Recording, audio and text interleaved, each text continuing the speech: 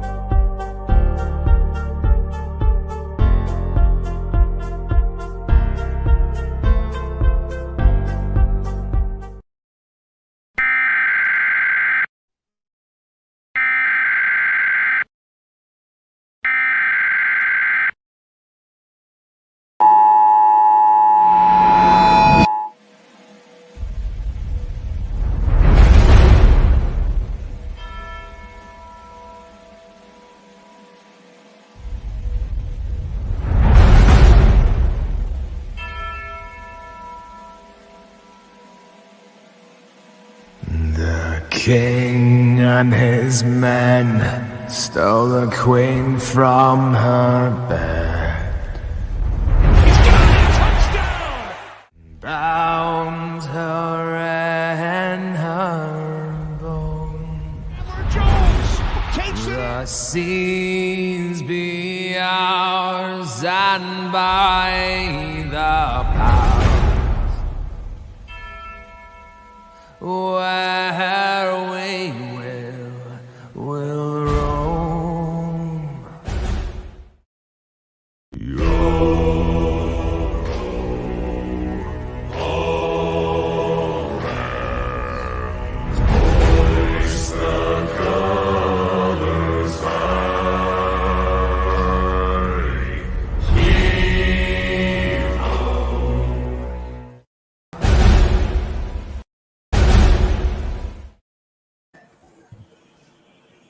Say everybody. Hey, bro. What's up? What's up, Ozzy? Salute, Jeff. Salute, Ozzy. What's up, Dustin? Sit chat. What is good, Raider Nation? Welcome back to yet another episode of Raiders Live News Talk. I'm joined by my friends Dustin, Sergio, Ozzy, and Cortez. Say what's up, everybody. Salute, Raider Nation. That's good. Salute Raider Nation. Appreciate all you. Salute the chat. Salute my brother, Pyro. Salute everybody, man. Appreciate all of you guys. Charles. Salute, John Leon. Fact, yeah. Everyone's saying thank you to the members. Nation, Jason. Hey, either say them all at once or don't say them all, man. And Robert Pena. Salute, Pena. Yes, Oh, yes, of course. everybody. Salute to everyone just coming in now. I know every time I go to talk, he's like, salute another guy. Hey, salute to all of you, man. Like, say all their names at one time. Salute John, Charles, Pyro, fucking Robert, fucking salute to every one of you guys, man. Hello, OJ. And there are going to be like many people coming in. Jason, appreciate you, bro. Appreciate all of you, man. Jason. Yeah. Hey. All right, go, Jeff. All right. So of course, salute to everyone just coming in now, just joining us. Salute to the members of this panel for showing up as always. Salute to the mods in the chat for holding it down. We wouldn't be able to do the show without you guys. And last but not least, thank you to our viewers for watching and commenting along with us as we do this broadcast. We got another great one for you guys as always. Just a quick reminder before we do get started. Our YouTube chat bot, which is called the Nightbot, in just a couple short minutes, we'll be posting various links that are related to us here at DSR in the comments section. So if you guys wouldn't mind, when you're in the comments section, just taking a look to see for the various links that the Nightbot is posting. And if you wouldn't mind following those links at your earliest convenience to just tap in with us on all of those platforms, that would be greatly appreciated. Just to give you guys a quick overview of those links so you know what to look for. First and foremost, the Nightbot is going to give you guys a link to our YouTube channel, the Death Star Port YouTube channel, which we're currently broadcasting to. If you guys haven't already, if you're on YouTube, if you wouldn't mind subscribing to the channel, hitting the notification bell, liking as many videos as possible, and commenting on as many videos as possible, that'd be greatly appreciated. The Nightbot is also going to give you guys a link to the Nation Nightmare YouTube channel, which is our friend and panel member Cortez's personal YouTube channel. Same deal there if you haven't already. If you're on YouTube, if you wouldn't mind subscribing, hitting the notification bell, liking as many videos as possible, and commenting on as many videos as possible, that would be greatly appreciated as well. The Nightbot is also going to give you guys a link to our Twitch channel, the Death Star Port on Twitch. If you guys haven't already, if you're on Twitch, if you wouldn't mind just following or subscribing to us on there, that'd be greatly appreciated as well. The Nightbot is also going to give you guys a link to our Instagram account, the Death Star Port on Instagram. So if you guys haven't already, if you're on Instagram, if you wouldn't mind liking or giving us a follow, first of all. And second of all, liking is throwing some likes on some of our posts. And third of all, if you wouldn't mind sharing some of our posts not only to your stories, but to your friends over DMs, that'd be greatly appreciated as well. And last but certainly not least, the Nightbot is also going to give you guys a link to our Discord, the DSR Discord server. So if you guys haven't already, if you wouldn't mind, if you're on Discord, following that link and joining us there at the Discord community, that'd be greatly appreciated as well. We would especially like for you guys to check out that link because it really is the heart of what we do here at DSR. And it's a tremendous community. It's a great way to bond and to meet people, not only over all things Raiders, but over a wide variety of topics. For example, while we do have a Raiders chat where we talk about all things Raiders, we also have a general chat where we talk about life in general. We talk about the NFL at large. We have fantasy leagues, both NFL and NBA. In fact, we're just now starting up our various fantasy football leagues in that Discord to gear up for the NFL season. So if you guys haven't already, if you're already in the Discord, if you wouldn't mind checking out those leagues, I believe for every single league there will be a $25 payout to the winner, and of course there is a $0 buy-in, so it's completely risk-free. All reward, 100% profit if you guys do end up winning any one of those leagues. So we'd especially love for you guys to check out and join as many of those fantasy leagues as possible. And like I said, we also do have NBA fantasy leagues. So if you guys are into that, when the NBA season begins to roll around in just a couple months, we'll begin those as well. So we also in that Discord have promotional events like free giveaways. We have free movie nights as well, where especially on a weekend night, it's a great way to just hop in the Discord and just watch a great movie with a bunch of people in the Discord as well. So that's a great activity, especially if you don't have any plans on a weekend night. We also have a whole bunch of channels dedicated to Raiders content creators, not only on YouTube, but over other platforms like Twitter and Instagram. And we also even have channels dedicated to sports updates to keep you guys in the loop, so up to the minute notifications on everything going on through multiple sports leagues.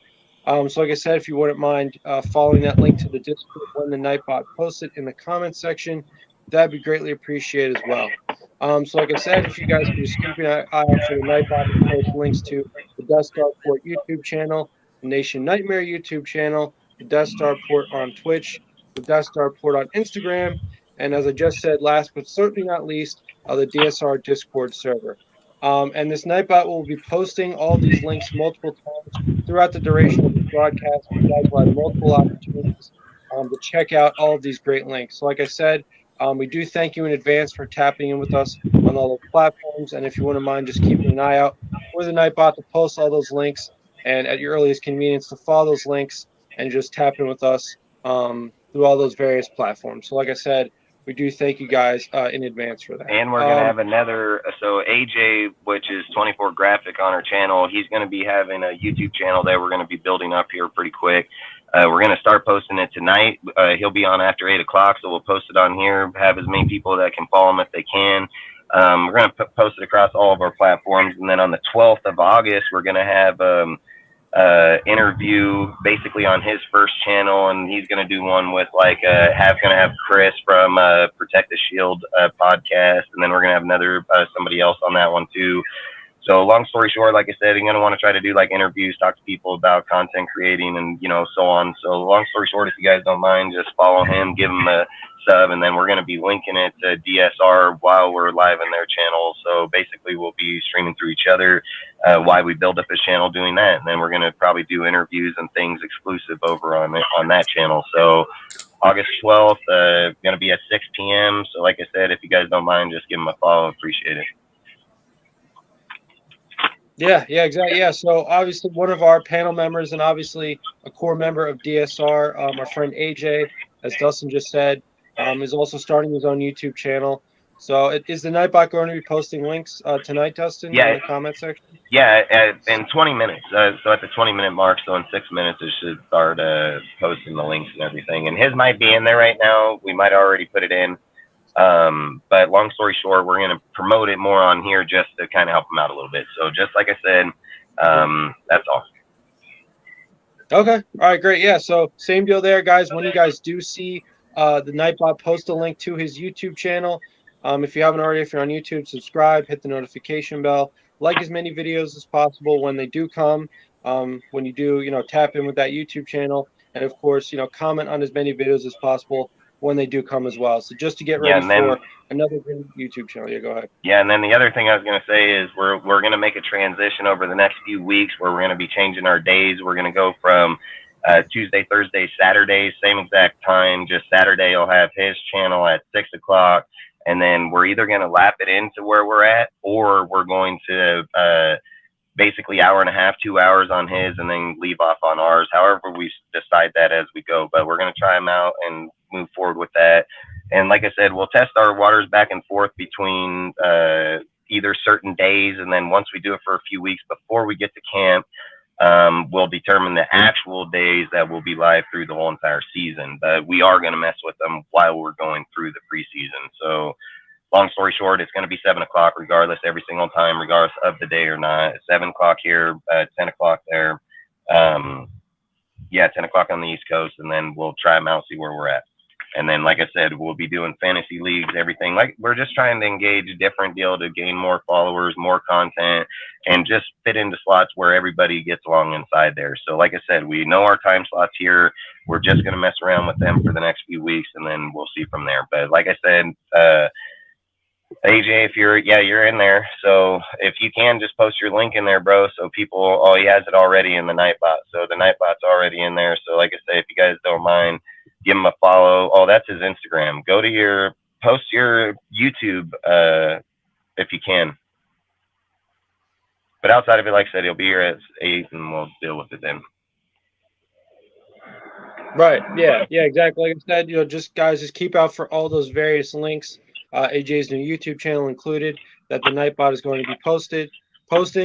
So we do thank you guys in advance for following those links and tapping in with us on all those platforms. So without further ado, and with all that out of the way, let's begin our broadcast with our first topic. So obviously today, what was most notable is that today's session in training camp was the last day in which the Raiders were going to be practicing without full pads. So obviously, as we transition from everything up to today, until transitioning from that till tomorrow, when the Raiders do begin practice through training camp in pads, why don't we just go around the panel? And Sergio, obviously, you can start us going, because this is your topic. Why don't you just give your thoughts on everything that's happened so far? Any things in particular that you've heard coming out of camp that you find notable, and most importantly, how you think the dynamic of training camp may change for certain players versus others now that we're going into full contact. So, what do you think, Sergio? I mean, basically, like, since it's like the last day, I mean, a very like easily thing to think about is now we're basically gonna know like who's like the dog, and then who's here to be a backup, or who's like not ready to be on field like 90% of the time. Because especially when it comes to positional battles, like now after today, we're gonna start to realize like who's gonna win the position battles, like in the offensive line, the corner rooms, the running backs, the safeties. It's going to be very interesting to see, especially since like now the cornerback room with no pads has been getting very competitive. And the coaches have said they've been getting very competitive. The offensive line has been getting really competitive, and it's going to be a wonder what we're going to see. Since this is technically like when the pads are on, it's technically gonna be like the preseason, because even though they said like with that new rule now that like they don't have to cut their players until like the end of preseason, which I think is like I think it's a very interesting rule. But I guess now it's like who do we think, like on the panel, like people in the chat, like you can say something too. Like, who do we think now is going to be like standing out when the pads are on? Who's probably going to get left behind? Yeah. Obviously, with this last pads coming today, now we're going to see the final, or at least the most crucial element of the off-season program, becoming a part of their day-to-day practice, which is obviously adding the true physicality to the game, even though it's still only in a practice phase. Because as you point out, Sergio, now we're trying to separate the men from the boys, essentially. Who's going to be a real core contributor to this team on this roster, who's gonna make this team first and foremost, and who's just going to be either cut or not really play that much of a factor on this team, if to say nothing of traded, or just in one way or another not become a part of the plan for the Raiders throughout the 2023 season. So yeah, I mean, obviously, there've been some sort of pecking orders being established, somewhat, I would say, up until this point throughout certain position depth charts. But yeah, I mean, it could very well be that those kinds of guys who've done well in the non-physical or non-fully physical, I should say, aspect of training camp, a lot of those guys might fall by the wayside. When other But they guys might could be able to always step come up. back. Like Wilson, he's gonna come back. He passed his physical. Byron Young's the only one on the pup list. We don't know how long he's gonna be out for. Right, exactly. Well, yeah, and obviously that's another. Yeah. The Sort of unable factor. or the other one isn't like that bad. The pup list is the worst one in my opinion, out of both of them. Yeah, I mean, any way you cut it, there's the injuries are injuries, right? You're not medically cleared to play at this point, and obviously, a lot of those guys like Byron Young and Tyree Wilson, they're obviously, as rookies that this team spent draft picks on, they're not going to be immediately discarded. So they're going to have a chance to get back, and that's obviously, it's unfortunate that they're not able to be healthy enough to compete right now. But other than those guys like that, Hey, you but have they're a bunch gonna of take guys their who, time with Wilson. They ain't gonna rush him out there because he's their special gem. They don't want to rush out their first round pick out there too. They want him to right, fully heal properly, not be like 70, 80% and then go out and play and then get re-injured again. They don't want that.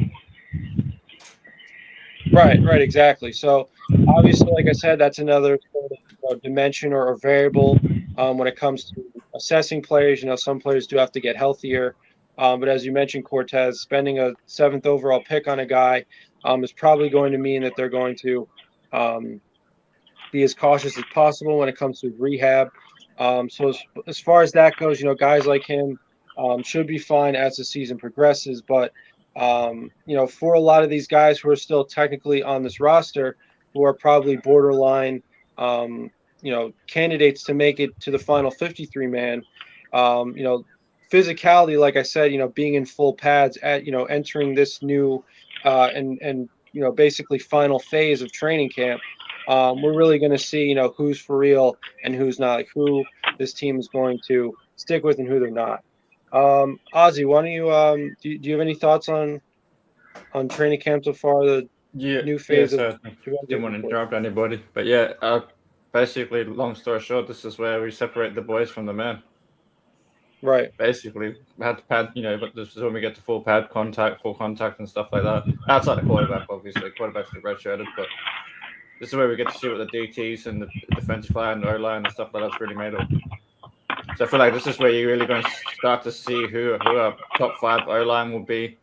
Probably who our starting D tackles and that are going to be. So that's going to be what I'm going to keep an ear out for, I guess. Especially defensive line. I want to see, especially with Young being injured, I want to see who steps up. Because I do have Young when healthy being part of our NASCAR package. That's what I believe he's going to end up being. But maybe Bilal Nichols is going to step into that role. Because I definitely see Chillery as one of my. He could get cut, but at the moment I feel like he's got a foot in. Him and Bilal is probably the top 2 at the moment. So some of the young guys, and I want to hear more about that Jade Severo, that Nestor, whatever his name is, as well. I'm gonna keep an ear out for him. Yeah, Jade Severo. So that's the stuff I'm going to be keeping an ear out for, because I want to see how our defensive line can improve. And then also you probably hear more about our secondary as a result of that, because if the D-line can improve, then the secondary is going to improve too. So I'll get more time to cover. So, I mean, it kind of works together, like the secondary and the D-line. So. Mm-hmm. Hey, did you guys hear Raiders just signed Kansas City linebacker Darius Harris? No, is that breaking that just happened? Oh yeah, that just happened right now. Wow. Okay, so there you go. That's a Who'd you perfect. say? Who did you just say they just signed? The They Harris. just signed Kansas Yeah. City linebacker Darius Harris. Yeah, Darius Harris. Breaking news. Nice. You know, this is what I want to say about what I said about this. This is Robert's exact words. No pads mean not playing real football. I said it's like pillow fighting your brother. Is exactly what I said. I've said this shit for weeks ahead, and now this motherfucker just come over here and iterate exactly what I was saying. So that's all I'm saying. I've always said when you have pads or no pads, it ain't gonna do shit, man. When they come on with pads, you're gonna see difference in these players massively, Heck, instantly. that's gonna be crazy. You're gonna see players that were looking good over here in t-shirts and shorts. I speak on this about Colin Kaepernick looking good in a high school fucking field with one fucking receiver running downfield. Like anybody can look good in those situations, but the minute that Kaepernick got here, he got outclassed, and that wasn't even with pads, dude. So again, they even said it was the worst football they've seen him play. So I mean, all I'm saying is anybody can look good in shorts and a t-shirt and a helmet. I've said this for weeks on weeks. I played this game my whole entire life, so I just think it's funny that Robert said no pads means not playing real football. So I mean, it just generates that. I know for a fact in high school I'm a first team All-Pro in flag football, but I'm probably a backup when the pads are on. But that's all I'm saying. I speak on this because I've played it my whole life, dude, and I just keep saying like the pads, it's great, dude, and all this shit up to this is just talk, dude. Some players are gonna look good, and then when they're gonna come out here and have to put that fucking beat, and that's why I keep saying Jade is going to be that motherfucker to watch out for, because this guy just seems like if he puts the pads on and just wrecks your life, dude. I mean, that's even more power That's to gonna us. be So, crazy. yeah, and that's why I've said that guy to me. I've said it He for may the be last a few star of weeks. the I draft, just think Dustin. he's gonna be one of them.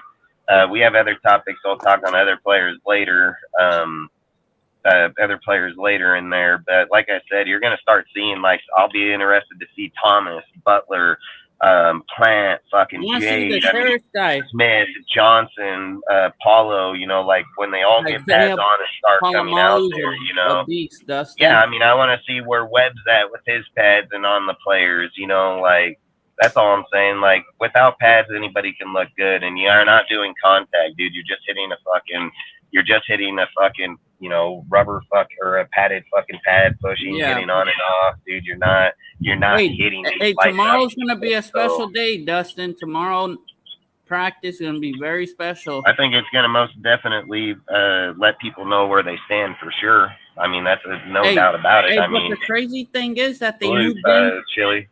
Hey, today I was seeing some video. They moved in from outside inside today. That was cool. To be from being in the hotness, being inside doors. Yeah. Well, they'll do that, especially when it's 115 degrees. But I think that they're also going to test them out there too, man, in that type of weather too, on certain days, just to make sure that they can play in it. And you know, like that's all I say it is pads don't hit back. Yeah, that's facts. That's facts, Robert. I mean, if something isn't hitting you back, and the guy that's standing there is just told to, you know, to put a little bit of fight to it. I've spoke on this 100 times about how players are coming from college. They're all getting their papers, their books, dude. They're getting acclimated to the team. You have probably different sections going on between veteran players and rookie players. So when people are sitting here, you know, talking about, oh, this guy's looking good, it's like, okay, he goes into a 7-on-7, 11-on-11. Then he starts playing in there again. It's just like being out at the park with your friends, just throwing the ball. The difference is that at the park with your friends, you're gonna still tackle a motherfucker, drag him to the ground, fucking pull him out, try to punch the ball out. Like you're gonna still try to tackle him pretty hard. And then there, it's just like you can't even touch him. I mean, you know, some of these plays where you're seeing online where it's showing like Devontae deep down the field on the route and he's catching. Like I don't know if you guys know this, but that fucking dude's literally he's only like 10, 15 yards off that throw, and they're starting like fucking 50 yards downfield or 30 yards downfield already. Like Devontae ain't running off the line down there, fucking getting down there and catching the ball over, dude. They got him played off on the sideline here. That's 25 yards up the field. And then when they hike the fucking ball there and he sets back, that's when they leave. And then he throws and then they dot. He's not leaving. Like, my point is the competition's set. Like, it's set. It's not dudes getting off the line and beating people. So I've always said it. I feel like it's rehearsed football without the pads. I think you're just acculating people. I've said it 100 times. And like I said, tomorrow will be the time where we're going to find out who's really going to start being here. And I think that's facts. So, but I don't know. You guys have anything else you want to speak on this? I'm pretty good. All right, let's get off of this one. Frickin', let's go. You want to talk on Paulo Cortez? You there or what? Yep, he went back to his horse. All right, Ozzy, you want to talk on fact or fiction or your other topic? Either one, man. Which one you got? 3 of them, so which one you want? Was that the EU? The EU? Yeah, the equal MC, fact or fiction, or Jonathan. Jonathan. I'd say I'll do the EM. E equals MC squared first, because that. All right, there you go. This is a very interesting one. Yeah, because I think like this one will kind of lead into the other two if we do the other two later. So this one will be. The reason I kind of put this as a topic, and people are probably wondering what the fuck topic is that.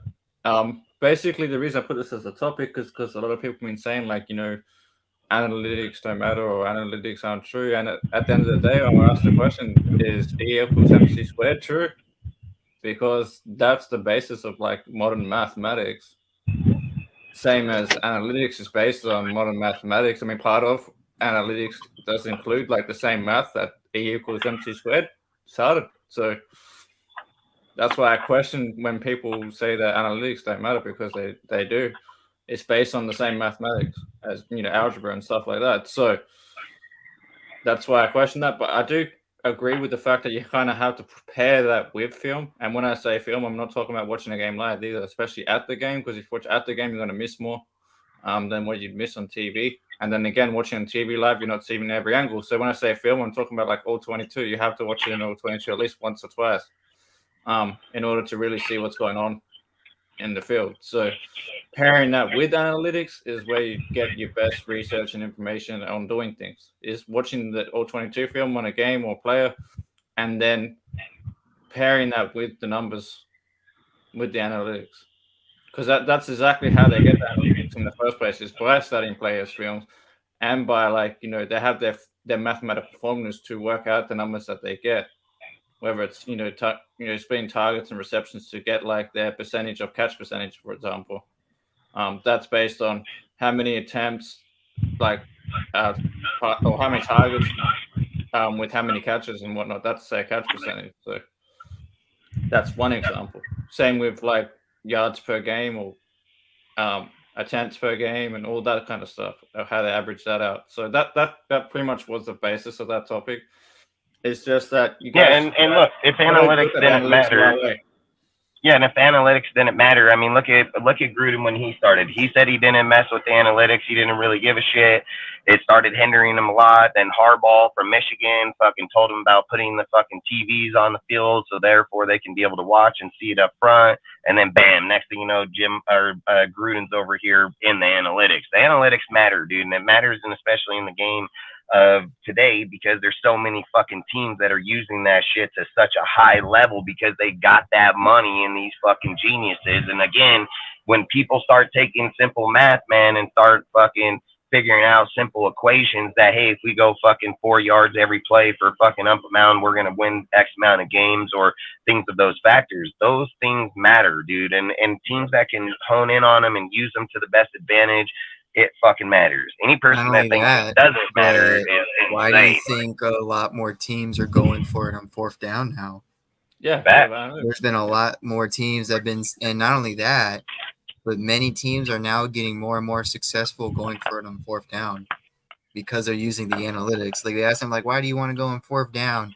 And instead of them saying take the risk, they're like, well, the geniuses in the back said that, well, if you do this or if you do this play that you've been already doing, this play is already going to work. So because I it was I as have if a they play treated it as being a first down. exactly, and that's because they have an analytic on that play and how successful that play is going to be. Like the percentage of how successful that play has been. Like we have like a 90% success rate on like a first down or on a fourth down and stuff like that. So again, it's the analytics that tells them which play to run in that situation. That is factual news. So yeah, that's what I kind of thought about because I'm not gonna name names or nothing. I've just been hearing a lot of people acting like analytics doesn't matter and look at the film, and then it's like I ask you how the analytics don't matter, and then I ask you again what film you're watching because if you're saying film but you're watching just a normal game, that's not really watching film because you're not going to get all the angles anyway of the play. The only way you get all the angles is the all-22 film or the coach's film or whatever they call it. Yeah, and if it wasn't so important, I mean, Ziegler has spoke on it numerous times how he's watched the game just in the first few days, fucking 10 times over, sometimes exactly. watching the same person all the way through the whole game, snap for snap, from different deals to see how they get off, how they come. And that's just watching it one time by that one player. That's not watching it again through another player and another and another. No. Again, that shit matters, especially in big game, big deals. That's why they draft. That's how they scout. I mean, a lot of those things, like any guy that would think analytics doesn't matter is just a chat fan, dude. Like he's a chat fan, he's talking bullshit. Like there's no doubt about it. Because without those deals, that's how the game has evolved and where it's at today. Hey, Dustin, earlier today after I talked to you, the first time I did a mock draft, the shit was hilarious for next year. We ain't doing mock draft, so not even talking on that. No, we're not talking on it. Nah, we ain't talking on it. Outside of it, fucking, what's the next topic we want to move on to? You want to talk on Paulo real quick or what? Yeah, let's do Paulo real quick. All right, bring him up. Paulo. Yeah, he's looking good. I've been saying this since day one last year. Dustin, you even said, oh, nah, he ain't going to be all that. He ain't going to be that. He's played good last year. He made the 53 win. I've been behind this guy since he's been undrafted, and I believe that he will be the number 3 safety on the team. He'll be playing that hybrid safety, move him inside, play linebacker. He's a big guy. Like, I'm a big fan of him, and he is looking very great in camp, and I can't wait to see what he does tomorrow. And today he picked off Jimmy G off of Renfro, I believe. He was there at the right time. So I don't know what you guys Jimmy went into double coverage with Devontae and fucking looked off Devontae and chose to throw down on Renfro and his blanket, and he went over the top and grabbed it. Yep. Salute, Malcolm Breezy. How do you guys feel about Isaiah Palomal? You want me to go first? Yeah, I mean, like I said, I feel like he has potential. Like since we picked him up, I feel like he has like that potential if he can like get his mentality right and get into the right shape in the defense that could look right for him.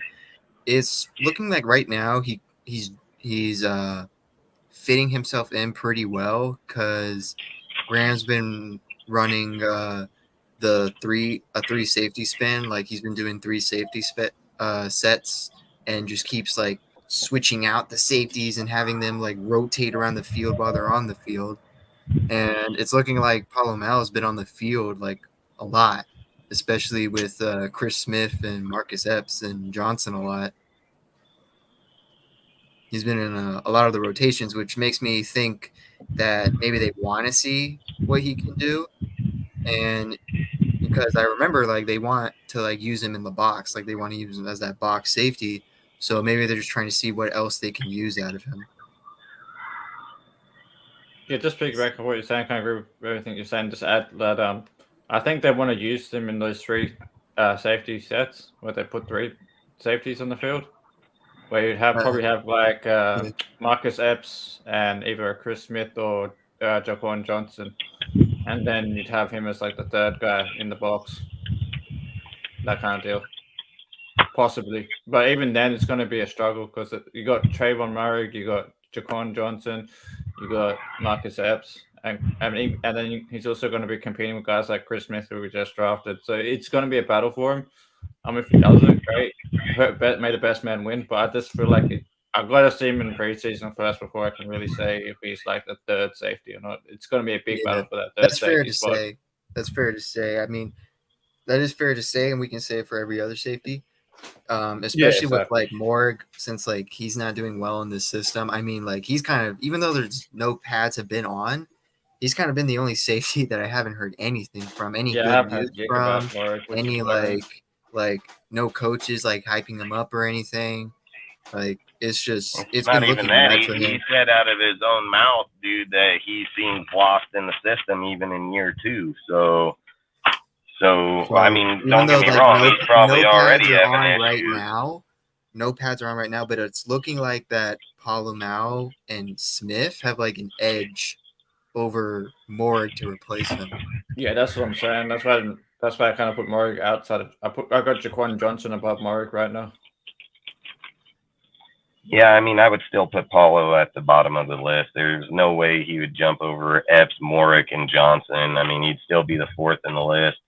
And even saying if Smith even has way higher upside man type safety. So, I mean, I'm not going to discredit Paulo, but again, we're talking about dudes that aren't running from the line, no pads. I mean, take it for what you want. I mean, they can take it for what they want. If he shows up here next week and the week after in pads and shows up in the preseason and starts playing, then I think you can more talk on it. I mean, Johnson's been more solidified in the fucking as a safety in the back. Teamer's more solidified as a fucking backup than Paulo. Paulo come out again. I'll stick by it. At USC, dude, that's my school. I mean, the fucking guy didn't show up in a lot of games. There was a lot of things up and down about him. I'm not going to sit and say him coming to the NFL, he might have a whole different mentality look at it. But just because the guy sitting over here, and the guy plays in dime packages with 5 DBs on the field, and they've even played him in the linebacker and the fucking safety position already in camp. So I think they're going to transition him any way they can.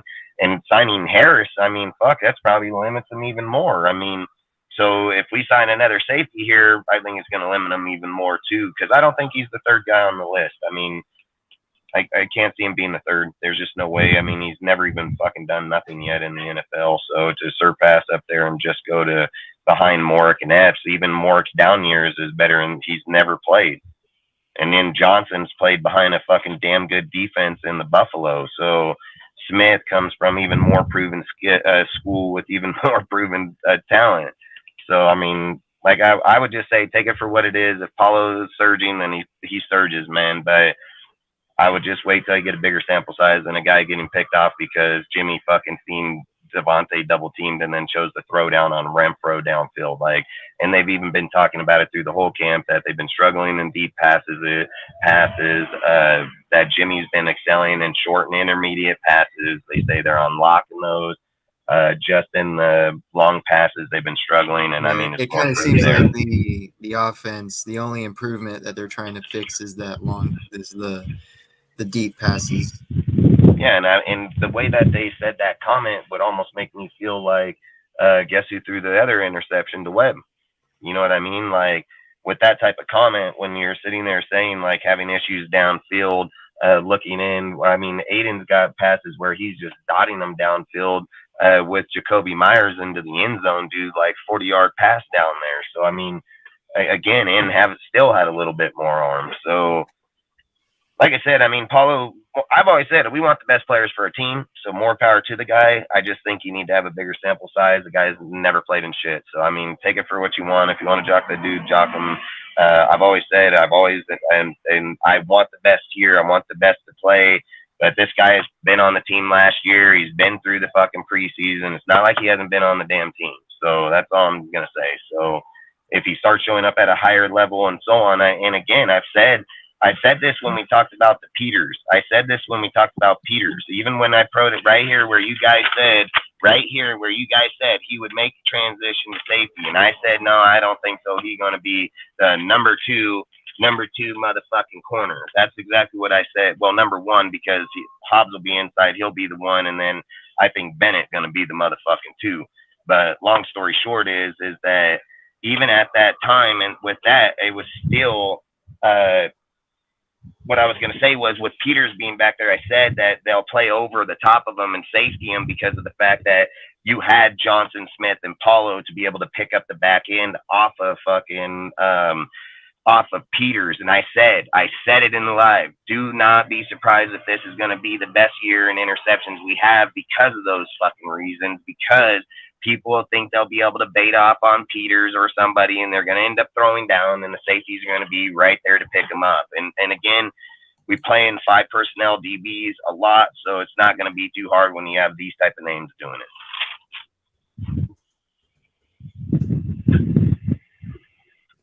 Ain't played football in almost 8 months. I mean, that's facts. I mean, that's facts.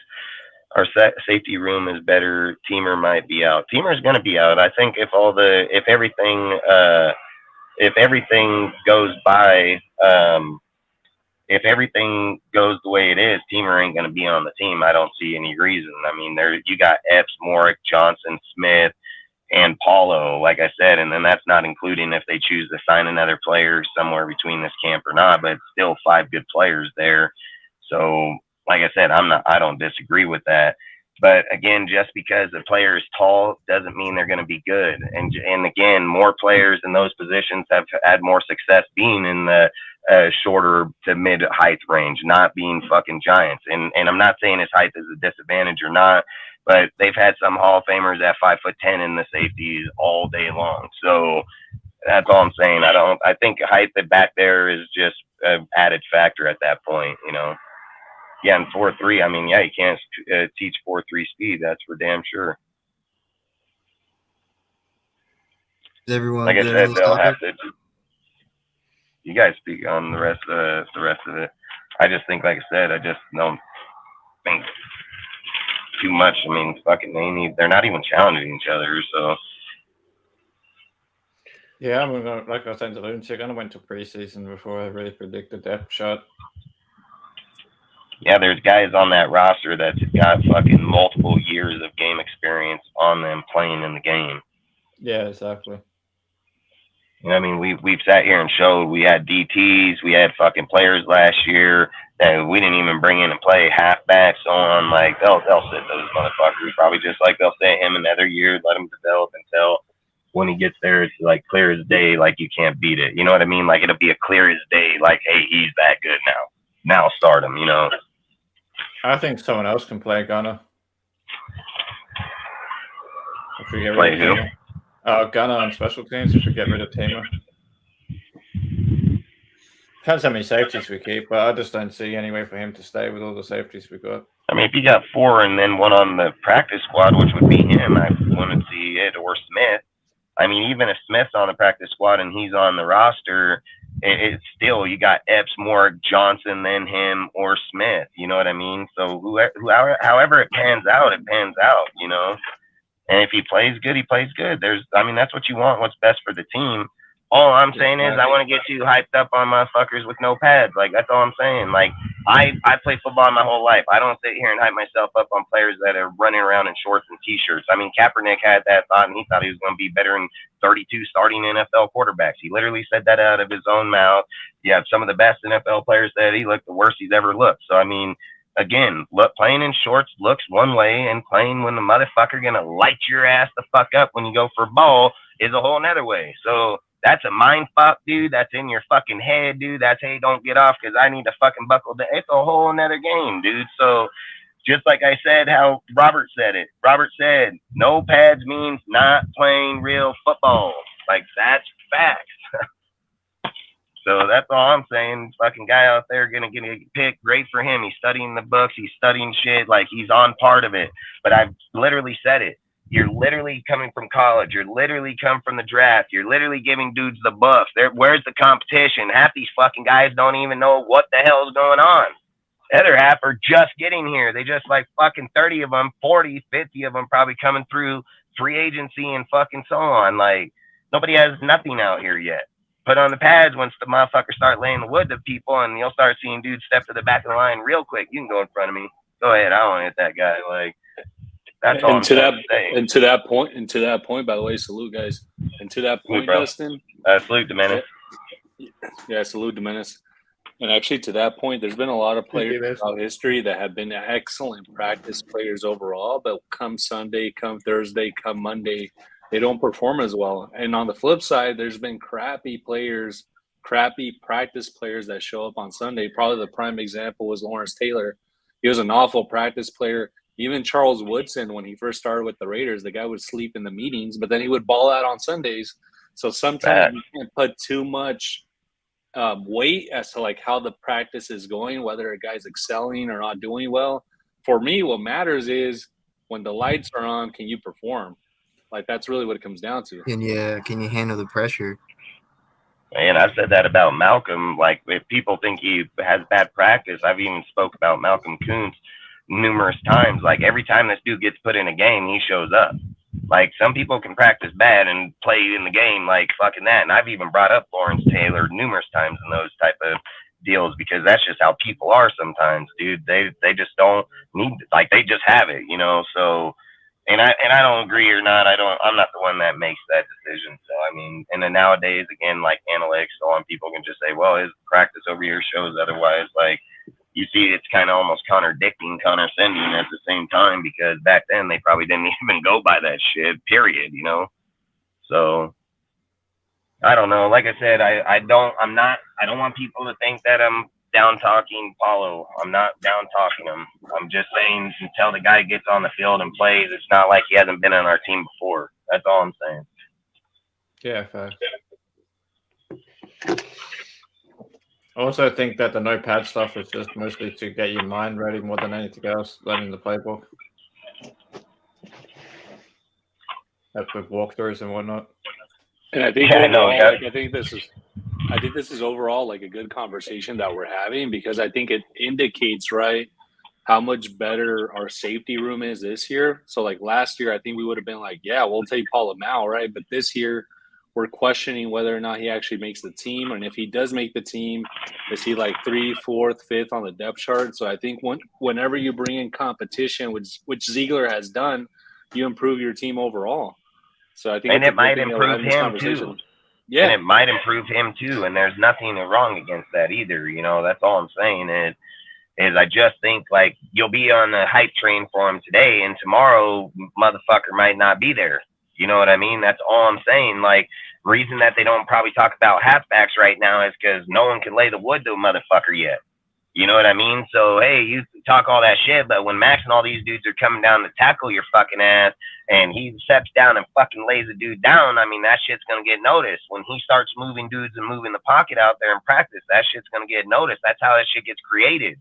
So, again, like I said, until those type of deals when a dude's coming head on, and what if Paulo coming down at his 6'4" at 4.3 speed and fucking Britain or somebody just fucking buckles down and leaves him right in the fucking dirt? You know, that shit fucking matters. Means he ain't strong enough, dude. It doesn't matter. Like, on those ends, you can be good in the coverage, but in the run, you become a liability at that point, you know?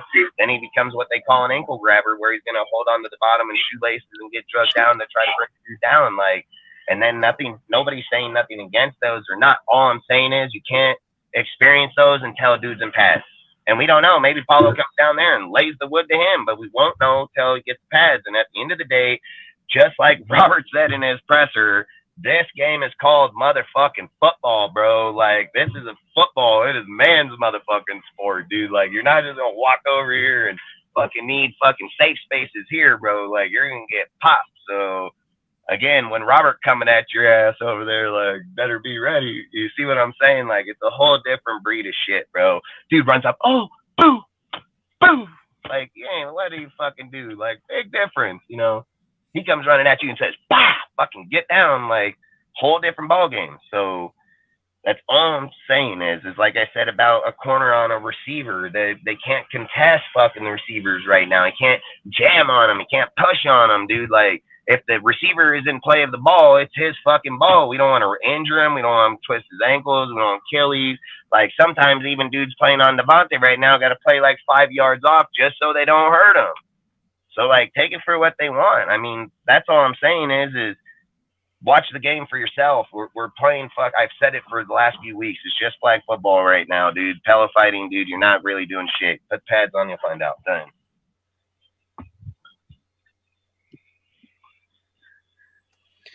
Yeah, I also mean, don't put much stock. Sorry, Jeff. I was just gonna say I also don't put much stock. Don't get me wrong. Like it does please me. It does make me happy when I hear, hey, so and so got a pick, so and so got a pass breakup, etc. But I think we should always have like a measured approach to training camp because this is the opportunity or the window for the offense to try different stuff that may not be successful, right? So this is Right. essentially like your scratch pad where you're jotting down things and trying out things to see if they work. And a lot of the times things aren't going to work, right? And so if we hear of a guy getting multiple picks in a day or getting multiple pass breakups, yes, that is a good thing.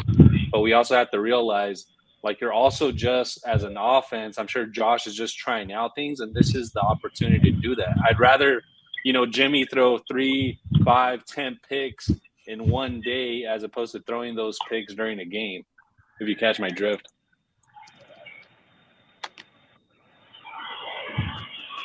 Yeah. I mean, obviously, as is the case with training camp, every year, you can't draw too many conclusions from it. It's just sort of an initial, trying to get the team together and trying to for the coaching staff to see, what kind of team they do have. I would say as far as Isaiah Polamalu is concerned, I mean, not only is the potential there due to, his build and his sheer size, but when we're talking about real game experience, which he had, a good amount of last year, he showed some promise. I believe, in that second game against the Chargers last year, he had something like 5 tackles, maybe a couple of quarterback hits. So, obviously, they weren't exactly dealing with a fully healthy Chargers squad. But at the same time, it's possible that, especially with the kind of versatility, he certainly showed when he played at USC in college. They didn't even have their starters in that game, bro. They didn't even have their starters in that game. Like the offensive line for the Chargers weren't even in. And that's my point. We're crediting playing second and third stringers like in preseason. And that's all I'm trying to say is like the competition that he faced was like playing people in preseason. There's no real fucking game out there experiencing that point. And I get it, accumulations, time, development, but that's what I'm saying. And that's why I'm saying 4th or 5th in the deal because he still has to come through there. Smith was picked with a way higher ceiling, dude. Like way higher ceiling. And Christopher Smith was brought here to probably most definitely play. So, like, there ain't no doubt about that one. And that's all I'm saying. Paulo was a UDFA trying to make the team. So, unless this guy just massively shows, and I'm not saying he won't, and I'm not saying he can't, I'm just saying that Johnson, Smith, Morick, Epps are sitting in front of him until otherwise. Like, literally. And unless Smith fails and Paulo picks up or, vice versa, that's how I feel that's going to go down. Because Johnson comes from the Bills. Ziegler damn near dick rides this dude every single time he talks about him, the development, the team, all these things. So that's why I would just say I feel like he's sitting in the back. And again, if he makes the team, he makes the team. I don't see an issue against it. 6'3", 4'3" speed, great, great. But again, they're playing him in linebacker. They're playing him in numerous places. Think like they said, like again, like I said, good skill,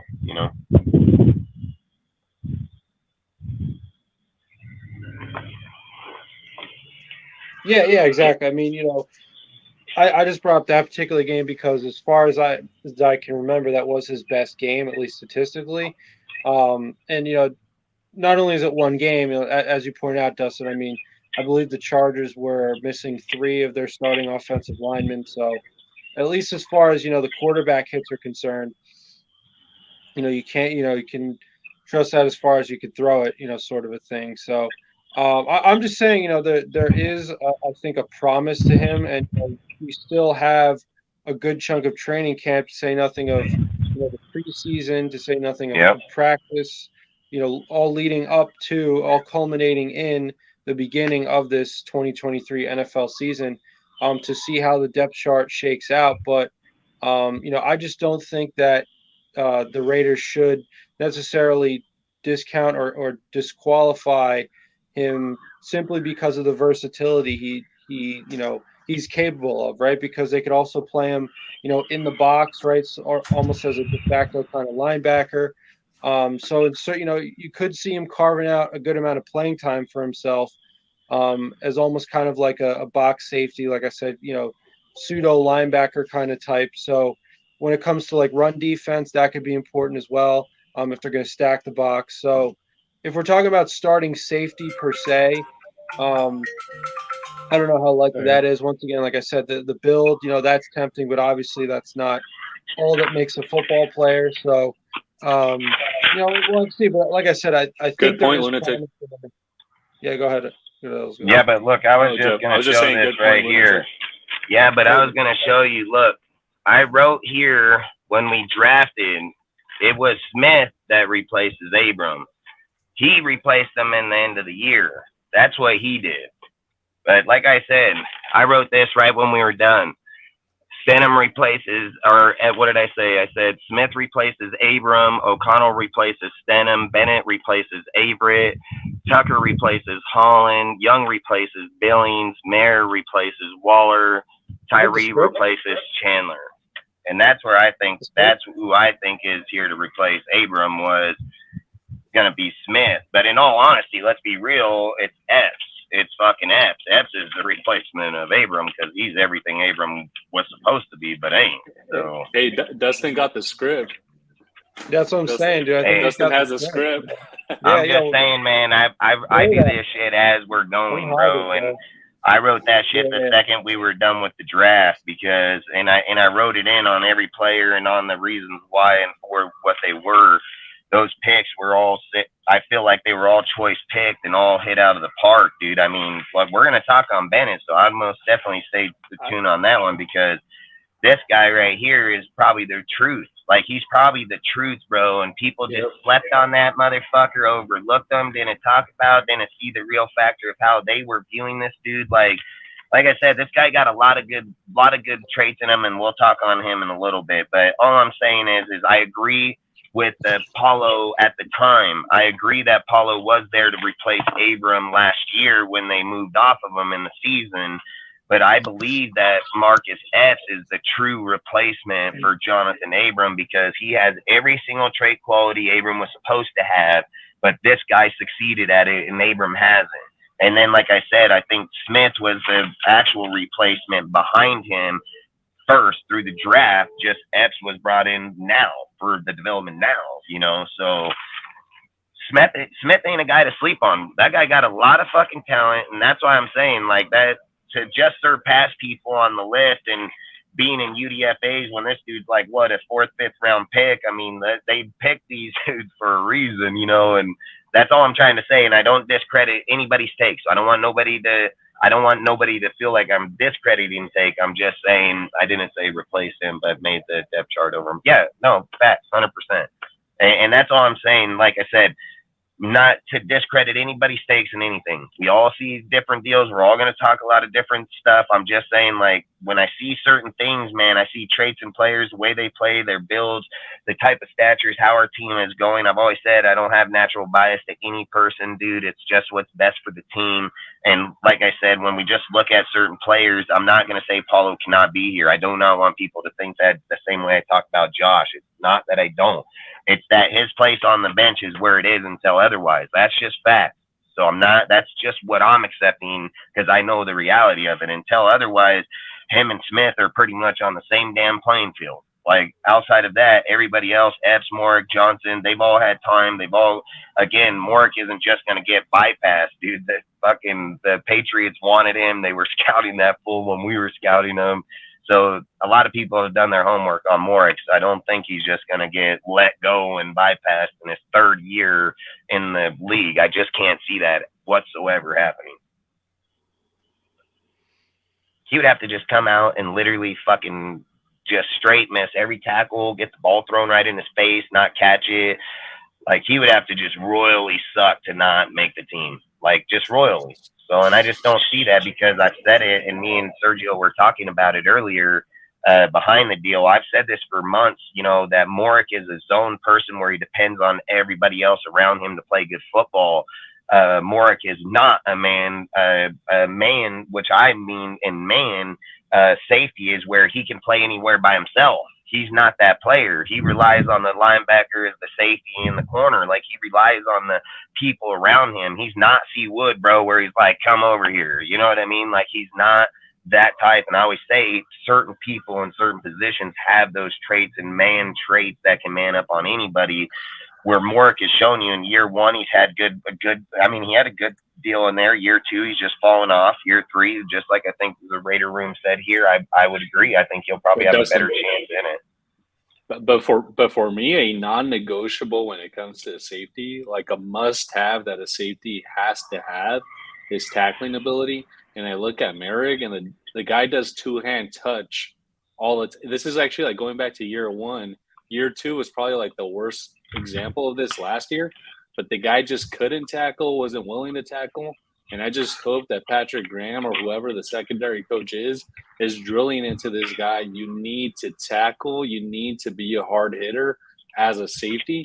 And he just doesn't have that skill set. And I don't know if you become – I think that's something you either have or you don't have. That sort of like killer mentality, because I'm not saying that Jonathan Abram is an all-pro, pro bowler, or even a good safety. But something that guy had was a dog in him, and he could come down and lay the wood. And Merrick's just not that guy. And I think we need some guy in the secondary who's going to be patrolling and is going to make the tight ends, the wide receivers, running backs of the opposing team think twice before coming down the middle. And we don't have that threat at safety. Hopefully we find it with some of these couple of young guys that we added to the team. But Merrick, I don't know, like I think he just leaves a lot to be desired. It doesn't seem like he really understands the scheme. But then just number two, he just doesn't tackle. He can't tackle. And it really bothers me. He's got during the season, the one thing Morg pissed me off the most was how many times have we seen this dude dropped an interception? Well, right in his hands. The ball goes right in your hands and you drop it. I mean, you could say that about every Raiders secondary player over the past. I can, but Morg last season, he did it the most. Like, other guys, I didn't see the ball just go right in their hands as much as Morg. Like, especially that one time where Morg actually caught it, and instead of just planting his feet right there, he just decides to just jump right out of bounds and thinks that he caught it as an interception. And I'm just screaming at my TV like, no, dude, you went right out of bounds. Who do you guys think? The NFL keeps stats. I was just going to ask, who do you guys think is our best tackling safety? Marcus Epps. Yeah, that's probably not even a debate. Yeah, in my opinion, I would say Epps, because me and Dustin were saying that Epps is the new, what Abram was supposed to be, the safety that he does cover, but he's supposed to be that missile. He's more dominant in the run game than he is in coverage by far. Epps's game is inside linebacker box on the line. He's the hybrid. That's what Epps is. Epps is the hybrid, dude. He can play the safety. He can play the linebacker. He can play down on the line. He can get after the quarterback. He can get the tackle, stop the run. Watch. I bet you anything. He'll be down on the line and jump right over the line this year, tackle the motherfucker right behind the center. That's what this dude's job is. He's done it at a very high level. He identifies. He sees.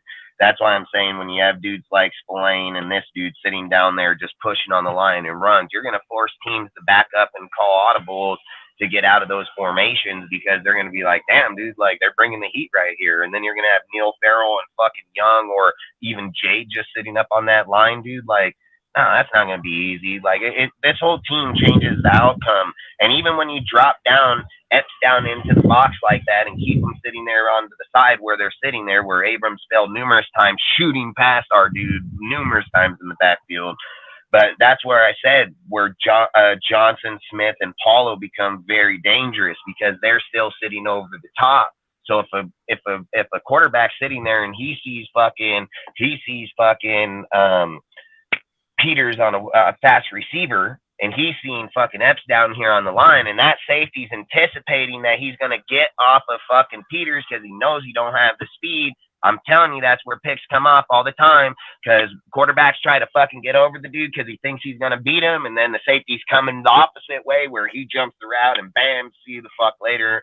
More times than not, those are picks to the house, you know, like that's all I'm saying. Those type of looks change the whole way a guy looks on the line, dude. And again, like I've said, if he goes into the run and he sees pressure down on there and they're trying to pick up it on third, they're going to audible set back, dude. He's going to pull back and act like he's going to pull into coverage, but he's still going to fucking blitz off that corner because they're not changing. They already knew they had the coverage in the backfield.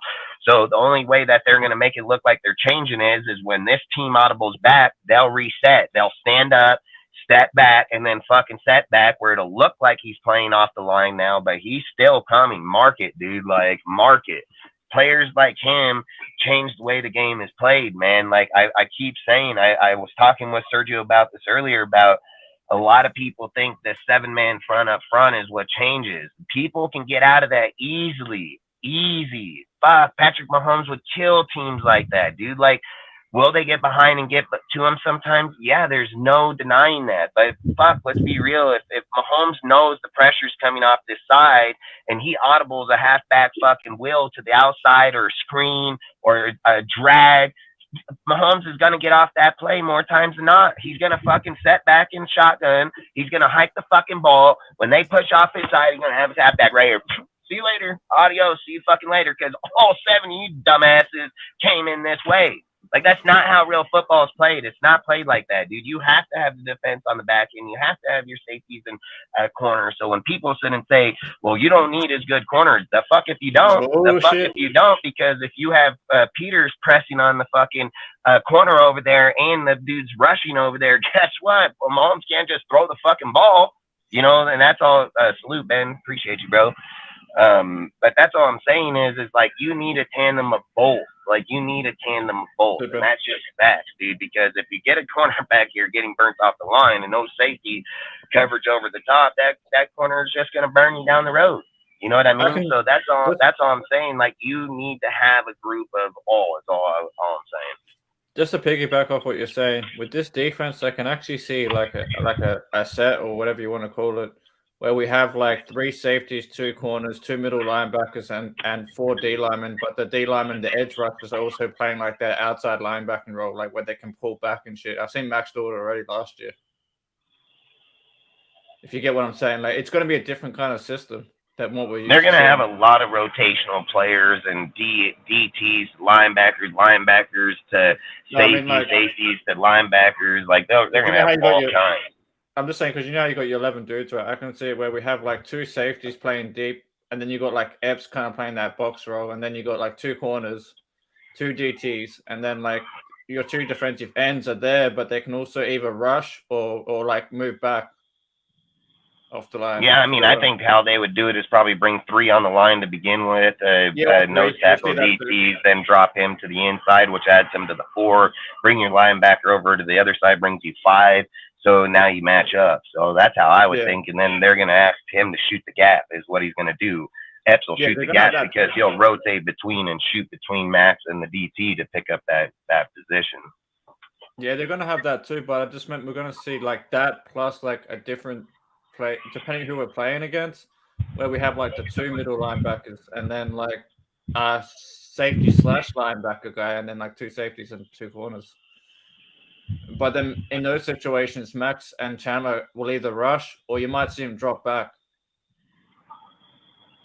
Depending on how Chandler is playing in coverage, I don't know if you'd want to go that route or not. You know what I mean? Not be Chandler, might be another defensive end slash like. But yeah, like I said, that's the whole thing about with the way the team is like we're at a point right now, like I said, with pads and so on, where you're testing these theories out. You're going to test these type of ideas out, and then when you get into camp, you're gonna actually see if they work. Because, like I said, contact matters, dude. Pressure matters when a guy's not running in the backfield saying sack, sack, sack. Like big difference, you know. So when a guy's literally in your face, just whack, get that fucking ball out of here. Like that shows a whole lot difference in the gameplay. So like I said, I think I think we're pretty well set up. And I mean, let's be real. Paulo at his height and his speed, he can still line up in a corner position. And again, playing 5 DBs in the backfield. That's all I'm saying is you can be Epps down on the line, fucking your corners and your safeties, you know. So that's all I'm saying. And it can be linebacker, it can be safeties, however they want to rotate that line is their choice. Yeah, exactly. That's what I'm saying. It's going to depend on matchups, like what team we're playing. It could switch up on who we want to put on who, kind of thing. I'm just saying because I haven't really seen that kind of thing, but I think Graham's scheme is so different that it's so versatile. Yeah, I actually wrote an article. Like I studied like how in each position, and then like how the schemes work with it. Like one thing that was interesting too is when he was with the Giants, what he would do is on early downs, he would prefer to play zone, and then when it's like third down, like that's when he'll start playing press man coverage, and then if it's like second or short or third and short, he'll play man coverage. But if it's like second and 20, then he'll play like zone. But what was weird is when he came over here, he started playing a lot more man coverage than zone. I think maybe that's the players we have, maybe. I'm guessing like he wants to transition out of the zone coverage because he was actually like he played the hybrid defense. He was kind of like the Ravens defense. 3-4, 4-3. Yeah. So now it's kind of like an interesting thing because when he was with the Giants, he ran a 3-4, but now when he got over here, he's running a 4-3, and now he's kind of trying to develop the 3-4 again since they drafted Wilson and stuff like that. But what I'm guessing is they're going to be running like this weird hybrid defense where it's going to look like a 3-4 or 4-3, but it's like the one or the other. Like he's just going to call defensive plays that are very, very sneaky, like very, what we're looking for, like very, illusion plays is what he's looking for. I mean, if you look at the base of the players that he's drafting and putting together, why in that 3-4, he's putting the big lanky motherfuckers in there, dude. All big ass dudes, 6'4", 6'6", fucking wingspans of 82, dude. Get around the dude. You don't need guys here because between me and the fucking DT, we can reach all the way to each other. You know what I mean? So that's all. Like they're putting in bodies. And before we were getting dudes like fucking what's his name from fucking Michigan, fucking Mo Hurst and shit. You know what I mean? Like we're getting these little short, stubby motherfuckers over here. DJ like, Hall, remember that guy? Yeah, I mean, just sitting here. Yeah, just sitting here thinking about the players when he said that, I first thought was Max big motherfucker, Jones big motherfucker, Wilson big motherfucker, like Neil Plant Farrell looking big, good, Jay looking good, but you know what I mean? Jay big, Young big, Neil Farrell big, Nicholas big, you know, like these are big body dudes, man, like big arm span, big bodies. So that's why I think with those deals, they made those picks with them. You know what I mean? Like that. I think you have to build your team to the people on your team, and if you don't have the build or the length, and that's why a lot of people don't go 3-4 because they think it's going to cost them more because of the linebackers and depth that they have to put inside there. So then you're doing DN linebacker type shit. So like I say, I think how they're doing it, they're building big body dudes, man. Yeah, and it's probably why, like you said, Dustin, when Morik said that the defense is still complicated, Graham, it's kind of like he's like the defensive. I'm not gonna say like he's a guru, like McDaniels is like an offensive guru, but Graham obviously has a complicated system that like it always changes, and you gotta like you can't like try to catch up with it. Like you got to be right at it when it's gonna change, or when the call's gonna change, or when the whole scheme's gonna change, because one little thing is making the whole thing change. Yeah, it's probably like where, you know, Murray could be playing free safety or something, and then they might want him like on they get a certain look, maybe they want him to drop him inside, or if he's inside already, they want to drop him further back, and he has to kind of know when that is. So maybe that's what complicates it. Yeah, it's a good point, Ozzy. And actually, to Dustin's earlier point about the size and length, I've made that same observation on this live a few times about how they love like these big body dudes, long arms, etc. which is why I think they're not so high on a guy like Malcolm Kuntz. Because you look at Malcolm Kuntz, he's 6'2", 249, give or take. He's not necessarily a prototypical like D end, right? Shorter guy, definitely has speed and can finish at the quarterback. But I just think that they don't really like his size, and that's why he doesn't really get as much burn as he probably should. Whereas, like, I personally think when he shows up on Sundays, the guy generates pressure, and he's gotten a couple sacks right in his short career. And I think if you probably run the numbers on pressure rate in comparison to the amount of play that he gets, he's actually really effective. I think he's actually pretty damn effective. But I think the size is what, like, I'm sure Patrick Graham, Ziegler, McDaniels, they look at this guy and they're like, just size wise, he doesn't really fit what we want at the position. And I think that's really like a handicap for him. Yeah, but I think this year, so what I think they're going to do with him this year is, one, they put him on a weight program, made him gain weight. He's bulking up bigger. He's taking a lot of snaps in camp. I mean, you can watch a lot of video on him right now in camp, dude, where he's one of the lead dudes in there. I think he's going to go into the linebacker and be used in the fucking outside on the, like in NASCAR packages where they put him in where they're going to put him in a linebacker role, but bring him down on the line where it's going to box our DT with our DNs with Max and them, and then him sitting to the outside. Like, that's what I think that they're going to be using with Kuntz, because Kuntz got speed. Kuntz can get off people. He can fight double coverage. Like, there's no doubt about what Kuntz can do. It's just like I've said for years, there's been players in front of him. I mean, Jones was in front of him. I mean, even Max. I mean, even Farrell. All these dudes were first round picks and so on. You got Kuntz is a later round pick, so it's going to be hard to justify him over a fucking first round pick out there. You know what I mean? So that and Klee is who I'm talking about. You know, but I think now with the way that you can rotate him up and off that line and be bringing him off, I think he still brings plenty of value within the team. And I keep trying to tell people this. They play DN / linebacker. Like, they're playing both depending on the position and what play. 4-3 gonna be DN, 3-4 gonna be linebacker. Like, that's just how it's gonna be. So how the way that they'll bring the players and rotate them, and how it, just because it says 5 DBs doesn't mean it's just going to be all fucking just all going to be fucking corners or safeties, you know, like they'll drop in players, linebackers that are safety swingers, just like I said with that, dude. So either way, like I said, I think either way, like I said, he's building the system to be a good system with the players in there, the rotational, the depth, and everything, which I've been speaking on for months now, because I've said, like, our team is way deeper than people think it is. They just ain't paying attention how the system's working is all. Salute, Nutty. Appreciate you, bro. Yeah, Plant's looking good in camp, but we'll wait and see what happens in the Salute, Nutty. Yes, Hell yeah, I don't know if I got Nutty's channel up in here, but anybody that's ain't following Nutty started a YouTube channel. I'll get the link, put it up in here, but go give him a follow, man. Fucking, he's on in the morning, 6:30, so you guys got to be early bird. Yep, damn right. And always putting on good content, him and Ben. Like I said, if you ain't subbed to Ben, go to Ben's channel. We were over there on Friday, had a really good conversation, good show. So like I always say, man, go support them, go sub to them. And I've always said, man, good people. So appreciate all you guys, man.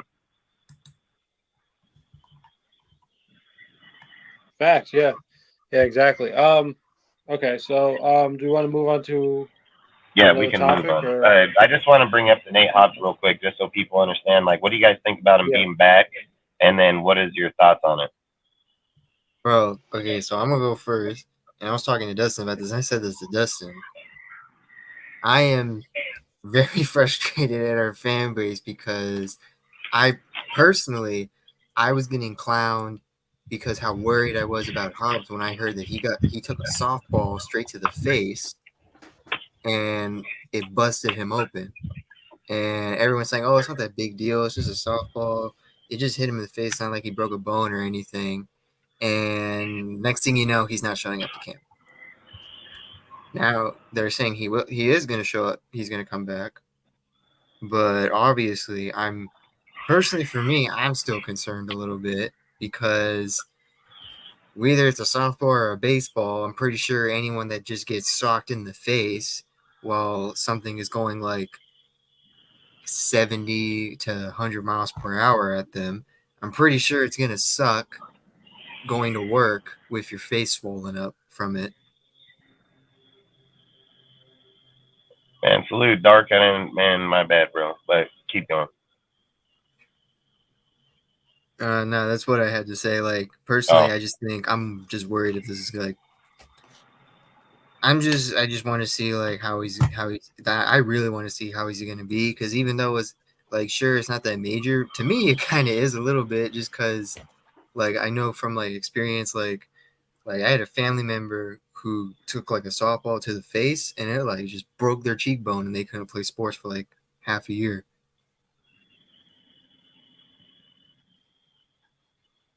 Yep, there's the link right there, man. Everybody go follow if you ain't following it already. Appreciate you guys. Word. Hey, man, I mean, fucking softball to anybody's face is going to fucking hurt. I mean, let's just go out here and let me just throw it at you and see how that's going to go. So if someone's hitting it with a baseball bat at 50 fucking mile an hour, that's probably going to knock the shit out of somebody. So long story short, you know, like I said, I'm glad that he's back, dude. They had reports of him out there, and this is what I think is even more crazy. He was catching punt returns, bro, at the end of practice. So had a helmet on, everything, catching punt returns. But they had him in a red. I think he was in a red jersey, non-contact. Yeah, jersey. he was in the non-contact jersey. Yeah. So like I say, man, I just wanted to bring it up, that just let people know that he's back in camp and ready to go. So that's all. And if anybody else wants to speak on it, feel free. Next time, wear a helmet when you have freaking softballs getting thrown at you. I'll just say this about Hobbs. I want that guy in the slot. I don't want him outside. Put him in the slot. Let's stop playing games, dude. Yeah, I want Hobbs in the slot. I feel like that's where he plays his best ball. But we'll see what happens. Yeah, I mean, I will say this about this whole situation. So, you know, I understand. You know, correct me if I'm wrong, but this whole softball thing, that it was a charity event, so there was that side of things, and also, you know, just in general, things like that, like playing a loose kind of free game, like, you know, like a baseball game with your teammates, Just lunatic to say that. squad scrimmage kind of thing. It can be a good team bonding experience, especially if you're gearing up, you know, for the regular season. For example, I think I just saw the Premier League soccer team, Newcastle United. They just did something like that. It seemed really fun. Great way to sort of, you know, bond with, you know, your teammates and whatnot. And that's all great. What I don't like about it is that, as we saw with this Nate Hobbs situation, is that you're risking, or you're putting in jeopardy what you actually have to do as a professional athlete, which in Nate Hobbs's case is to play football. And you could talk about this when it comes to any sport. I mean, we just saw in the NBA, we saw Chet Holmgren. He lost his entire rookie season because he was playing in some kind of bullshit exhibition league, because the NBA players love playing in all these exhibition leagues. And honestly, you know, as a professional, if your body is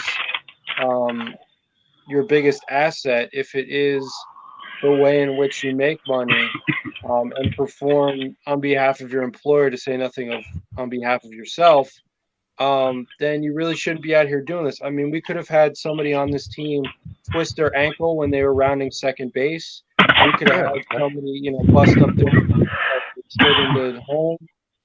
You know, all manner of things. So I just think that I would hope that for the rest of this team, to say nothing of any other sports team out there, I don't think it's worth the risk. And this is not just about, you know, baseball. I mean, in recent years, we've seen Lamar Jackson. He's had off-season shenanigans where he's doing dangerous things, unnecessarily dangerous things. There's no point, if you ask me. So, you know, especially for a guy like Nate Hobbs, who are, you know, dealing with injuries last year. He's supposed to be a big part of this team, especially the team secondary. As a fan of this team, you know, I don't think it's worth it. I hope this is a warning to everyone else on the team, you know, for years to come. I just, you know, I don't know. I just I get, like I said, I get the whole charity thing. I get the team bonding thing. I figure that, you know, I wouldn't do it. I would be opposed to it. I don't know if you can opt out as a player. Do some player signings instead. You know, Yeah, like, exactly. do another way to Dude donate to the broke his charity. Just hand. What do you want to? don't do something Let's that's not break our gonna cause face you next. physical harm. Yeah, Right, you would and- think and they would have these rules in place, like the Ben Yeah. Roethlisberger, Logan Making, fucking type shit. Fucking then you got fucking what as recent as Paul Pierre, dude, Pierre Paul. Like you got Yeah, numerous yeah. things that are like that should be in people's contracts that, like They you can't do said, that, man. you're trying to get 20. Imagine if that was Devontae Adams. A ball Right. hits him and you're out $30 fucking million because Yeah, his no whole one face would is make jokes shattered. now. Now everyone would be worried. Oh, Twist your fucking A, they like I would said, be. twist your ankle. Yeah, Yep. exactly. You know, Yeah, That's you can that. easily twist your ankle because my uncle played baseball. You can easily twist your ankle. I Yeah, mean, you had because one long cut. baseball is a sport just like anything. Even if you're playing softball, injuries can Yeah. happen. So Exactly. why are you, especially a sport that you're not used to playing? There, so you're in theory more prone to those kinds of injuries because you're not moving in the same. There, it's different muscle groups too. Like I'm not saying Not only that, but you got objects getting thrown at you at like high speeds, and you're not Right. used to that sport, so you don't even know if you're standing right, or if you try to swing, you don't know if that ball hasn't even come by yet. Right. Yeah. So hopefully that kind of nonsense sooner rather than later stops. I'm not just talking about Nate Hobbs. I'm not just talking about the Raiders. I'm talking about all athletes throughout all sports. As Ozzy mentioned, do something a lot safer, like an autograph signing. Maybe if when it comes to quarterbacks, you throw some balls to some kids. That's not really like that's not really and you can do it for charity. It's all the same, right? As far as charity, getting the community sort of involved and positively predisposed to you, that kind of stuff. So I don't know. I just don't think it's worth the risk. But I mean, having said that, because now we're at this point where he's now participating in training camp, albeit as you guys just mentioned in the non-contact jersey. So now that we're going to full contact, what is that going to mean for him? Is he going to be fully ready to go now? It's just all this could have been avoided had this not happened. So, I hopefully, he will be as soon as possible. He'll be ready to participate in full contact. Have no sort of conditions on his play. Hopefully he's fully available because talent wise, obviously, like this is arguably one of, if not the best corner that we have on this team. So, and that's good. That's obviously going to be very important, especially given the schedule that they have this year, the kind of passing attack that so many of these teams that they're going to play have. So obviously that's going to be something to monitor. But like I said, just in general, I hopefully he serves as a sort of cautionary tale. Not only to the Raiders, but to athletes all around the world as far as stupid off-season sporting events. Did anyone else have anything they wanted to add? Nope. All right, let's see.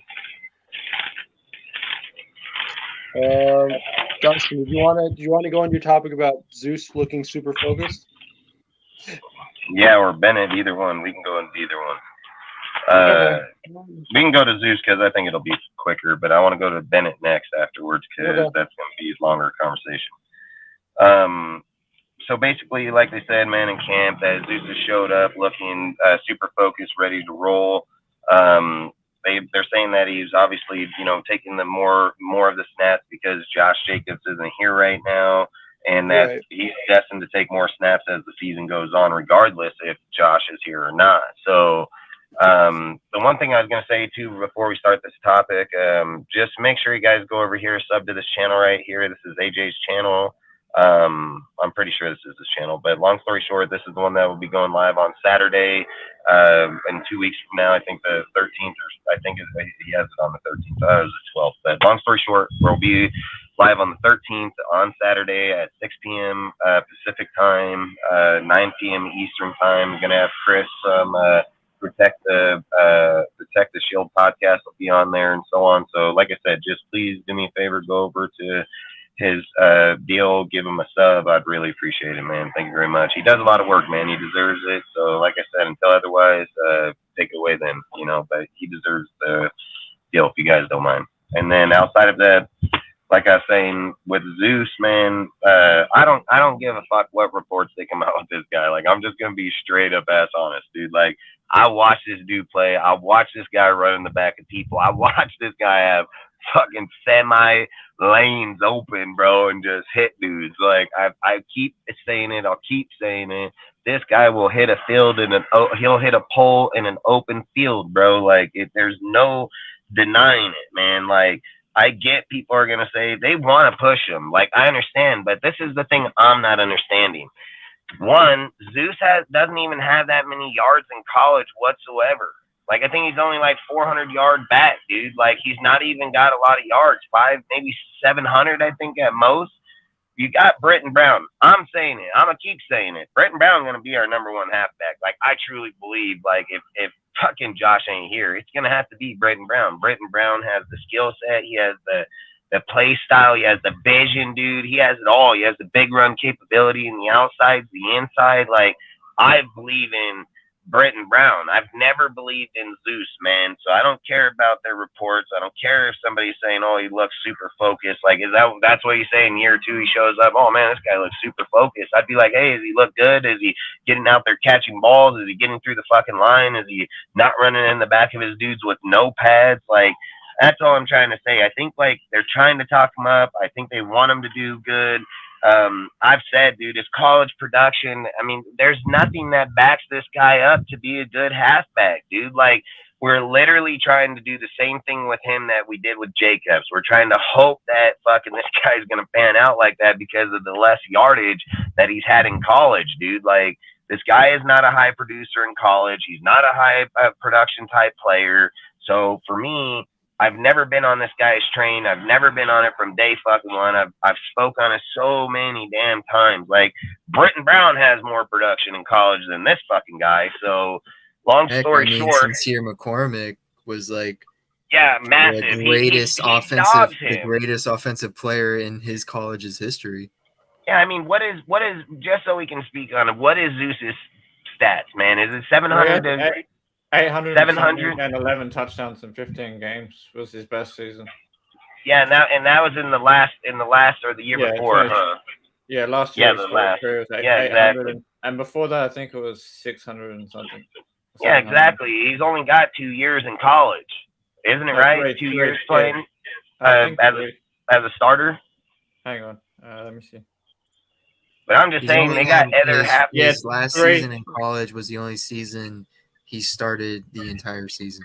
Yeah, and that's behind Georgia's line, dude. Like, again, like, I'm just saying, I've never been on this guy's deal. If he pans out, he pans out. People can say he's super focused and ready to roll, but I mean, you can say that about any player that shows up to camp because they should all be super focused and ready to roll. I've just said you got Britton Brown, Sincere. I don't even know Walter's yards in college. Maybe his is even more. Like, I don't know on his, you know what I mean? But I'm just saying, like, I've never been on the Zeus train, dude. And I just think, like, I watched him play in the preseason. I watched him play in the regular season. I watched him be on the far outside of the fucking field. He got the one big play down that deal, but I watched him running back people multiple times. And I keep saying where people are saying, like, yeah, but he averaged 4 yards per carry. I don't give a fuck. He only had 17 deals and 17 carries, and this fucker could have been tackled behind the line 6 fucking times, and then he had a 1 for 25. Like, that doesn't mean shit. It doesn't mean shit. You got to look at, did this guy make 4 yards per carry, per down, per deal, or did he fucking get yak yards off of fucking plays? Here's like, another that shit thing. matters. Here's another thing. So he had 70 yards for the year, right? His longest was 22. He had 17 attempts. If you take away just one attempt, and that's his longest one, the 22, he has 16 for 48. He has 48 total yards. And that's my point. Attempts, that's 3 yards per carry. Yeah, and then what's his next big yard? What was the next big run? 10? I don't even know. I'm pretty sure it was probably like 8. But all I'm saying is that's my point that I was literally just saying, that you can be tackled behind the line more times than not, and then have a big fucking run that gave you that. And it's not even that good, to be honest. 17 attempts for 70 yards, dude. I mean, that's through the whole season. That's 1 touch per game. Like I'm good on it, man. And like I said, I mean, Britain, he sat in the bag, but they develop players like this all the fucking time, bringing them, fucking putting them on the fucking healthy scratch list. I mean, they've done this for years. It's nothing new. So when you look at Britain in camp right now, Britain looked good. Britain looked like he flows, bro. Like he looks good. You look at Zeus and fucking what's it, Bolden? They look like fucking stiff ass rocks, bro. Like like they look like they're chugging around, dude. Like a mirror underneath that little motherfucker. He's like, and again, Mirror's gonna kill it this year. I feel like that guy showed up ready to go, bro. I feel like Zeus is an outside runner, though. I don't think he's the kind of guy that runs between the tackles.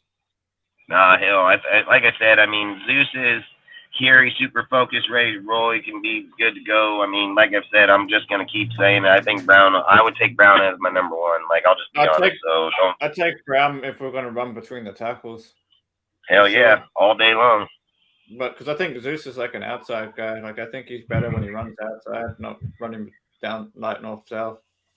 Hell yeah, you can't open up the gaps outside every single time because the players are going to outrun them out there. Dude. Yeah, exactly.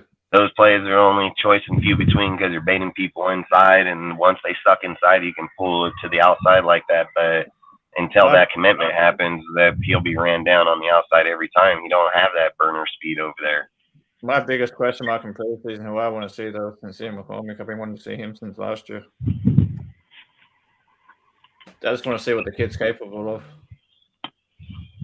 Yeah, I mean, don't we all? I mean, let go, Jeff. Well, I was going to say, I mean, yes, Ian McCormick certainly is just one of the biggest question marks on this team, probably the biggest when it comes to running back. I mean, he was sort of mysteriously put on the IR. I feel like they stashed him. He's probably like, here, we'll give you like $500K to go sit on the couch this year, and we'll bring a fire next year. Like, I wouldn't be surprised, man. I would not be surprised. Right. Like, but if it's true that he was indeed injured, now you have to think about the injury proneness with him. I mean, even if he is super talented, if he can't stay on the field, that's not going to do the team any good. So, no, are we talking about Sincere? Yeah, Sincere. Yes, he was 100% injured. He fucking got injured on the kicker, on the punt fucking return. There was a video of him after catching. I think it was a kick or punt. I got it on my story. Then go right to my story and watch his whole rehab and everything. It's Sincere's motivation right now. Like, since I didn't even get like a chance to show what I can do. So like right now. And then they were able to bring him back in week 9. They chose to keep him out for the rest of the season. They could have brought him back in week 9. They chose not to because they already had their. Like I keep saying it, Zeus was the fucking 4th rusher on our team. Stenham had more fucking yards than him on 13 carries. He had 89 yards. Derek Carr had 24 carries for 102 yards. You know what I mean? Like, fucking their production's better than his. I mean, fucking Stenham's production smokes his, dude. 13 for 89. I mean, just dogs him, bro. Like, that's all I'm saying. He's not even the 2nd. He's not the 3rd. He's the goddamn fucking not the 4th. He's the 5th. What is that? No, he's the 4th. My bad. He's the 4th leader on that fucking list. Like, that's just crazy, man. That's all I'm saying. Salute, Pizzle. Yeah, I'm waiting to see him over Zeus. We'll see what he does this year.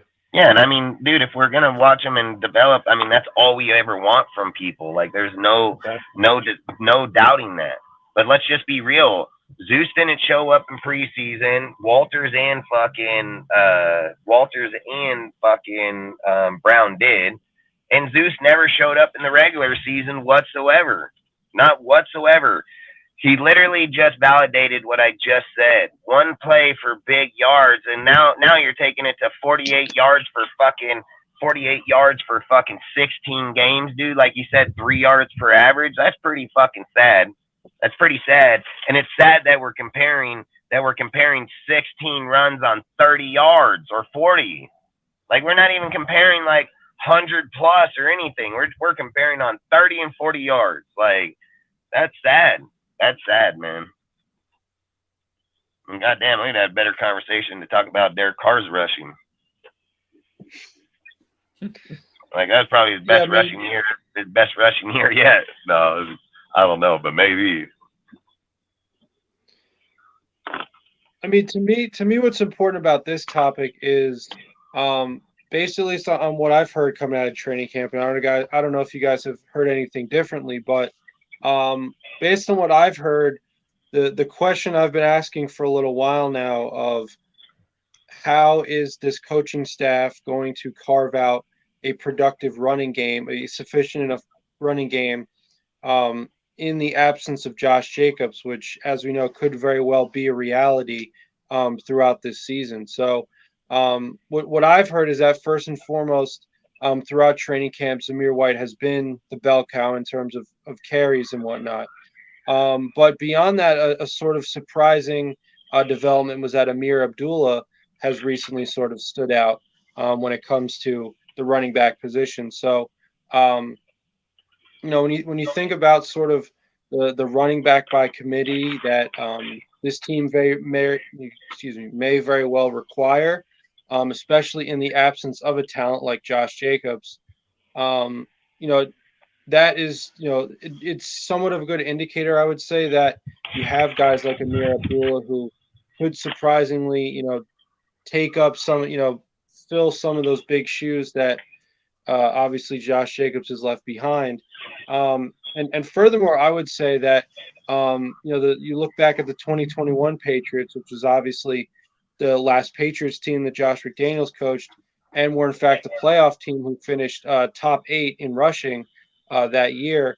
They had they had Damian Harris as their lead rusher at 929 yards, and then they had Ramondre Stevenson at 606 yards. So if you're looking at sort of a 9-6 kind of split between your two top rushers, that averaged to 4.6 yards per carry for both of them. That to me is the sort of, not only racking up yards cumulatively, because it doesn't matter if one guy does it or if a bunch of guys do it.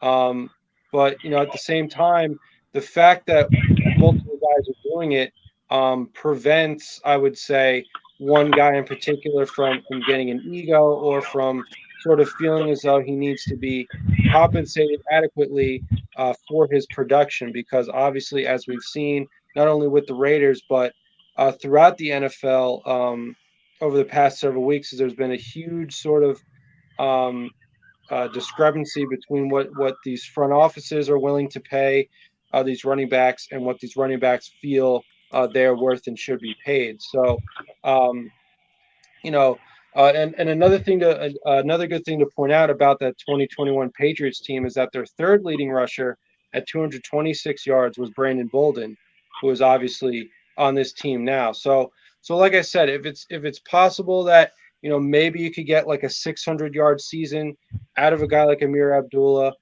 maybe something like, high 800, somewhere in the 900-yard realm for Zamir White, that would be a great thing. And you might say that would be a crazy take, but at the same time, you think about a guy like Mac Hollins last year. Nobody thought he was going to have the year that he had, but under the McDaniel system, it did in fact happen. So, like I said, I think that's an important thing to continue to watch throughout training camp, especially as we progress through the full pad, fully physical phase of it. I think it's going to be really important to hone in on what is this running back room looking like, and like I said, can they replace Josh Jacobs' production, and can they still be an successful running team throughout the season without him? So like I said, it's good to hear that about Zamir White, because I guess when you look at you look at the depth chart, he would be the most likely candidate to have the lion's share of the carries, especially if Josh Jacobs is not going to play. So we'll have to see how that all plays out. But like I said, I felt like the news that I got out of training camp from that perspective really sort of it's beginning to sort of answer my question of what is this running game going to look like without Josh Jacobs. So we'll have to see, but that's why I thought that this topic was important. Yeah, and I've even said with you said about how would they work without Josh? Well, Yeah. Josh has been working without Josh for 20 years, dude. Like, you gonna work without him just fine. You know what I mean? Like, would he like him? Yes, but he's been working without him for over 20 years. He doesn't need him. Worst case scenario, go and sign a free agent running back. The only problem is this is where the problem becomes, right? Does Ziegler pull the fucking tag off him at any given point, or does he do like I said they should have did with Carr and buckle the fuck down and say, "Fucking, you're stuck." Like literally, like that's what it's gonna come down to. I think And this time, like Weston was saying, they got all the leverage. Like they're gonna say, yeah, we're gonna make sure you don't sign with a team like the Chiefs or something. That's my point. That's my point. That's why I said when that news came out a long time ago, I said Ziegler checkmated that motherfucker because he knew right away that he already knew his options. And that's all I'm trying to say is like, is there a point that we get to where Ziegler just says, you know what, I don't want you on the team no more. You're free to play wherever you want. And he pulls the tag. Like, is it week 1? Is it week 5?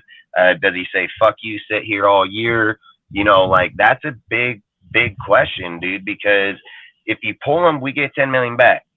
So that can be a key player inside of our deal. And then do you get into like week 6 or 7, say that you're down a safety, the linebacker, like say that you know the player you're down and you know you can pick up a player to make our team better.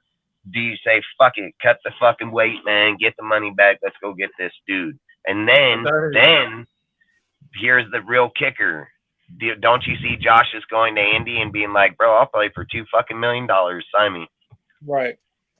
You know what I mean? Like then are we going to see the real, is Josh Jacobs for real, or was our offensive line for real? You know, like I'm weighing on the offensive line I mean, a lot Jacobs more than people are weighing on. He threatened. He said, "Look, replace me then." That's back. Because people have been tweeting at him like, "Hey, listen, man, you're playing the most replaceable position." The dude said, "Replace me." I want to see. I want to see this. Like, I don't want to see this like just to see Jacobs like be a. I don't want to like. I'm not wishing anyone to be a clown or anything or be put down, but given the situation that Jacobs is in, definitely. But I just want to see how McDaniels and Ziegler are going to respond to that. Because that is Jacobs technically telling them to replace him. And that's what I'm saying. Is there a moment in time that will, like, literally say, like, okay, we need to just say, fuck it? Or do they say, like, or this is why we pay Corey Littleton the money, because we overrolled money so we could get money, right? So does Ziegler say, like, because he wants to be a boss and he's like, you know what, fuck Josh and his 10 million, we'll just restructure Devontae or somebody. You know what I mean? Like, that's all I'm trying to say is there a deciding factor? And then here's the other factor. Like, is there a deciding factor on Josh? Like, is Josh like, hey, at week 3 in the fucking preseason, I'm going to sign? And I'm going to play week 1. Like, has he made that clear to any fucking person? And I keep saying it, like, I can't see Josh or Ziegler just literally coming out tomorrow and just pulling the tag. You see what I'm saying? Like there's got to be some line in there that's going to indicate it. This should be official to everyone that's like just a casual Raider fan. Ziegler at this point, he's not going to give Jacobs anything after if the rumors are true that, or like if the reports are true that he offered Jacobs a $12 million contract. For 1 year. It has to be true. He didn't put cap on nobody's shit, bro. If it ain't true, Josh coming up in that bitch putting cap or some bullshit on there, which he's done damn near to every post so far. So I'm saying it is true because he is yet to comment on it. Period. If it is true. It sounds a little bit to me ignorant for me to say just because like it's Jacob's business and stuff, but it sounds just a little selfish considering the circumstances. Yeah, and that's why if you want to bring up my next topic, if everyone's done with this topic, we can bring up my next topic. That's another one that I have. The JT one. The one quick thing I did want to mention about this topic, just before we move from, is that as Sergio pointed out, I don't think that it makes sense for them to just rip the tag off him to rescind it and then allow him to be a free agent. I think that's way too risky, especially the fact that he'll become an unrestricted free agent. In which case he has all the Sweet, power. Willie. He could sign with the Appreciate you, team bro. like the Chiefs. And that obviously could bode extremely poorly for the Raiders. What I would say is that I don't think this is a possibility that should be ruled out at this point. Is that trading him, which obviously isn't it's not an option that's talked about as much, I would say, but it definitely is within the realm of possibility for them to convince him to sign the tag, and then they trade him to a team like the Dolphins, who obviously made a stab at a veteran running back in Dalvin Cook. Dalvin Cook did not want the offer that the Dolphins made. So maybe it's possible that the Dolphins and Josh Jacobs could reach an agreement. Now, obviously, the Raiders would play the Dolphins this year, so right then and there, that puts them at somewhat of a competitive disadvantage. But given that they're a team that is not in their division, who could possibly be willing to fork over a decent amount for the reigning first team All Pro rushing title running back. I think trading him, that's just one possibility as far as a trade destination. But I really think Ziegler should start considering convincing him to sign the tag so that they can trade him. Because I just think that the relationship has been soiled at this point. I just think that they should do that. Unless, of course, they feel as though they can force Josh Jacobs to, to eventually, sign the tag and play for the team. Which, and I think Ozzy just pointed this out. Signing another running back off the market, is not a bad idea. The Giants just did that with James Robinson. And that obviously worked because immediately after Saquon Barkley gave in and signed the tag, or actually did not sign the tag, he renegotiated a slightly more lucrative deal for himself, but it basically had the same effect. So I would say between trading and maybe putting pressure on Josh Jacobs by signing another veteran running back to put pressure on him, I think those are probably two reasonable avenues for Ziegler to really consider moving forward. I just think it's crazy how, like, I remember how, like, even, like, like Dustin, like we said many times, like, Jacobs is the one that's going to sign, like, maybe, like, a contract or just a franchise tag that's, like, Saquon's, and then Saquon's going to sit out. Instead, of course, since we're Raiders, it ended up being the other way around, just because we can never have nice things. Yeah, just to piggyback off what you guys are saying, well, I agree. See, like this, I feel like there's a couple avenues we can go. Like one, they could sign like Leonard Fournette as a cheap veteran option, and then try and force Jacobs to sign the tag that way. And then, as in the topic heading here, another thing I think is a possibility because right now, JT Jonathan Taylor is only on a $7.8 million contract. He wants a little bit more money. Maybe he takes $12 million, and we don't have. And because of the running back market being the way it is, how badly he wants out of the Colts, maybe the Colts are willing to settle for like a third round or a second or something like that. We don't have to necessarily give up like higher draft, like first round picks or anything for Jonathan Taylor because of the way the running back market currently is. That running backs are being devalued. That means they're not going to have to necessarily get like a high, first round pick or something crazy like that. And Jonathan Taylor's still like one year younger than Josh. And if you look at the production because Jonathan Taylor's only been in the league for 3 years, if you look at Josh Jacobs' 3 years compared to Jonathan Taylor's 3 years, Jonathan Taylor's the better running back. Just is what it is. Like, I mean, 3 years, Jonathan Taylor has 4,643 yards. In his JJ's first 3 years, there's like 3,839. That's why he's not on that list that people keep putting JJ with Emmitt Smith. I guarantee you next year, JT is going to be on that fucking list. I guarantee it. That kind of like backs under 25 with their rushing yards. He's going to be like easily if he plays healthy this year. It easily cracks over that 5,000 something. He needs like another 1,000 yards to get to like 5,640. So, Yeah, and then the touchdowns as well. He's got like about 8 more touchdowns in the same time span. So I'm just saying, like, that's definitely a guy we could trade for, and then we're not going to lose in production as far as the running back position. If anything, could be like a small upgrade, I think, as far as speed out of the backfield goes. I'm just gonna stick with my trade candidate, like I've said from day one. Yeah, before anybody even thought about it. I'll trade Jacobs for Queen, baby. That's the trade I'll give right this second. Heck, and you all know what Queen just said? Like they reported a quote that he said. It is his contract year, but right now he's not focused on the contract until after the season. So anyone can trade for him. That's what I'm saying. Send Jacobs there, make them pay him. Let's finish out Queen's contract. Queen after the season, because that's a position we most definitely need. What I'm thinking is you can do like a 3-way trade where we trade for Taylor, but then we trade Jacobs somewhere else, and then with the draft capital we get from JJ, we can still like go and get a Queen or something.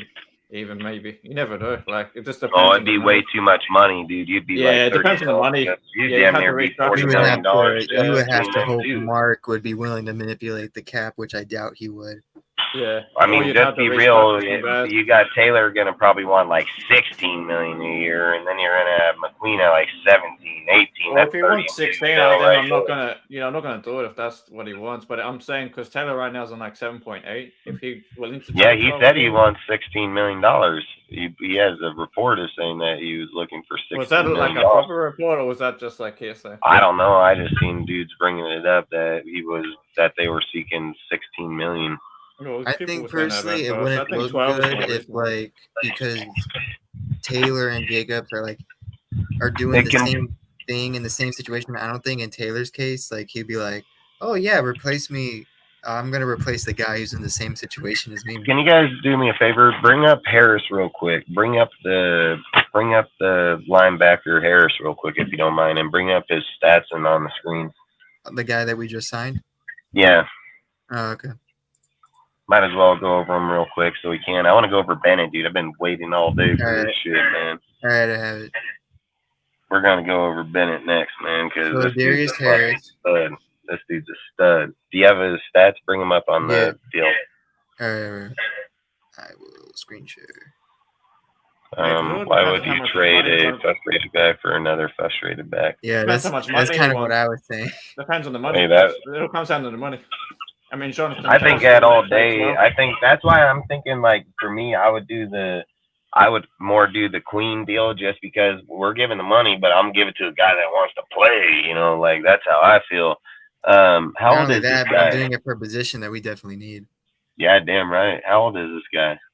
So he's right now 27. 27. Been here for how many years? 3. Yeah. What teams he played for? Can you blow that up a little bit? He's only played for Kansas City. And then any good production? What's so this guy? He didn't play a full season until recently, till last season. Out of that full season, he only started 4 games.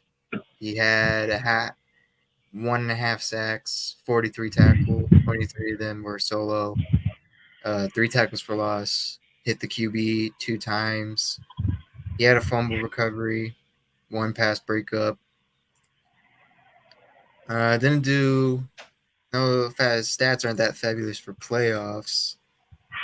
And coverage, he got targeted 21 times, allowed a completion percentage of 66.7. He allowed 135 yards. That's about 9.6 per completion. He did allow 2 touchdowns and a passer rating of 116. So this guy's just probably going to be a depth player or camp player. Most likely. He played 291 snaps on defense and 178 snaps on special teams.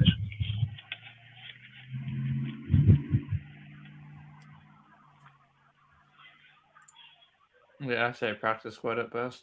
Oh, fuck, he's a camp player, bro. Fucking, he's 27 years old. I don't even know if he'd be eligible because I think he played 17 games, and I don't think you're going to give him a viable spot on there when you got dudes like Kuntz and so on that's been in your system. Like, I think you would if you're gonna relinquish that spot, I like it. I think he's got to be here for the camp, man. Yeah, I say camp. What do you think? Yeah, and if he shows up, then they'll probably worry about some. But I thought he was gonna be a little better than that. But and did you guys hear that Pee Wee Herman died, dude? Fuck, I didn't even know that shit, man. That shit's crazy. Yeah, fucking dude. I've known that dude, like, not known him, but I've been, like, known of him since I was just a fucking little kid. I think that shit's crazy, man. We're gonna get info. We're gonna get info off him, then release him. Facts, John. I agree 100% on that comment right there, dude. Because I think that's what you most definitely do. And then you got to think about it, dude. Like, their DT, he ain't even, dude. He wants $30 million a year, bro. Like, that fool crazy, man. What did he say? He wants to be the second highest. He wants to be the highest paid. I heard he said he doesn't care about the highest. He just wants to be the second highest. But yeah, maybe. I mean, hey, man, Chiefs are gonna definitely pull another Tyreek Hill. Oh man, I mean, you're gonna have to at a point. I mean, do you really think is he worth $30 million? Chris Jones. Chris Jones. No, he's getting cabooted, I reckon. Yeah, I mean, I don't know if I'd give him. How old is Chris Jones now? Chris Jones is probably like what, 29? Yeah, fuck no, I ain't paying a 29-year-old player that much money. 30 mil, like fuck, I'll pass, man. If the guy was like, if it was a guy that came out at like 22, 23 years of age and balled out, I might think about it, but not at that age. Yeah, exactly. Yeah, because how long are you gonna pay for him if he wants it to be like a 3 to 5 year? Then you're hoping that he balls out every year. Yeah, exactly. Like even if you give, say, 3 years, 10 million a year, like 2 years, even 15 million a year, even that's asking a lot. It means he's 31 when the contract finishes. All right, moment. It's a lot of money put out there in one area. So man, I've been waiting on this topic. Yeah, I've been waiting on this topic for a minute, man, because I've said I think even we've been sleeping on this dude, like, to an extent, because this guy right here I think is the truth, man. And I think Ziegler's seen this shit. I think Ziegler's seen this shit. I think he was well aware of it, and I think he's been on top of his ball the whole entire time. And I keep speaking on this over and over and over, how keen that Ziegler is on people, how personnel, how they do their scouting evaluation. I mean, we got, like I said, there's a lot of good tendency here. Sergio's going to have the back end of one of these deals here for the actual O'Connell when they did play him. But like I said, I was sitting here reading through a bunch of stuff today, and I came across this deal, and it said over his entire college career, Bennett has allowed 22 receptions and man coverage for a 52.5 QBR. In that same span, he's recorded 23 forced incompletions, 4 interceptions, 19 PBUs. In 2020 alone, seven receptions and 9 forced incompletions, plus a 22.7 QBR.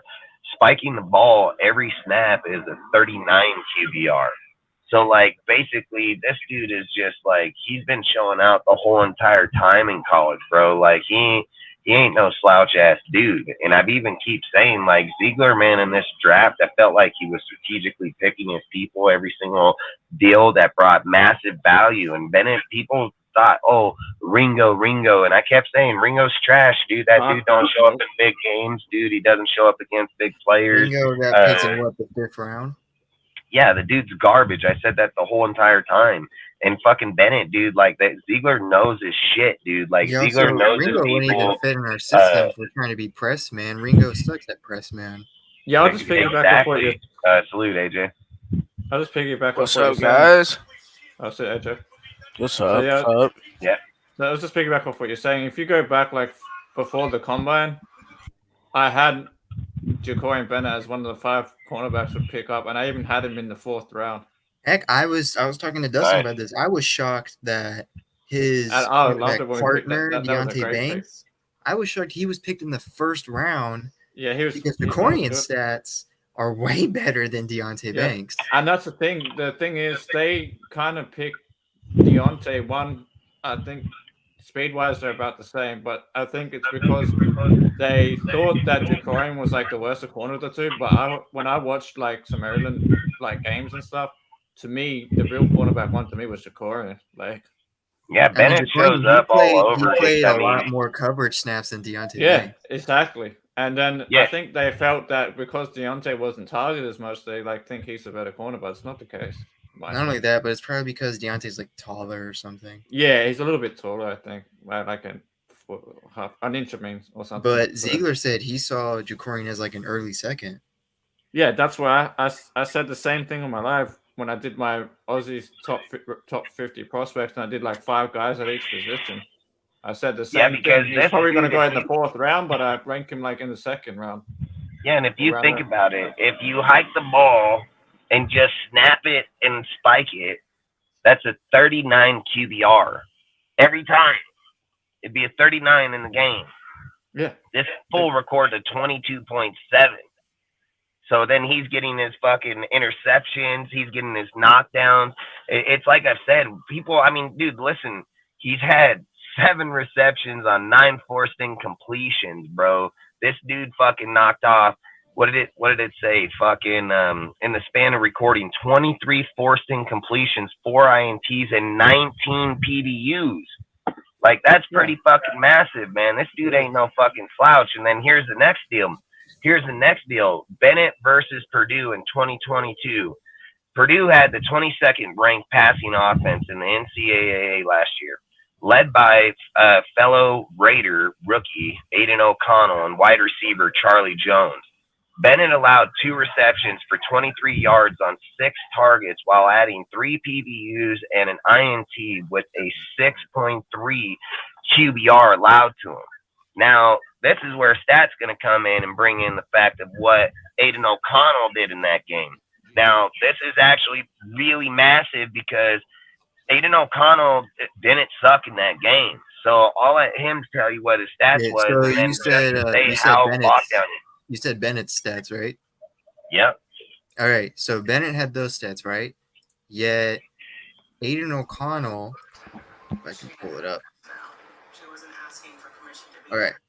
Aiden O'Connell during this game, Purdue won the game by 2 points.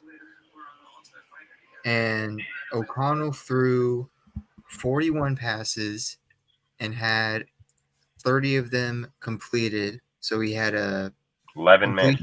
He had a completion percentage of a 73.4. He had 360 yards and 2 touchdowns. And then while throwing against Bennett only allowed 2 out of the 6 receptions for 23 yards, while adding 3 PBUs out of the other 4, and 1 interception for the 4th one. So out of his 4, he broke up 3 and picked off 1 out of the 6 brought to him.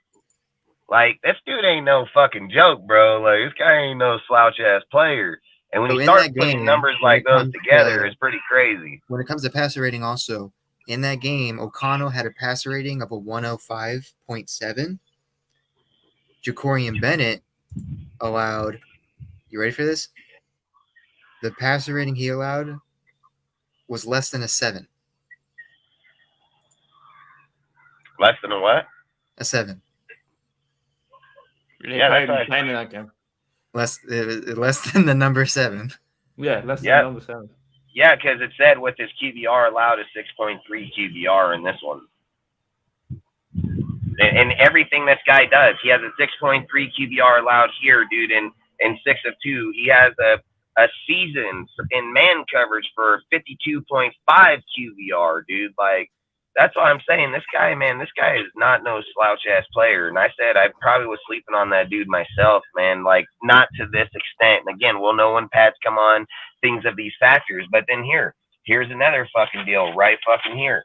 It said Bennett was matched up with Dorsett on a number of routes and held his own while staying in stride. No false steps when turning around in phase to make a play on the ball deep in the zone.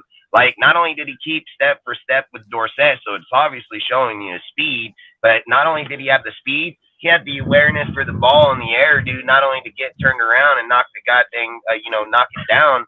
Like, that's all I'm saying. Like, Bennett I think Bennett's the 2, man. Like, I'm just saying Yeah, he straight is. up. I don't care what anybody thinks. Bennett's going to be the 2. Peter's going to be the Marvin's 1. the Like, I 100% think it, and I don't think I'm pretty damn confident in it that that's pretty much how it's going to go, because the more and more that Bennett keeps challenging here in camp, he was picked right here for a reason, dude. We lack corners. You had multiple corners that were on the board at that time that people were talking about, oh, they can be star, oh, they got high potential. This guy got brought here for high potential, man. Like, there's no doubt about it. And just the way that he plays, the way that he sees the game, like, this guy sees the game at a very high level. So, like I said, I think if he shows up in camp and preseason the way I think, this guy's going to be the 2, man. Like, I strongly believe it. So, Not And only another that, thing I but want. Oh, sorry, go ahead. if the scheme that like Graham is going to be looking for, Jacorian would fit perfectly with it, because the scheme that he ran with Maryland, they ran like a 4-2-5, and it was a blitz heavy press man coverage, running cover 1s, cover 2s, and he was all over the field. So like he would play as in the slot, he would play as a box safety, he would play as an outside corner. So I mean, this system, like, there's a reason they drafted this guy, like, not only for his tangibles, but because like just how he perfectly fits on this team. yeah, and I think he fits in really well, man. That's the thing is I think he's scary good, man. Like, not only that, but if I you think he's watch gonna be some of the scary good. videos, like when he plays against receivers, like he is like what word am I looking for? Like, he talks trash. Like, he talks severe trash, especially to receivers. Like, he wants to make receivers feel belittled, like degraded. Not just that, I wanted to add also that Jacorian has excellent tackling for a corner. The way that dude tackles and hits for a corner is pretty good. Best I've seen in a while for a college corner. What do you think, AJ?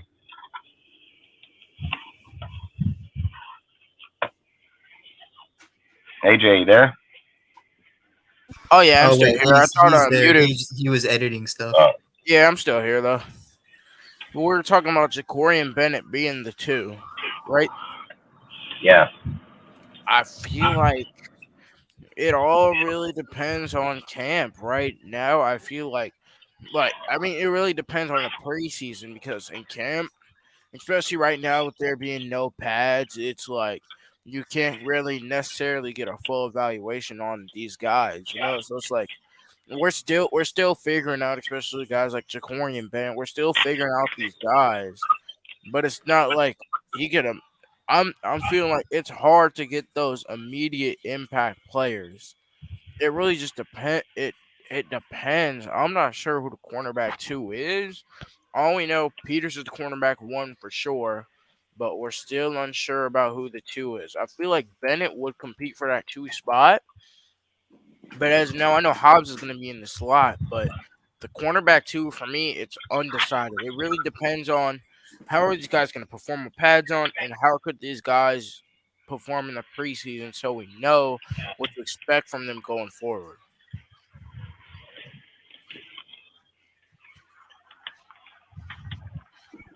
Nope. Hey, I mean, like I say, that's a good deal. That's a good deal. But and like you say, nobody's gonna know. There's a lot of people back here. There's a lot of people that are that they got to go through. You know, you got Shelly face them fucking long. Roberts Webb. You know, I think that's probably the most dude's gonna be fighting on the outside. I mean, I think Hobbs will be designated inside with Hall for the slots. I mean, I think you can pretty much max these 2 dudes. For sure. I think frickin'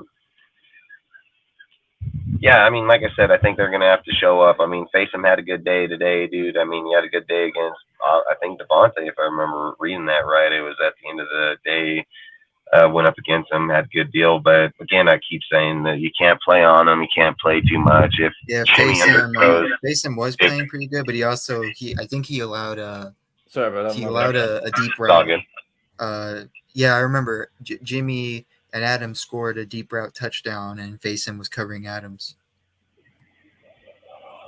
Yeah, and this comment right here, like, this is true, Charles. I mean, it does take more than an off season, but we got to always remember, like, that's in preference, and that's not saying somebody's IQ and how smart they are. I mean, I was just sitting here talking with Sergio about this today, about that they brought in Mac, and they were able to get him in as a Pro Bowl player, had a good season that year, 3,500 yards. I mean, like, I agree to an extent, you know, like, I believe if a player doesn't have the concept to it and needs the developmental stages to learn it, I agree 100%. But I don't imply like the same. I don't think it applies to every player the same. I think some players are smart as fuck. They can come in and learn shit right away. They adapt. I mean, like I said, just some I mean, dudes some have it, people can you say know? this is a good example. Some people can say this is a bad example. But I You mean, said send Devontae the link. Adams, like he's in a You whole guys new got the system, link? and the dude is the bet. He puts up stats as the best wide receiver. Oh, the StreamYard. Yeah, put the StreamYard out there for him. All right, I'll post it. Yeah, I just think frickin'. That's all I say. And anybody out there want to join up, man. Feel free to come up on the panel, talk, dude. That's all we do here, man. Just talk Raiders, man. So Yo, I've always Dustin, said there's you're gonna have nobody to check judging. though if it's actually them or not. I'll blame you, I know. And all you got to do is just go to the chat or go to I sent it.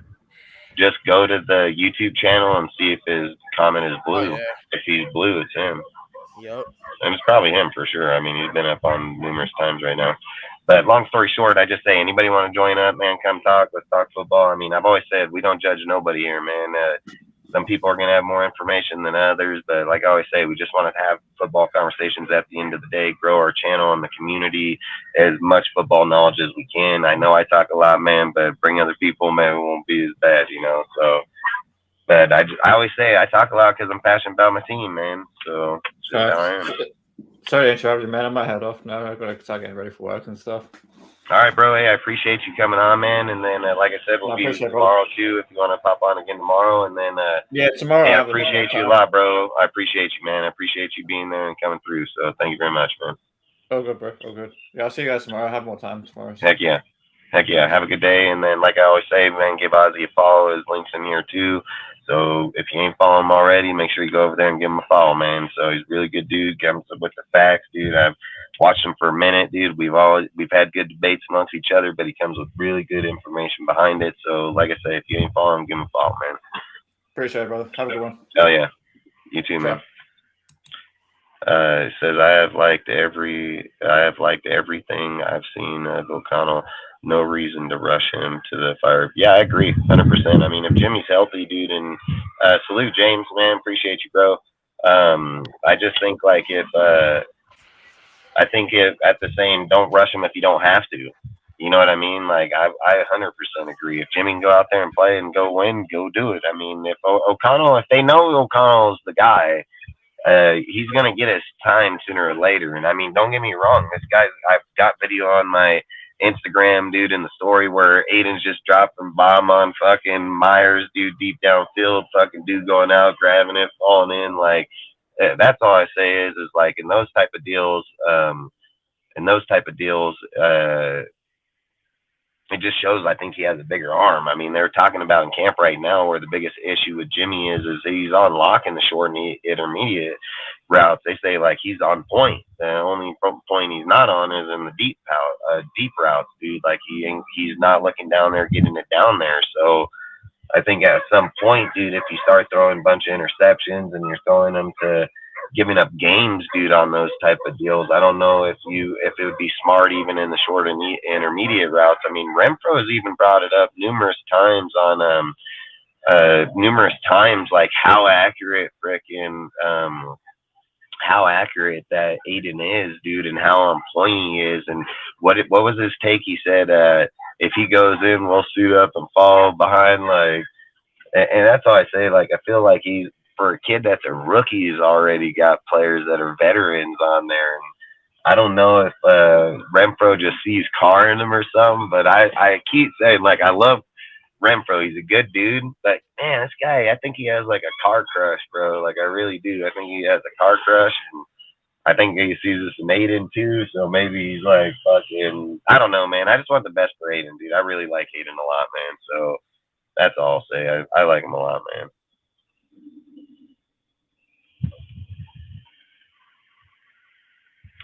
Well, I'm good on this topic. You good on this topic, Dustin? Oh yeah, by far. You can go to the next topic. Let me get off of here. If Al pop back up, I hate talking on like people's topics that ain't here, man. Oh, AJ, you're fucking here. AJ, Yep. what topic you want to speak on yours, man? We could speak on the first one I sent. News coming out or Yep, immediate news coming impact? out of camp. News coming out of camp. All right, there you go. All right, man. So to start off on this, today there's been a lot of news coming out of camp, as you guys might have saw, per what we have now as Twitter. So from a lot of things I've seen at camp, the first thing that's always been brought up, we switched indoors. It's the last day without pads, and it's gonna be there's a lot of stuff going on. Like you guys have heard about everything going on from Devontae beating Brandon Face on a deep ball to Jimmy Garoppolo getting intercepted by Isaiah Palomau to Jacoby Myers looking good out there, who actually random thing, but I saw him at LAX when I was on vacation earlier in the month. Pretty random tidbit there, and also a lot of things such as there's more. Adam Butler breaking up some passes. Hoyer's getting some time in this camp. Amir Abdullah's getting some looks. Even Duke Shelley is there's some special teams positions out there for the taking. Like with Mac Hollins leaving, you have, from what I'm hearing, Duke Shelley and Roger Teamer could be the guys that play the gunner on special teams. So there's still a lot that we're trying to find out from year one to year two, because we're cutting off a lot of the Gruden guys. Like we're cutting off Darren Waller, we're cutting off Derek Carr, we're cutting off there's a long, even Jonathan Abram could be one, but we're cutting off a lot of guys, and we need to find their replacements. Like as Dustin, you were bringing up earlier, like coming out of the draft, there were some guys set to replace them, like Marcus Epps or Christopher Smith replaced Jonathan Abram, or you have Michael Mayer replacing Darren Waller, guys like that Yeah, who could be that's immediate fact. impacts on replacing these core group of guys that were there during that Gruden era, just finding out and understanding the system a lot more, because that's gonna be a key thing what we see in the preseason. How will these guys be? Can these guys understand the system better? Because I know Garoppolo's been in the system; he's gonna know it a lot well. Brian Hoyer's been in the system; he should know it well.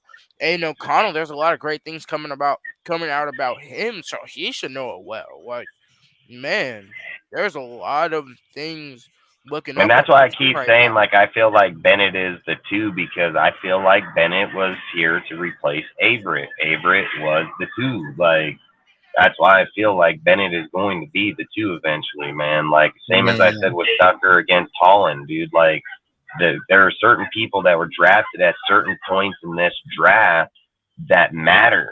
Like for instance, the Abram with the Smith pick, dude. Like Abram was picked in the first round, dude, just because we had three picks. But when you're looking at the way that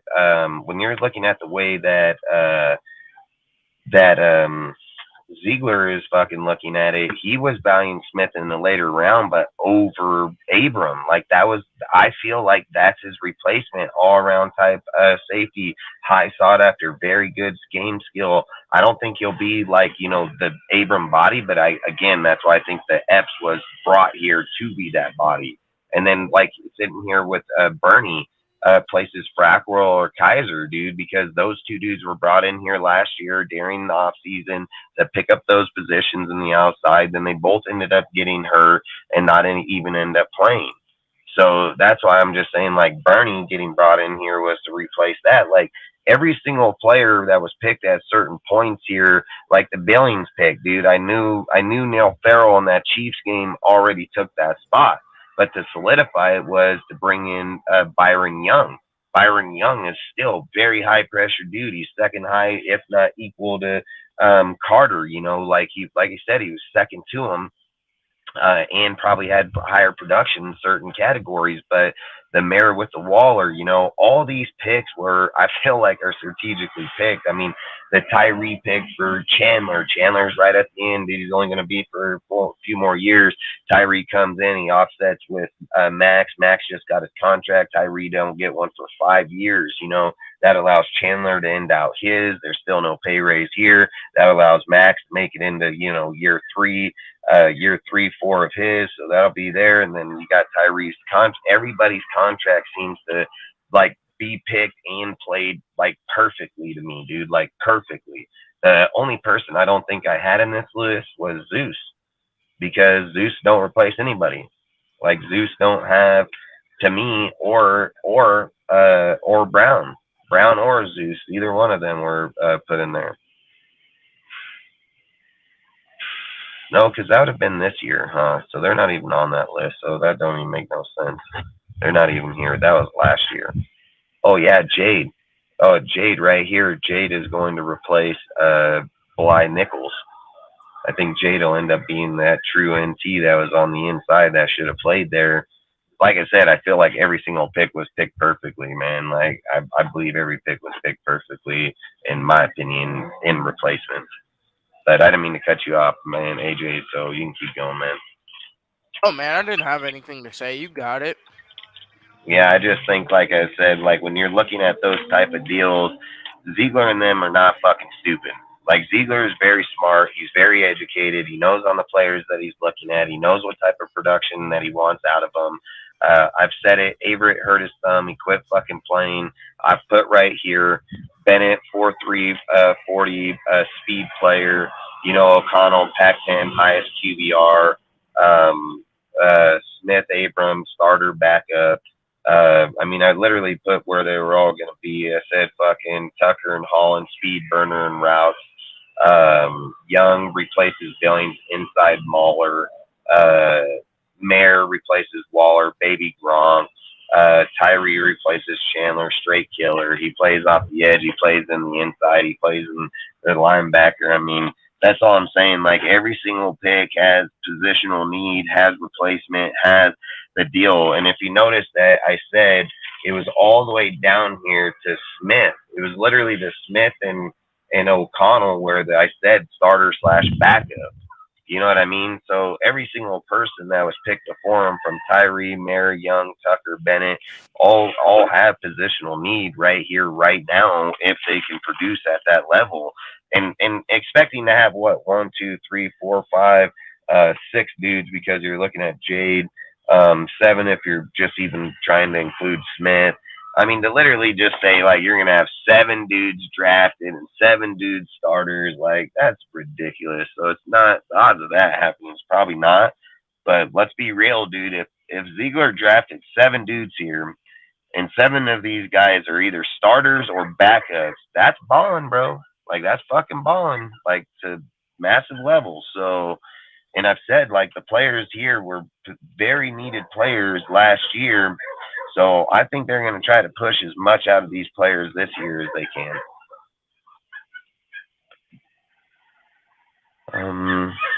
Let's see. It says don't mean already cut off. Cut off. Already cut off then. Says fact I wanted Jacorian Bennett. Says don't be surprised if Tucker becomes wide receiver 2 by the end of the season or year 2. Says funny thought, in our championship years we had man-to-man bump and run teams. Looks like we are getting back to that. Facts, dude. That's facts. I mean, not that's only why that, but if we remember, actually, I remember, Jack Del Rio ran something similar that Graham's trying to transition to, where it was press man and blitz heavy defense. And not only that, but we remember how we said, like, Musgrave runs a similar offense that McDaniels runs. So kind of funny that we're getting that type of offense and that type of defense back.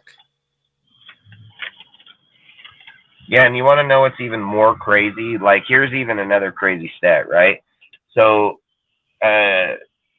what's it called? Mayer has never even taken a snap in the NFL, right? He hasn't even taken a snap. When they rank the AFC West tight ends, they got number 1 Kelsey, 2 Everett, 3 Mayer, and then 4 Dulich, or however you say his name. But how the fuck is a guy that's never even taken a snap in the NFL better than a dude that didn't play too bad towards the end of the year last year? I actually wanted him last year. I'm not gonna lie, I did too. I actually had him in my fantasy league, bro. I picked that fool up in my fantasy league because he was playing decently good.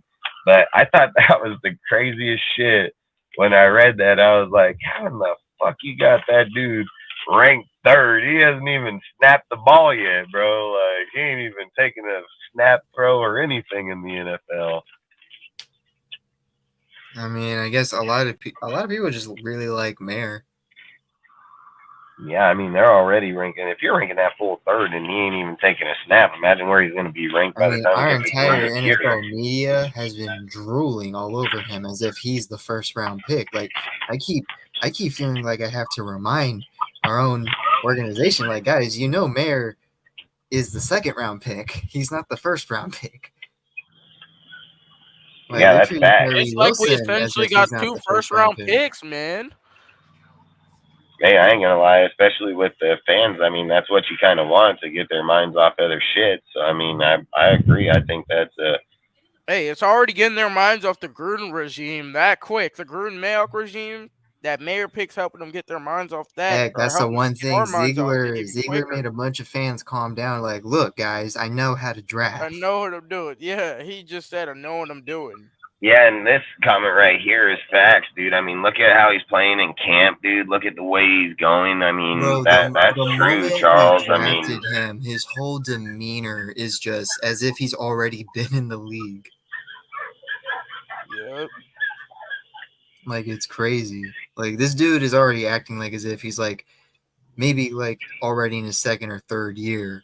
Yeah. And I'm like, this dude's a rookie. Why is he already acting like as if he's like already one of our veterans on the team?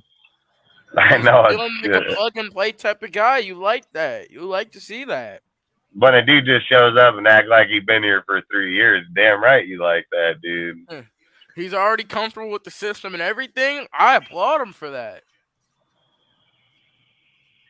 Yeah, I ain't gonna lie. Not just that, Ozzy, but that's the thing. That's the weird thing. Mayer was the 4th tight end taken, despite being since we traded up, we were like the 5th pick or the 4th pick in the 2nd round.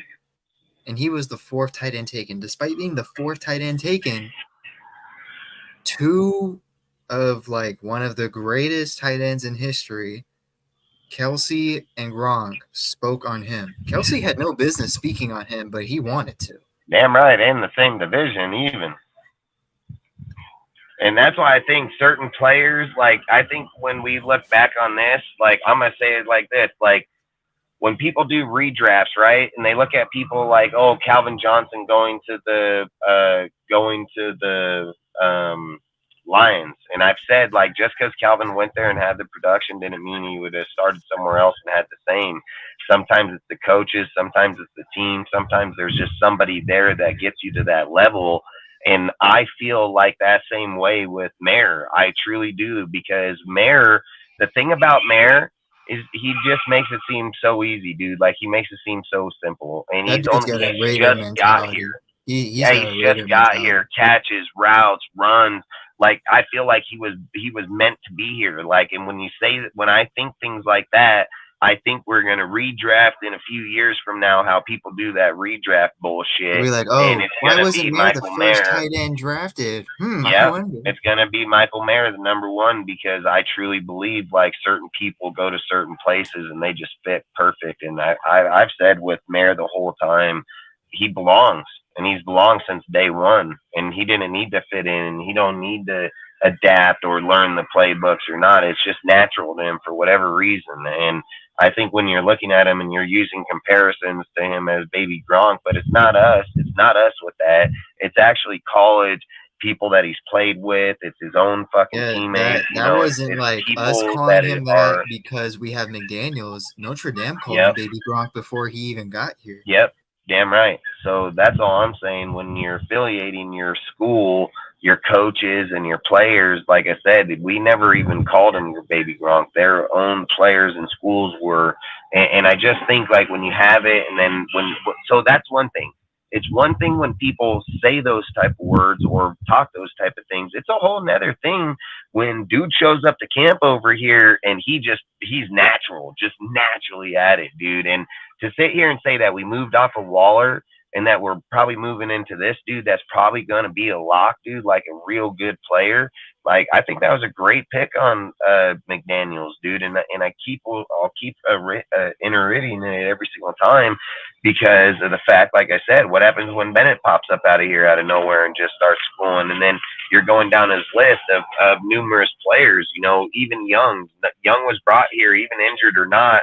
What if Tucker just pops off? You know, there's 2-3 dudes right there, Mayer, Tucker, and Bennett. You know, like then you got Smith and Jade, and I got strong hopes on Jade, bro. Like I think Jade is the truth. I don't care.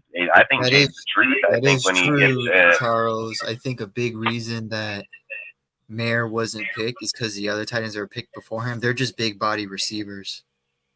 offense Like, needs. They don't. Says They the don't whole block. league is looking They for don't a really pass block as good as Mayer, which is probably why they didn't go for him. Is because he's like a block and catching tight end. Meanwhile, the guys that were picked before him, they're just big body receivers that they can try to teach how to block. That's facts. That's 100% facts. They're just like, oh, we're gonna draft a Darren Waller. And that's all I'm saying. I just think at the end of the day, man, these guys know the type of results. And I mean, this is the thing, okay? I know that I advocate the pads and not pads, like it's just not football yet and everything, but route running, catching the ball, things of those. I mean, that matters, pads or not. I mean, that's a whole different deal. Like your defense, you need to lay the wood to a motherfucker. Like that's what your job is. On the offense, your job is to catch the fucking ball. So like that I think you can probably get to an extent on the offense of those deals. But my point is that when we're looking at a few key players already, right? You look at Bennett. He's already getting praise on how he's performing, lining up with people match for match, dude. You see how people are bringing him up now every day in camp, and just producing. Then you're sitting there, you say Mayer comes in, looks so easy, dude, makes it look like simple life. You know, we're going through multiple players already that are in the, you know, middle of this draft, if not getting towards, you know, like I said, if we start getting towards Jade and them, those are 7th rounders, bro. Like that's like, yeah, you're hoping, but this is where I'm just gonna say, like, Ziegler just knocked it clean out the fucking park, because at a certain point you're hoping that your picks are hitting like that. I get it, but when you're sitting here saying that the only one is Tyree, like Tyree, we don't know yet because Tyree hasn't taken shit, and again, I have faith in him, so I don't think it's gonna be as big a deal as people are gonna try to make it out to be. But Mayer already looking to be a lock. Tucker, hell of people talk about him, how he's running, how he's working. Like, I just think, like, I think Tucker, I think he'll have a big role in this down the deal. Bennett, dude, like I said, he's getting brought up more and more and more. O'Connell even getting brought up more, even by Renfro in his own presser, you know, fucking Smith. I don't know. I haven't really heard much about him. Bernie, I haven't really heard. I mean, I've heard Bernie being out, but I haven't heard much yet. I mean, but Jade, heard a lot of things about Jade. So, I mean, you're still looking at 1, 2, 3, 4, 5 players out of there. I just ain't going to say Young because, like I said, Young being hurt, things of those factors, I think it's too hard to determine with him. But that's all I'm saying. We're talking like 6, 7 dudes. You look at the UDFAs this year, they brought in Adam Plant's been just loved by every single person in that organization.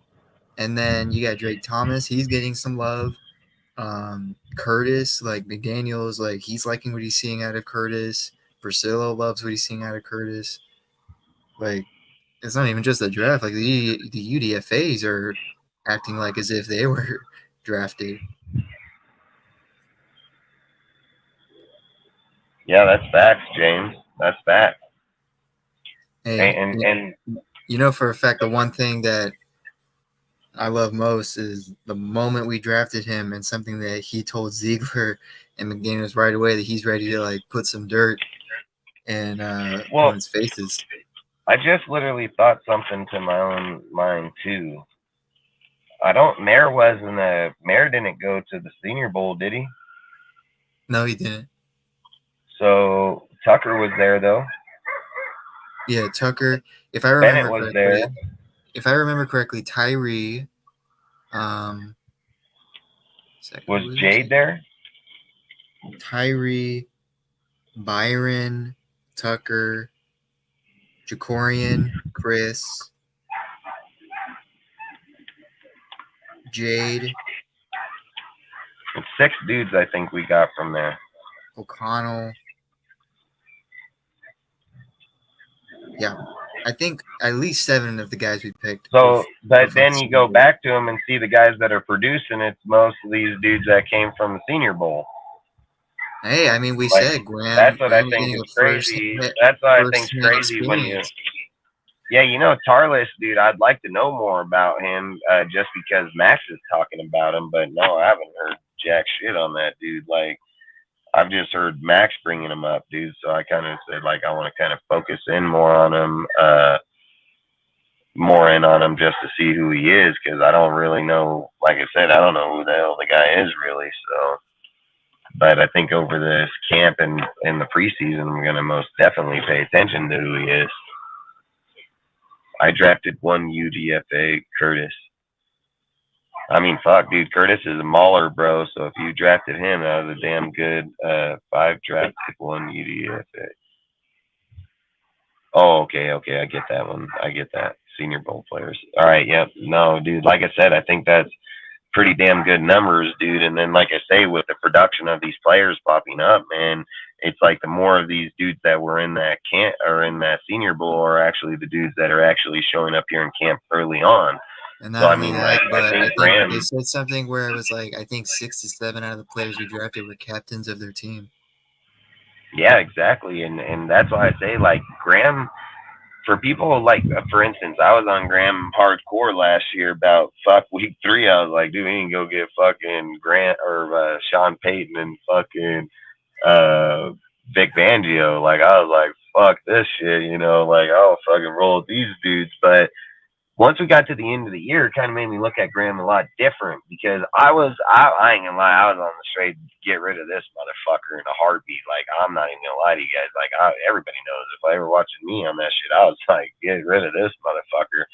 But when I watched him get to the Senior Bowl, and then watched him be the head coach, and then coach up the team, and then the players, and then the evaluation process within those players, the production in those players made me look at Graham a whole lot different. Because if we're going to sit here and blame Josh McDaniels for every falter that happens offensively and defensively, then you can only give Graham the credit for it offensively and defensively. And he kicked the shit out of that team. And what was it, 27-10, if I remember right? I mean, fucking. So, like I said, I mean, at those points, he's seen value, he's seen players, he's seen skill, and he brought those people here. And not only did he bring them here, he obviously got convinced Ziegler and them, not only in their scouting and so on, to agree to those players. And then now those players are here. They're some of the most productive players we got here through the draft and on the team right this minute. And that's all I'm saying. Like, Ziegler knows this shit, bro. Like, this guy ain't no fucking slouch. I'm gonna give Graham his credit where it's due, because he was the one that coached these dudes. He's the one that was seeing them. So I mean, like I said, I think it has a lot to do with it. And then not only that, you know that it worked. You know that Graham shit worked, because he brought those dudes here and is still getting the same production out of them right now.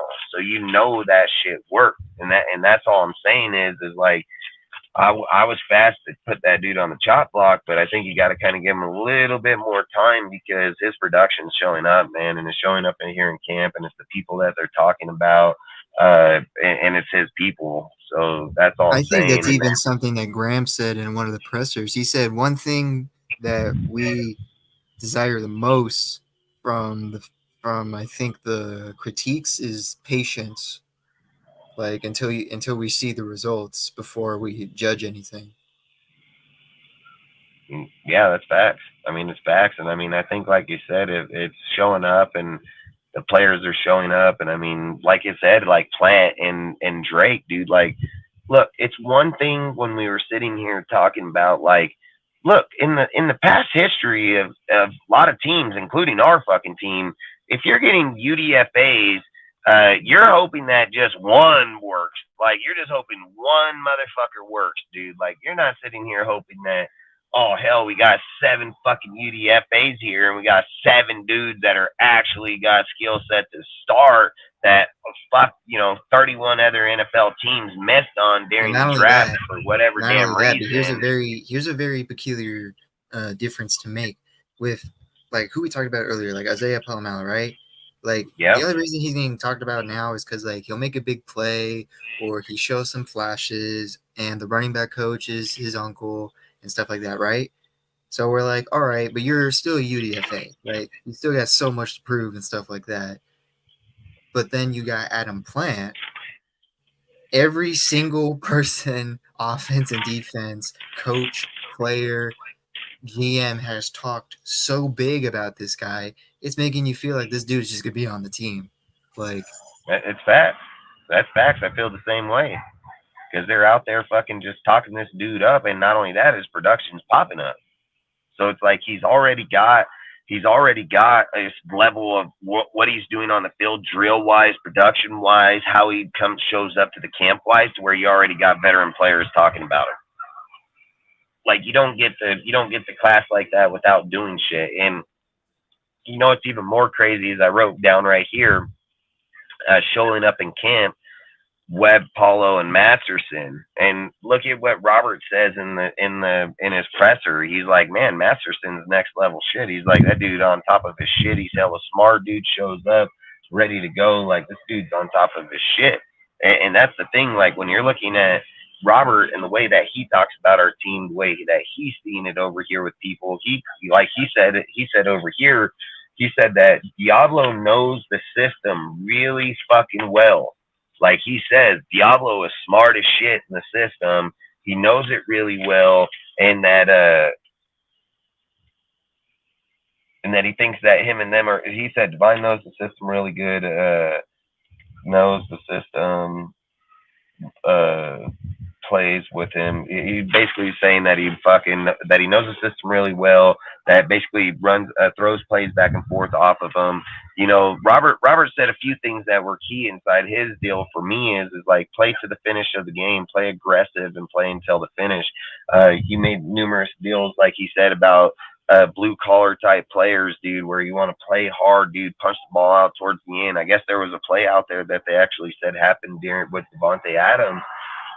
Where Devontae was holding on the ball towards the end and they fucking punched the ball right out of his hand, dude. So all I say is like when you're looking at certain players with him or like how they look at deals, like I feel like Robert, dude, is going to be a massive add here, dude. This guy got dog in him. He got heart in him, dude, like massive type player. So, I mean, like I say, I just think there's a lot of good players, a lot of good depth, a lot of good pickups here. You know, we're talking about draftees. We're not even talking about the free agent accusation.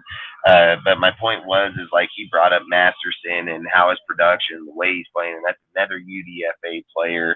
So that's all I'm saying is like they obviously see a lot in him because I don't think dudes would bring up as much detail in them to speak about him versus they can just say a few words and be done with it. You know what I mean? So.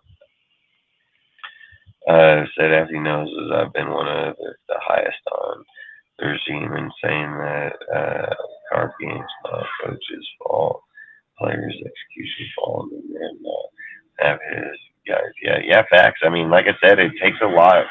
Ziegler, I said like Josh has his dudes, like Josh has his guys. Like I think. I mean, it's even like I said for Graham's defense. I mean, what are you supposed to do when several of your starters are UDFAs? Or backups. It's like there's so much that you can do. It is, and I mean this is a true comment. I mean, 30 years of being completely lost. It feels that way for sure. It feels that way. 100% just because of the way that we have no continuity, we have no stable ground. There's just nothing in there that's just given us the foundation to like breathe there and say like we are who we are. I mean, let's just be real. Let's be real. Where people make accusations about, oh, if we were a playoff team. Okay, you mentioned that twice in 20 years. like you mentioned it twice in 20 years. One, we were 86th out in the wild card game, if I remember right. I don't even think we were in a wild card game against them Texans, dude. I could be wrong against that one. Could be wrong against that, but I feel like that was a wild card game, if I remember right. It was But a wild card game. Yeah. it was. Yeah. Yeah, and that's all I'm saying. Like, I felt like it was a wild card game, and that's all I'm saying. Like, we're holding on to 2 points inside there. Anything else after that has just been fucking sorry ass the whole entire time. Not only that, but if I hear one more time, like, oh, we were a playoff, it's been over 2 years now. It's been over 2 years now. So it's not, we were a playoff team. Now we weren't.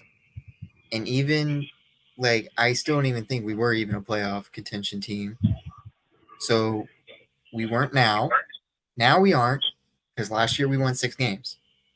So we are not a playoff team. We're just going to see what we are now. So enough with the we were a playoff team thing, because that's been over 2 years now. And this is the thing like 5 that years later, like, oh, we were a playoff team. And this is the thing that I would say about us. So, like, I've brought this up. I'll say it, and numerous people say that I brought this up when I kept saying about the rebuild, dude, or, like, you know, building the team in the way that they need to build. I've said, like, hey, pulling the Band-Aid off, dude, cleaning out the wound, fucking getting everything stitched up, heal it right would have been the best way.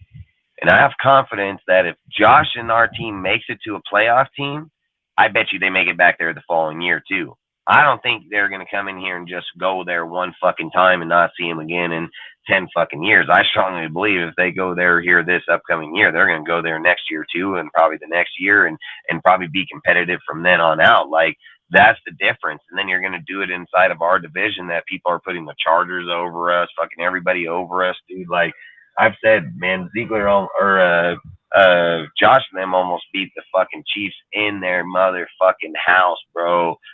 In week 6, 7 of the season. Like, that's all I'm saying is like, Josh knows the shit, dude. I think once he gets his team together and players and the play calling, like I've said, the games that Josh wants to win and trying to win, his play calling is just fine. There's nothing wrong with it. I've said, like, you can tell they're tanking games, dude. Their play calling was inconsistent as shit, and that's not who Josh is. If you watch Josh over his years, those are not type shit Josh does. I mean, even in the Super Bowl down against the Falcons, dude, they weren't doing shit. And then all of a sudden, 138 left in the game, in the third quarter, bam, all of a sudden here it comes, and then it didn't stop. You know, like, the consistency. Once it caught, it went. Like, let's just be real about our team and anybody else, dude. We'll be lucky if we get 1 or 2 fucking possessions like that, maybe 3, but not for no fucking whole entire quarter, fucking, you know, 20 fucking 5 points down, which is 4 fucking touchdowns, you know, no matter however you look at it.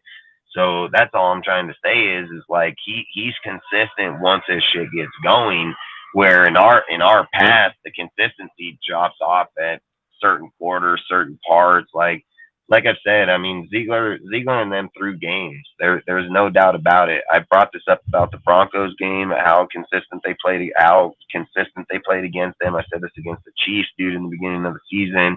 I said this against the Chargers. I said, when this fucking guy hones in, dude, he knows these teams and he calls good games.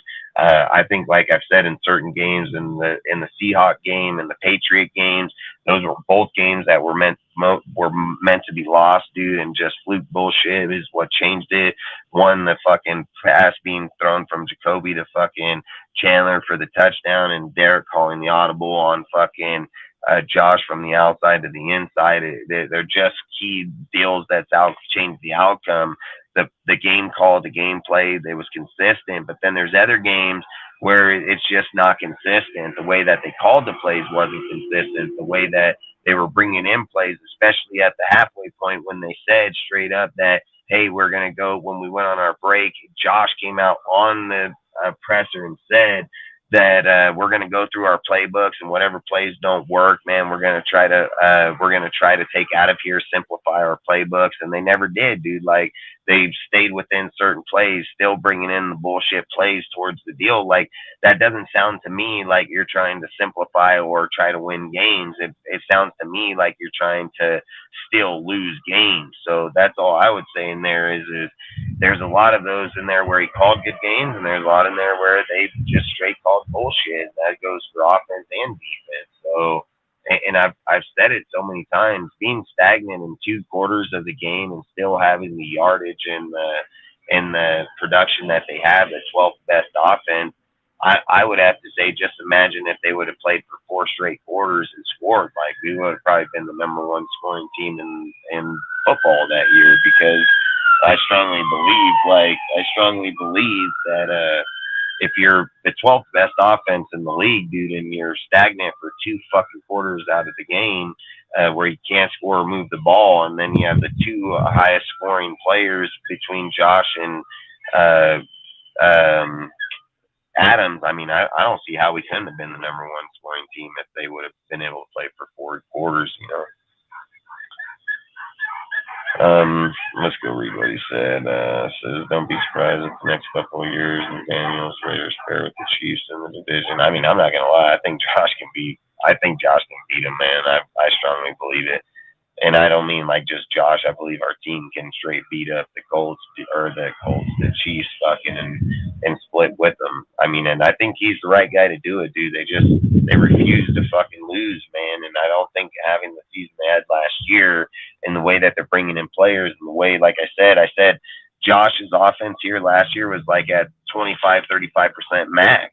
Josh's offense here a year later is like fucking 85-95% max, dude. And I've said it, like, people keep saying, like, how do you replace Josh Jacobs? Well, I'm going to tell you how, because Josh McDaniels never had a Josh Jacobs on his team to fucking begin with, and he's always had productive players. And not only that, he's always had halfbacks that nobody fucking knew who they were, brought him in, played him, and then just like I'm saying about Brown and fucking Zeus or fucking Walters or Sincere, this is Josh's MO, bro. This is what he's been doing for 20 straight fucking years. So it's not uncommon for this guy to do it. He doesn't need Josh. I keep saying this over and over and over, that is a player, that's a fan's preference. And does Josh want him? Fuck yeah, he wants him. But Josh don't need him, dude, and he's proven it. And this is the thing that I don't understand as people, as fans, or as anybody watching the game. How do you not validate what he's done over 20 fucking years with lesser people? Like, lesser people, and everybody says, oh, Josh isn't going to have a successful deal if he doesn't have. That's not even true. It's not true. It's not even close to being true. It's not even remotely close to being true. It's just some bullshit ass false narrative, dude. Like, Josh has been calling the offense for over 20 fucking years, dude. What didn't he take it in 2005? Or, yeah, I think it was 2005 he took it. So, I mean, he's an 18 fucking years offensive coordinator, dude. He's been on the Patriots for like fucking, what, 12, 13 of those years as a coordinator building his offense. Like, that's why I just say, like, these narratives about, oh, Josh needs these and Josh needs, where the fuck did you guys even come up with that bullshit? Like, where are you looking at it? Where'd you find it? You know, like, it's just some dude's personal, like, opinion. It has no validation behind it. Josh has been very successful with no-name wide receivers. He's been very successful with no-name fucking halfbacks, dude. Like, they've been successful in all platforms of their deal. Backup quarterbacks, fucking teaching quarterbacks. Like, people imply, like, Josh can't do this and do that. Like, Josh can't chew gum and walk at the same time. Bullshit. I keep saying, like, people ridiculed Josh that he wasn't managing the defense during the regular season, because if the defense is faulty, it's the head coach's fucking job. And then what's he do the first second he gets out of the season? He goes straight to the defense and starts iterating, simplifying fucking plays, how to bring it in, how to make it better, how to make it easier. Graham, every single player is speaking on, like, what the fuck more you want from a fucking guy? Like, he can't turn water into wine. We already know that. So to sit here and not give the guy the credit or give him where he's due with his deal, like, I mean, again, it's just poor fucking, it's poor fanship from our fan base, because we're not even giving him justice on what he's earned and what he deserved. Like, being a head coach, man, that's just a process. Everybody takes that process, dude. The difference is these days people think that process is just going to happen like that. It doesn't happen like that. It hasn't happened like that through the whole entire history of the fucking game. Why would people think it's just going to happen like that now? Like, that doesn't even make sense. And we're looking at dudes with records that are 11 games off, and we're writing them off out of the whole entire NFL. Like, that's just the dumbest shit. It's not even. It's just dumb. It's so dumb. It's not even words for those type of things, because when you're looking at the way that teams are built, way that franchises, the way that players, individual people, Max Crosby didn't come in today and fucking be great. It took him fucking 3 years to fucking show up and be great, and then back it up after that. You know, like, all I'm saying is like, it takes players time to be acclimated, be taking time to be inside the system, to be who they are going to be. And we're sitting here asking a head coach to change out 53 players, a system, people, everything, and they're just going to be perfect on every deal. Like, that's falter on our fan base, because our fan base is expecting them to be here's like the biggest hypocritical thing I've ever heard, where many people don't want to give McDaniels like the second chance or like the second year, yet everyone would say, oh, well, Gruden's regime, they were getting better every year. Okay, so you are willing to wait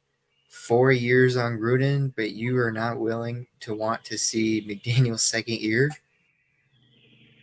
Isn't that like it's literally the most hypocritical statement that you will ever hear. Even if the year isn't as good as some would hope, it's hypocritical that you don't want McDaniels to at least develop his system on this franchise. But you're like, oh, well, we're just going to let Gruden develop for 4 years, and we didn't get a winning season until dumb luck came after he got booted by Goodell, Mark, and Snyder. Yeah, and that's the thing, like I was saying, is you're acting like, people are acting like Ziegler and Josh, every move they make is just going to be one hundo. Like, that's not real. It's not real. It's not right to expect that. You know, we expect them to be one hundo, but we can't be. Like, that's the whole thing. Our fan base is not one hundo. Like, it's not even close, bro. They're the most misguided motherfuckers in the face of football, probably, dude. Like, there's a lot of very educated people out there, but there are a lot of dumbass motherfuckers, like, straight up think like they can run a fucking organization, and the first things they pop up on it when they talk about it is giving dudes fucking, 5 years, fucking $150 million contracts, not even value the fucking or the cap or anything. They don't value your team. They don't value places, people, or anything. When you down talk on a player like Josh, it's because Ziegler and them put a fucking cap in place that this is where we're going to be at. Nobody's going to exceed it. But then Ziegler and them don't know what they're doing, but they're willing to release a dude that they know everything about.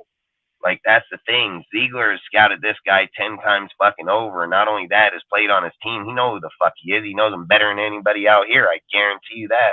There's not a doubt in my mind.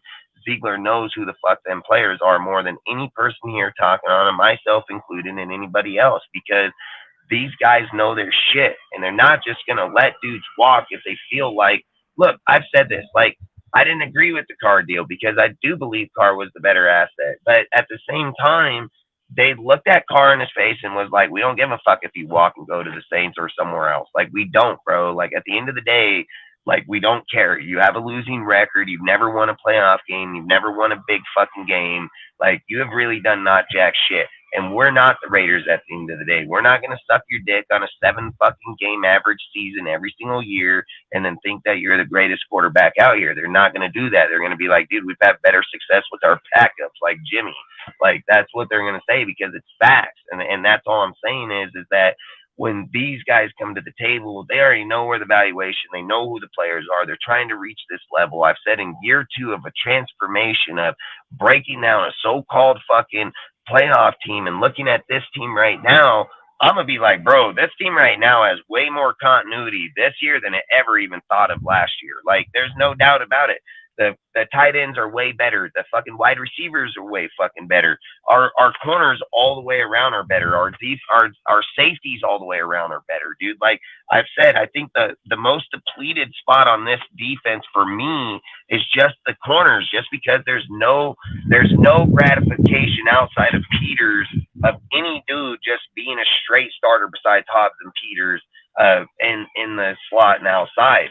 Everybody else is backup players, bro. Like I said, Shelley backup, Faison backup, fucking Long is backup, Roberts is backup, Webb is a backup, UDF. Hall is a backup, but he'll play behind Hobbs, so it'll be just fine. Bennett is a first year player.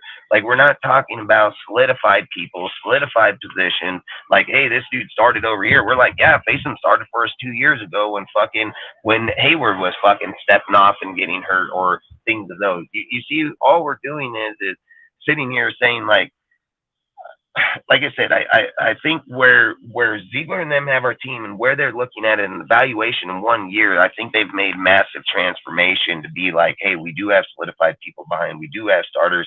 If Josh and them don't show up today, we can roll with either Brown, Austin, or fucking Zeus. And out of one of these four dudes, two or one of them are going to show up, dude. Like, and that's all I'm saying. Like, I feel like at every spot, I've said, Josh is offense from the way he's ran it in New England. I think Josh McDaniels is at like 90 to 95% of his team, dude, the way he runs it in the Patriots. And I'm going to say he's even better just because of that one, you got the tight end that you got good receiving core. It's probably a better receiving core than he's even had in New England. And not only that, dude, like he's got, if Josh is the comeback, dude, your receiving core all the way around, your tight end core all the way around. Like, it's got to be one of the better teams Josh has had in this time. So that's all I'm saying. Like, I think, like I said, they've done a really good job at putting their team together, and I just think it's unrealistic to ask them to overhaul and manage everything in a day. It just can't. It ain't going to be done. Hey, Jimmy is winning. We'll see the there's a results saying back, that bro. Salute, Cash Lord. Appreciate you, bro. McDaniels wants this saying to be repeated away. This is something I kind of like. How remember something that you, Dustin, you said. We just gotta let go of all these sayings, like the commitment to excellence, like all these like sayings or all these beliefs, because that's like the Al Davis stuff. And Al Davis isn't here anymore, and the old Raider way like doesn't work anymore, and it's also dead once Al It Davis hasn't worked for a passed long on. time, and I think the only way you get so just so people don't take that the wrong way, okay? I didn't mean it to those extents, but I do mean it to that extent, because what I mean is we're living off of a motto that was created during a winning culture and a winning era, dude. Like, that's just fact. And when they were writing with those words, man, and those things, it meant something. But in the last 20, 30 years, it hasn't meant shit. It's really actually a kick in your face when you're saying these type of deals and you're last in the whole entire league, or you're fucking last in your division, or you're like the 32nd or fucking 28th best team. Like, you can't use that type of deal, and you can't use those things, and you can't live off of that year in and year out. And this is why I don't think you just 86 them in general. I think you 86 them for a time being until you get back to that commitment, until you get back to that excellency. Because if you're just riding the coattails of the word, it's easy to ride the coattails because the franchise did the work. You're just riding after it means nothing to these guys now. They've done nothing. They don't deserve it. They haven't earned it. They're using somebody else's words, man. So I just think that in order to get back to that, you need to take that away from them. And you need them to go out and work for it every single day. And you need a guy like Max that is going to set that standard and make people reach that standard and recreate that fucking deal again. So, like I say, I think too many people are holding on to something that has been dead for the longest time and hasn't been. And that's why. So the point of the saying I was trying to make is when we need Ziegler and McDaniels to change the culture, like definitely to where we are winning, but mostly to where we're transitioning into where we're not like having the old Raider fans just like grip onto the past like as if it's the last thing in their lives or like it's the last hope that you have since like some, I think it was Charles, but like someone commented that like we're progressing to where at least now nearly 3/4 of the entire fan base has like never seen the team win a playoff game, which can technically be a fact. I mean, like I've only seen this team have 2 winning seasons in my life. And there's a saying now that McDaniel said during training camp, and he wanted this to be the new Raider way, like the new slogan, where it's something that goes, let's not meet the standards, let's instead beat the standards, which is something it's a saying that I actually kind of like that he said, like, let's beat the standards, because what are the standards? Like, what are the standards that you're not trying to meet, but you're trying to overcome? That's facts. And I think like with Josh and them, they're bringing their standards that has meant something for 20 some odd years in a winning capacity. And like Raider fans and people may not agree with it, but I tell this to everybody when we talk about these things. Like, this is why I'm so adamant and talk on the team the way I do, because I always say, like, I take natural bias out of the game right away. I am not biased to any individual person on this team. I don't favor any dude. I don't favor any player. I don't favor any coach. I don't favor any person. I feel like your credit is your credit report on what you do, what you've done, because that's the only way the game is built. That's how it's been built through the history of the NFL. So if we're just discrediting the most fucking, the most decorated fucking coach in football right now, I think it's crazy as fuck, and young and talent, and just discredit them without any type of validation behind what they're doing. I mean, I've said it, year 2 is like massive transformation. I've literally gone on for like the last hour in Ziegler's, 2 hours of Ziegler's picks, how they're solidified, how they're going to come in, how they're doing it already right now. People said that we're in the dark ages. We're only going to win, 3 fucking games. And this is the thing, and I've spoke on it numerous times. You don't think that if Josh and Ziegler thought that they were only going to win 3 motherfucking games and knew that Josh Jacobs was going to sit out, that they wouldn't have drafted a fucking halfback?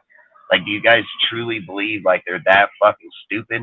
Like, you truly believe these guys made it to the NFL, made it to the positions that they did, made it through all the years before they ever got to the Raiders at high levels? But the second they got to the Raiders, because the Raiders standards are so motherfucking high and we win so motherfucking much, that these dudes got set to the bottom. Like, they didn't even matter. Like, our shit is so fucking well off, and we're so good that these fuckers came in that just 2 of them alone probably trump, fucking 7/8 of our organization. Also, and we just sent them to the bottom. Dark Ages. That doesn't even make sense. Is only winning 7 games? Yeah, fuck, you can't tell me. Listen here. I've been alive for no more than 2 decades. I've never seen this team win, and I still support it. So someone telling me we're going to the Dark Ages, at least I know for a fact my entire life has been the Dark Ages, and that says a lot. This whole thing started right when I was what's the word I'm looking for? When I was freaking fertilized. This is when the whole Dark Ages thing started. Yeah, I don't think I agree with that, lunatic. I don't think slogans aren't why we're losing. I just think slogans are a reason that it's people pathetic. fall under false pretense. It's pathetic. It's kind of an insult. It's a false reality of something that existed before these guys were doing it. Like, how we're going to slander McDaniels. They're like, we're a just win baby franchise. Well, when have we won? Yep, that's facts. You can't say that we're just a win baby franchise. If I've said it, I've said this, and I put this on blast all the time. Okay, I'm very educated in the sport of football. I'm very educated within the players. I'm very stat driven. I'm very numbers driven. I know my shit very well. I don't just sit here and try to talk on shit for no reason. I don't have time for it. And I've sat here and said it.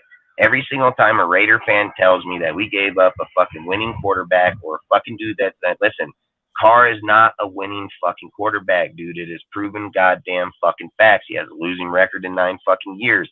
It does not fucking matter. Doesn't matter if he played for the Raiders or what he's had on this team. People have done better with worse, dude. So can't sit here and just Matthew give him all this Stafford was on credit the that he's freaking just Lions. he's just so fucking phenomenal, dude. He's not, dude. And if we're sitting here saying that we're content with Carr, he's only averaged 7 wins a year. So you've already set your fucking standards so fucking low that you're accepting 7 wins a year as a winning fucking season. That's not winning in anybody's book. There's no fucking way a negative number over a positive is winning. Like, you can't do that, bro. It's not going to happen. Like, this motherfucker got 7 wins. This motherfucker got fucking 9 losses. Like, it doesn't work like that, you know? Like, it doesn't work like that. You have to have a winning motherfucking record to back it up. And Carr has only had 2 winning years, dude, like, literally. So I don't even know where the fuck we're getting off on a winning quarterback to begin with, dude. Like, I don't know where again, these are sayings that come from our fan base, from our people out here talking on our fucking team, that they bring up these fucking words. There's no winning. There's no greatness. There's no fucking commitment to failing for 20 motherfucking years. That's facts. How about write that on their shirts and see how well they go down with that shit? How about we do that? Because if we're going to sit here and talk about what dudes are doing and what facts are facts, that's facts, bro. Their commitment to coming in that locker room and collecting a check and having a fucking losing record has been facts since 2003. And not only it's been so fucking bad that we've had 2-win seasons, 3-win seasons, 4. Like, we've sucked straight dick. And then in the time span of those 20 years, you get 2 seasons, and then you're like, yep, we were a playoff team. See what these guys are doing to the team? They're destroying. You're fucking delusional as fuck. You're delusional as fuck, dude, man. If that 17th game wasn't even existent, we wouldn't even have been there. Like, there are so many things inside there that shouldn't happen. And again, I'm not going to discredit that it did happen or this, that, the other. The continuity within the team wasn't there no more than it was there with Jack Del Rio. Like, everybody claims, like, man, if we had Jack Del Rio back, we would be better off. Okay, are you guys that fucking delusional that you're only accepting that the year of the year that Carr won, right? Why aren't you accepting the year after? Why is not any guy accepting that? Why does not any guy bring it up? Why did they not say this stupid ass motherfucker got rid of fucking Bill Musgrave. Bill Musgrave that thrived massively with Carr. That Carr had 7 fourth quarter comebacks that year. That's also when he had the most touchdowns in a single motherfucking Downey. Like, what the fuck are you smoking, bro? And guess what? That was the only motherfucking movie made that year, and we had a losing record. That's why he got fired at the very last deal, and John Gruden's ass got hired. Like, it wasn't like, oh, Jack Del Rio was out there at 12-4 again. No, hell fucking no. He fucked that shit up, man. He fucked that shit up massively. And again, Todd Downey wasn't going to be it then, now, or ever. And you got off a proven fucking dude that was badass motherfucker, sent him over to the Broncos, and then got this bitch. Like, what the fuck? You know, and then we're like, yep, hire him. No, don't fucking hire him. Like, don't hire him because nobody else has hired the motherfucker as a head coach either.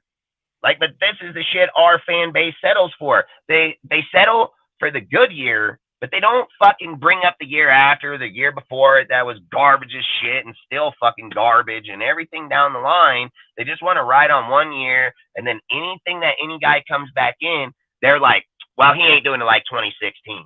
And he ain't doing it like, you know, when Gruden was there. What the fuck are you talking about? Like, what the fuck are you talking about? Well, if he did it like they did that year, they would have been shit the next and the next and the next with nothing. They'd be in the same fucking way because that's not how they roll. They don't roll like that. But then when Raider fans see these dudes come in, start changing shit that's a winning fucking culture, Raider fans go, man, I want to do this. Well, how the fuck you know what you would do? You lose. Every time you say something, it fucking loses. So these motherfuckers know winning, and then when they want to change shit to win, you're like, I want to do that. That's not what I would. You're fucking stupid as hell. You don't even know what the fuck you would do. Like, you don't even know what. Would bring up, and then that's how they would bring up, like Jack Del Rio, he would do this, and then like you just said, didn't it, the same dude that got fired for making one move that caused us a losing season, or like, oh, Gruden would do this. The same dude that took 4 years to actually get his like organization, like his regime together, and not only that, but in my opinion, sucked at drafting and sucked at building a personnel the right way. Like the free agency was horrible. The drafting was just the first half was like atrocious, but the second half is good. Yeah. Like you're just And you know, hoping, and not only that, but the second half season collapse. Are we forgetting about that? How Gruden will start like with 5 or 6 wins we at the started first like half of the 6-3, season, and and then then we they fall don't the win fucking face off the and then fucking we earth. don't win another game. And then we're fighting for playoffs. Oh man, we got to fucking win every game at fucking 0.6% and hope to God that this guy fucking breaks a leg, that guy don't make it, and this guy fucking loses. Like that's Gruden, the what we same do. dude that got rid of Khalil Mack. Remember how angry we were that they got rid of Khalil Mack? Oh no, we're forgetting about that though, aren't we? But I bet you in 5 years everyone's gonna like forget about McDaniels and Ziegler getting rid of Carr because that's how bipolar this fan base is. You know, beats on this one. You know, Max makes that. And did you hear about the other morning? The other morning at camp, all that fucking defensive coaches and players had to run laps. So I think they're committed to this shit for sure, bro. Because Max has spoke on this personally on his presser, and then like I said, the other morning they posted in the Twitter that the defense fucked up on I think it was the snap or something, and the coaches and players all ran. So I mean, like I said, I think man, like I said, I think they have their cultures just establishing it, dude. And again, okay, let's just be real, okay? Like, let's just bring the facts down. Even in a bad year of Josh and Ziegler and all them, right? Even in bad year, let's just bring the facts, man. If we're gonna bring this bullshit, let's bring it. Here's the fact. The Raiders all year long died out in 2 quarters of the game, regardless of what part, first quarter, second, third, fourth, whatever. It didn't matter. 2 quarters of the game was usually stagnant throughout the whole entire season, besides divisional games. Divisional games, they play 4 quarters. It's almost proven fact. Go look up the deal. They've got scores all the way across it. So I feel like that shit's planned, intentional. I don't think it's just coincidence that all divisional games are competitive as fuck 4 quarters, but every other game outside of the division wasn't. That Josh has played against every single team in the NFL, so it's not like he ain't played against these dudes before. Not he's still the one calling the plays. And again, that's my point. This is why I know Josh is very good at what he fucking does. Not only does he call the plays, and did he not say the 12th best offense in the whole entire league, he did it with 2 fucking players while the rest of the players were falling off. He made Matt Collins' career year 690 yards, better than that's combined more yards than he's done in his whole entire career. He's taking people and Keelan Cole and so on, dude, bring them in here, still accolades to even do jack shit, but still, again, 12th best offense out of fucking 32, which he beat out 20 with only 2 players. I mean, the guy knows his shit. It doesn't matter. Here's another thing on the defense, right? We had 7 historic games that they came back from that would put us in the loss. We won 6 games. If we would have won 7, that would have been fucking 13. And if we even minus just 1, 2, 3, 4 of those, it's still a winning fucking season, dude. It's still a winning motherfucking season. We can actually minus damn near 4 of those games and still be a winning season. It would have been 9 and 8. So it would have still been a winning season. The thing is that people are not understanding is there were 8 motherfucking games or 7 games that were historic losses in there that were mostly caused defensively. I'm not going to say that 1 or 2 of them ain't caused offensively, but the majority of them were lost defensively. It's proven fact. So if we're not discrediting those losses and putting those losses, which could have been in a win category, and I said 3, just 3 of the 7 would have made us a winning fucking team. And people sit here and say, oh, Josh and them don't know. No, it's player injury that we had probably 19, 20 dudes on the IR. We were massively fucking deflated in the offense and fucking defense.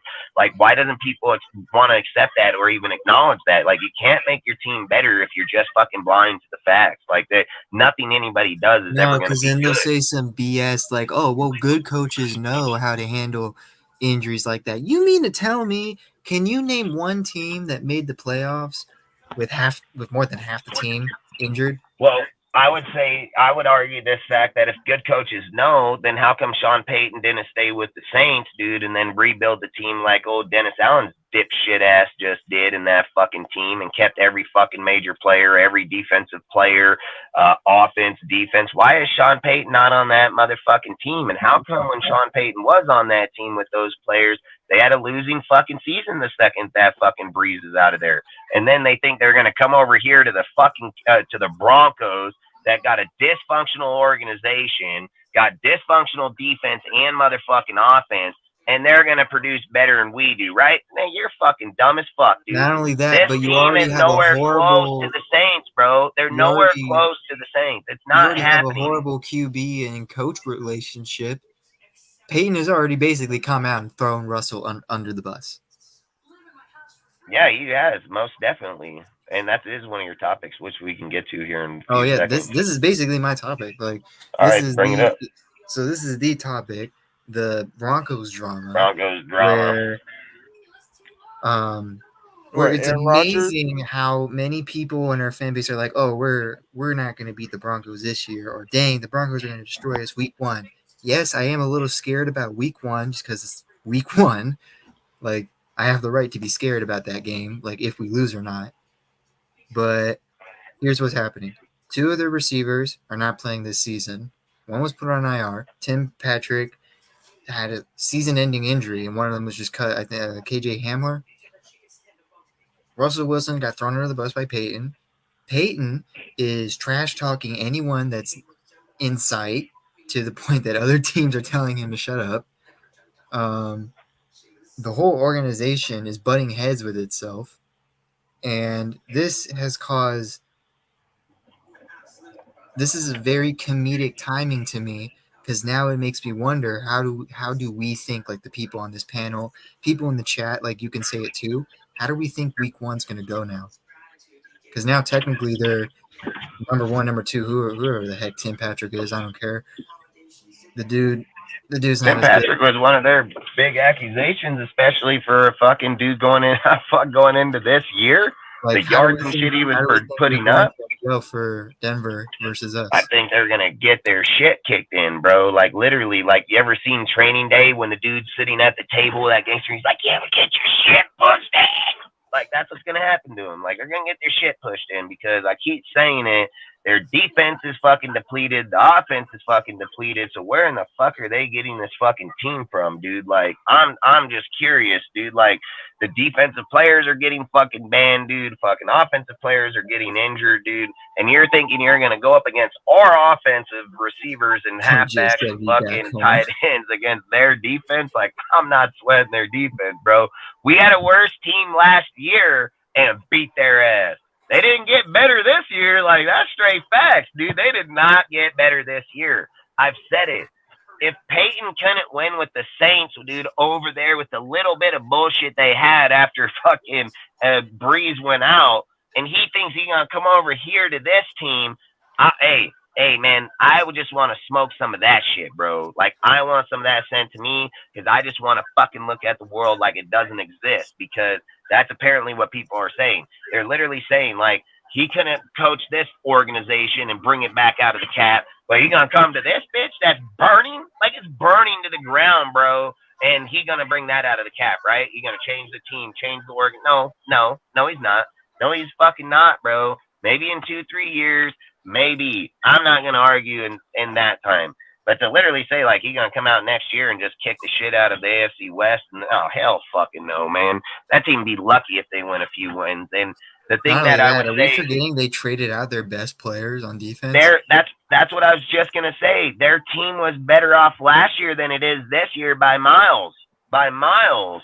So to imply, like, last year's team is this year's team, no, and the reason that they traded their best players is because they gave everything for Wilson. And probably Peyton. And that's what I'm saying. You're talking on multiple year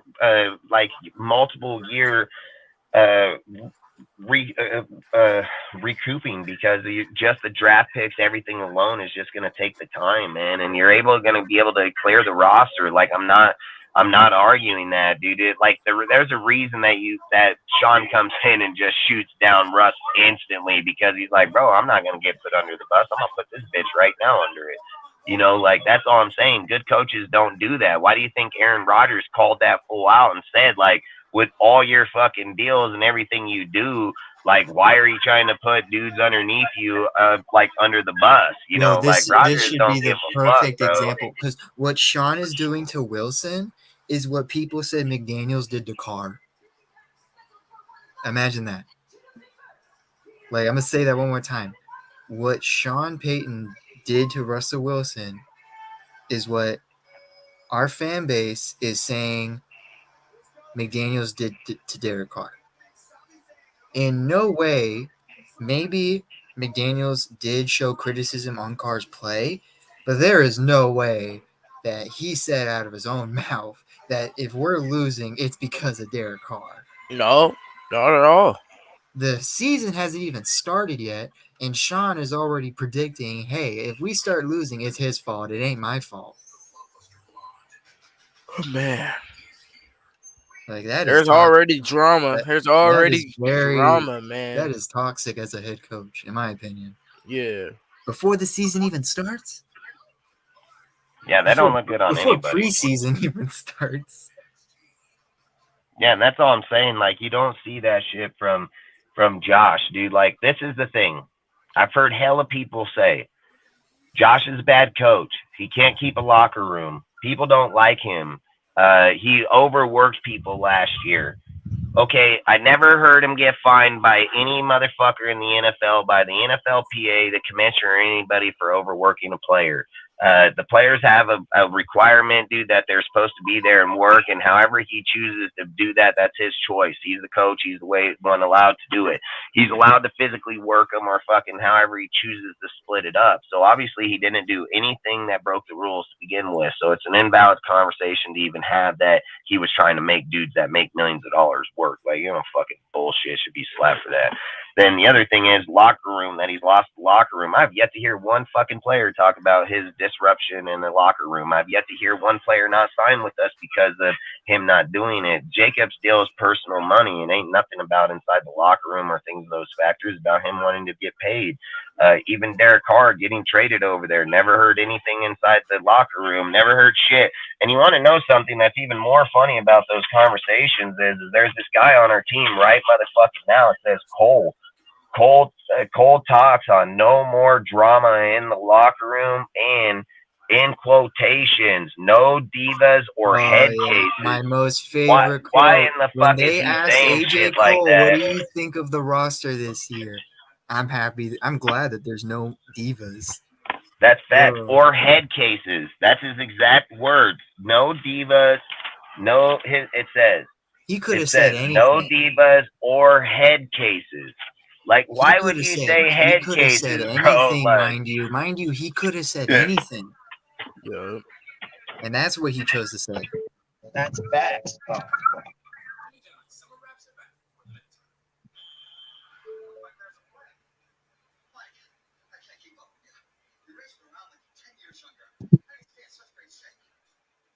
Oh, I don't know what happened with Dustin, but yeah, I have no clue either. I mean, yeah, like AJ Cole could have said anything. Like, he could have commented on anything, but instead he said, "I'm just glad that there's no more divas." Like, I mean, people can talk about Carr like either he's a diva or he's not. I mean, people that are not even Raider fans say that he's a diva. I'm not going to accuse him of being a diva. Darren Waller, I know for a fact that a bunch of people are going to point out Darren Waller. Yup. There's already people pointing out Darren Waller. You got Ozzy up there pointing up Darren Waller. Like, there's a lot of guys being mentioned. Like, even, I know this is in the past, but we could probably even mention, like, possibly Arden Key in the past. yeah, but I think in my personal opinion, I think that's directed at fucking Darren Waller 100%. And I think even Derek Carr, when you're using words like drama and head cases, I think, like, yeah, you're talking about someone's inside their mind thinking that they're better, like an Antonio Brown type situation, kind of, where someone's just putting themselves over the team better than everybody else. Dude, like, you just got guys inside their heads. The drama, I think, was like the Derek Carr drama and so on. And I think, like, when you get AJ poll that brings up a valid point on that in a meeting, it's obviously something that was a disruption within the team because it's something he emphasized on instantly.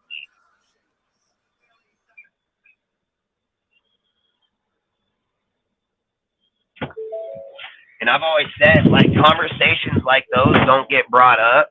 Conversations like those don't get brought up if it's not on their mind or what they're thinking.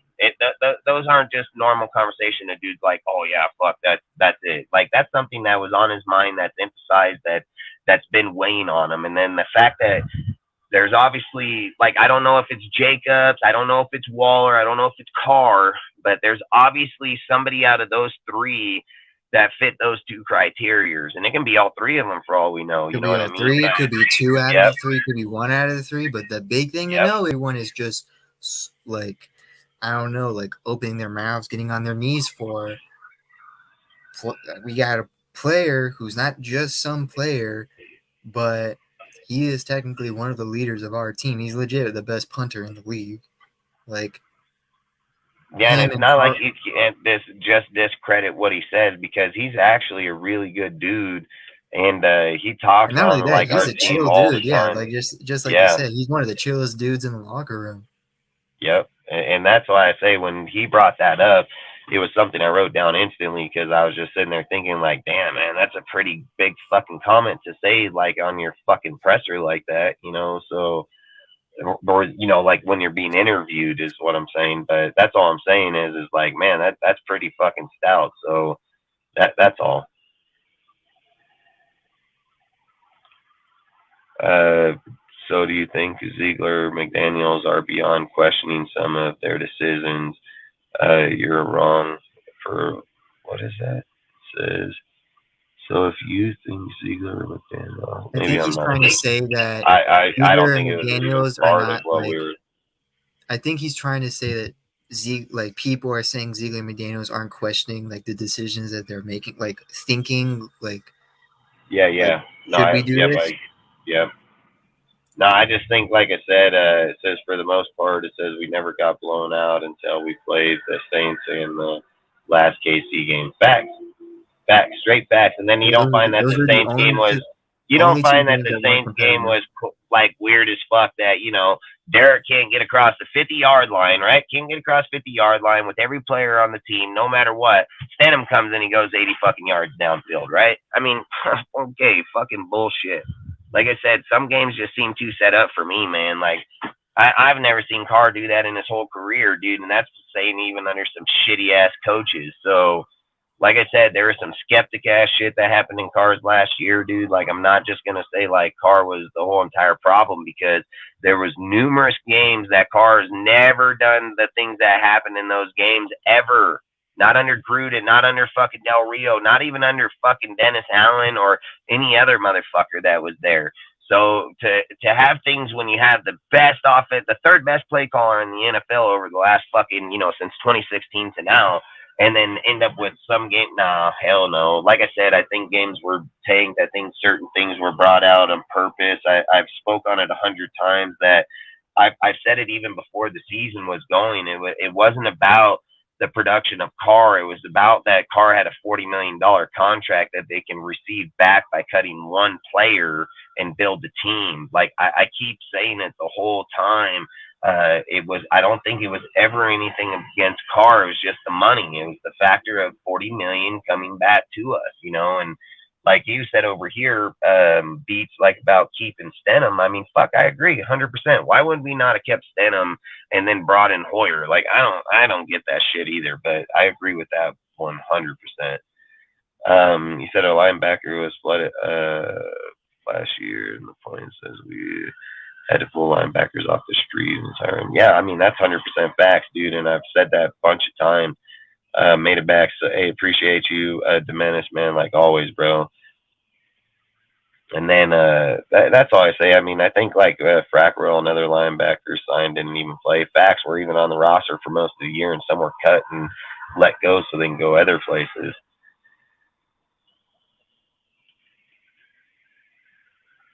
And then it says, I think we're going to win. Any word on Diablo is supposed to speak on. I don't know what happened with Diablo today, and I don't know why he didn't. He wasn't even at camp today, wasn't he? No, he wasn't. Hey, Which salute Omar, people, appreciate you, which bro. is making people weirdly speculate that the reason a linebacker was signed was because of what's going on with Diablo. I don't know what the news is. I hope it's not that bad. Hopefully, it's just some personal thing.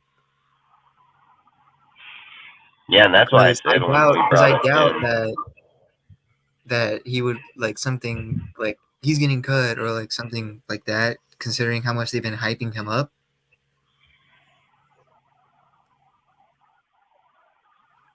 Omar, this is the most factual truth right here, bro. Like tomorrow, you will separate the men from the boys, and you will get your ones and twos. Like that's fucking facts, bro. Like you're gonna determine your ones and twos tomorrow when men step on that field and let them boys know where the fuck their spot's at. Like there's not gonna be a doubt about it, and we might not get 100% of it, but I think we're gonna determine fuck at least 60% that fast. Like easily 60% is just going to fill their spot that quick, like easily.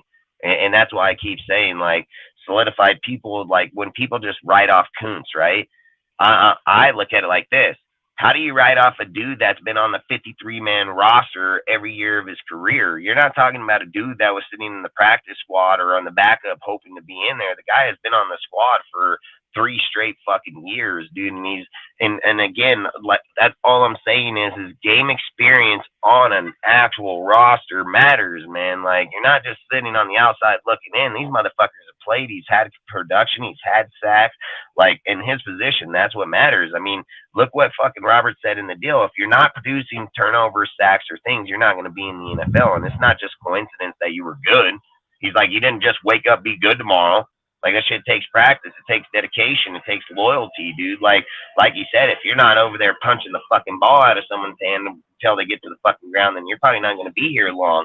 And if you're not getting interceptions or shutting down plays, you're probably not going to be here. Like that's the kind of things. And Robert, dude, where you see like he is a dog, bro, and he is that blue collar motherfucker that will probably fight you to the fucking ground because he said, I live in it every fucking day. I live in it waking up, going to sleep. Tom Brady used to speak these same fucking words, man. Tom Brady said, motherfuckers want me to give up now when I'm living my best life, dude. Like, nobody looked at me when I was in high school. No one looked at me when I was in college. Motherfuckers didn't think I was going to make it in the NFL. And then I finally get in the NFL, finally start thriving, finally start being the underdog on top. And then when he starts doing good, motherfuckers are wanting him to retire. And he's like, yeah, fuck you guys. This is when I'm playing my best shit. And that's all I'm saying. Like, I see a lot in Robert in that same deal, the way he speaks, the way he talks about it, how he wakes up and goes to sleep in it, dude. Like he says, it's a consistent fucking reminder to him at all fucking times. And if you're not living in it, man, you probably shouldn't be doing it to begin with. And I think when people have that passion, and it's like Max over here, man, like boom, boom, like you're breathing the same fucking air right here, dude. Like mentality is the same, dude. Dedication is the same. So you start bringing that energy, and then that shit becomes contagious, dude. And then other players start fucking breathing that same air, start getting that same type fucking shit. So, like I said, those type of people can be very contagious in a good way to our team, and I just think in our past, dude, we've had so much negativity, so many people just giving up, and this is why I've even advocated not bringing Josh back because of the fact that we've already been reports that he's been offered $12 million fucking dollars. He's turned it down. If he signs on 10 million and comes back here and starts talking on the sidelines like we didn't give him the contract, we didn't want to give him the money he's worth, that could be a fucking problem against our team.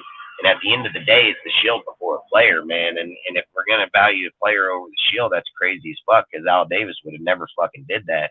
And I think, like I said, like I think Ziegler gives every belt, every that's fair the one thing I'm part. surprised. Like, I'm a young Raider fan, but I'm shocked that old Raider fans don't remember Al Davis shipping off the best players we've ever had. Yeah, Marcus Allen. I mean, fucking peace, Marcus bitch, Allen, bye. Ken Let him go to the Stabler. Chiefs. He even shipped off Dave Casper. Like he shipped off a ton of. He shipped off John Gruden and Mike Shanahan. Yeah, facts. I mean, And that's all I'm saying. Like, a lot of people, one, they don't even know who Al Davis is. They just go off of what people say in quotes and mottos. They have no fucking idea who he is. They don't know how he conducted himself. Apparently, I've heard people say, "Oh, Josh," or Al would sign Josh, and I was like, "Yeah, you probably don't know Al too fucking well, then." So, and I don't even get in the debate because Al's sent out some of the best in our franchise, period, and he's done it just out of greed, just like you're saying, like it just spoke, like this dude don't fuck around. When that shit exceeds his motherfucking power inside his organization and the Shield, well, guess where that shit came from? That motherfucker right there. So when he bring up mottos and sayings and shit, it's because this motherfucker was executing that shit, and that's why that shit meant shit. But sitting here with what we were at, dude, until you can get back to that, and like I said, I strongly believe we are getting back to it, man. So I think we're getting back there. I think we're gonna be better, and I think in the time we're gonna be. Sounds like Abram and Farrell. Yeah, I mean that could very well be true too. I think he says, I think we're gonna compete and make a playoff run in the key playoffs and stand healthy. I mean, I think we're going. I've said it, dude. Listen. The minute we were done with the draft, I put $1,000 on our team that would go 10-7, and I did that with Aiden O'Connell even being at the quarterback, dude. I said it. I didn't change my shit. I'm the only motherfucker ain't gonna change my shit. I've only been the motherfucker that been on that since day fucking one about it. I know the potential in our team. I did that just off the offense. I wasn't even with what we've done in the defense and everything, and our defense has picked up way more. So, like I said, I think 10-7 is easy number to reach, dude. With our players, the team, even the competition that we're gonna play. I was even talking with Sergio. Like, you can't just look at the roster or the schedule and just imply that every single team on that roster, even no matter how good they were or not, is gonna be healthy and be that same team again. It's not gonna happen that way. There's gonna be teams on that roster or on that schedule that were good and were fucking high and had stuff, but they're going to end up with injuries and plagues. And I can't tell you the exact team, but I know it's going to happen to some of those teams. There's not a fucking doubt in my mind. The hardcore money will bet that it is going to happen. And that's all I'm saying. If I knew the teams, I'd be, like I told him, I'd be a millionaire. I don't know the teams. I just know it's going to happen because the analytics, the math, the numbers, betting numbers all say it will happen. So, and that's all I'm saying. I'm not delusional to the way that our team is. So to sit and say 10-7 is not unrealistic in any fucking means, no matter what the roster is, dude. And that's all I'm saying is like, if we sit here and say that we had the season we had last year and we're implying our roster is not better this year, I mean, I don't know what to tell people then. Like, I really don't. I don't know what to tell them because the roster is 10 times better this year than it ever was last year. We were hoping on things, and we were hoping on people to come together and fucking the continuity, and that's what I think Ziegler and them were like. Hey, if we come in here and this team can go and win, and we don't got to spend $1, then fuck it, we'll roll with it. But when you're past the Chiefs game and see how that game came down with the loss of people and the way it was, and they're like, damn, we only lost by 1 point and we went for it on 2.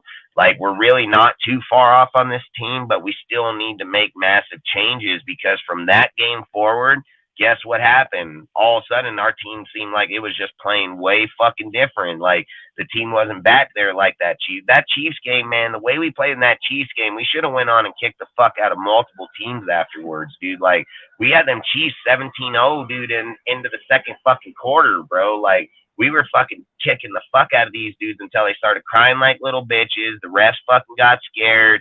Fucking dude, Devontae catches a charge from a fucking camera, dude. Like, the biggest bullshit happened in that game. And I've always said, if you're a scared ref, you shouldn't coach games because they shouldn't have won that shit. With Andy Reid ripping on a ref for the roughing the passer call, and you hear the refs crying on the field while making calls, knowing that the Chiefs are going to murder them if we won that game, and the stadium allowing their fans to throw bottles and cans and calling our players racial slurs when halftime began. Like, are you kidding me? Like, I know Raider fans are wild, but I dude, know they would have stopped the game on would stop us doing that. So if the Raiders even attempted some shit like that, for one, they would have stopped the fucking game. then they would have penalized our team 15 yards every fucking time until they fucking stopped throwing shit out on the field. That's exactly what they would have done, dude. But they didn't do that against the Chiefs. The fucking refs are bitches, dude. Look, they call a penalty on Kuntz when the motherfucking guard reached up and grabbed him by the back. You can't UFC hold a motherfucker. And in the defending play, when you're supposed to set back to block the kickers or the person, he fucking went forward. Like, you can't do shit like that. And then they give him the penalty and say it was Kuntz. That motherfucker, like, you can't just cheat and give people games. Like, you can't do that. And then us to sit here and say, like, oh, we played. No, I ain't fucking dumb. I'm not dumb. Our team played pretty fucking good. We played very fucking competitive in that game. I even said it. That's when they knew Neil Farrell was going to be our fucking nose tackle, because he played in that game, and he was the one that played through that. He was graded at 83, 82.5, 83.5, one of the grades. He had a very high grade. And then guess who got shipped off to the motherfucking Dallas the very next fucking week? It was Jonathan motherfucking Hankins. So they know where their players are. They know where their team is. They know where their success. It's just building it to get to that point. I'm saying it from year one to year two, just draft wise. I feel like they're already there. Like, they're already there, dude, with their players, with the people. And this is the thing about Gruden and Mayock versus Josh and Ziegler. I literally said, dude, there's like 8 dudes. There's like 8 guys here that these guys have drafted that are already competing at high levels in our team in camp right this second. I think 5 of the 8 or 9 that was picked are fucking competing good at a good level. I mean, UDFA's in last year, Paulo, Webb, fucking Masterson, all competing. You know, like, that's all I'm saying is like, these guys have already hit, and not only hit, they're hitting on dudes that are competing at good levels. I think the only 2 dudes that are going to be questioned is Matthew Butler, just because he hasn't had the time last year, and Neil Farrell, just because he hasn't either. So I think if they get acclimated and get in there and get to play, we'll get to see who and why we got them where we got them.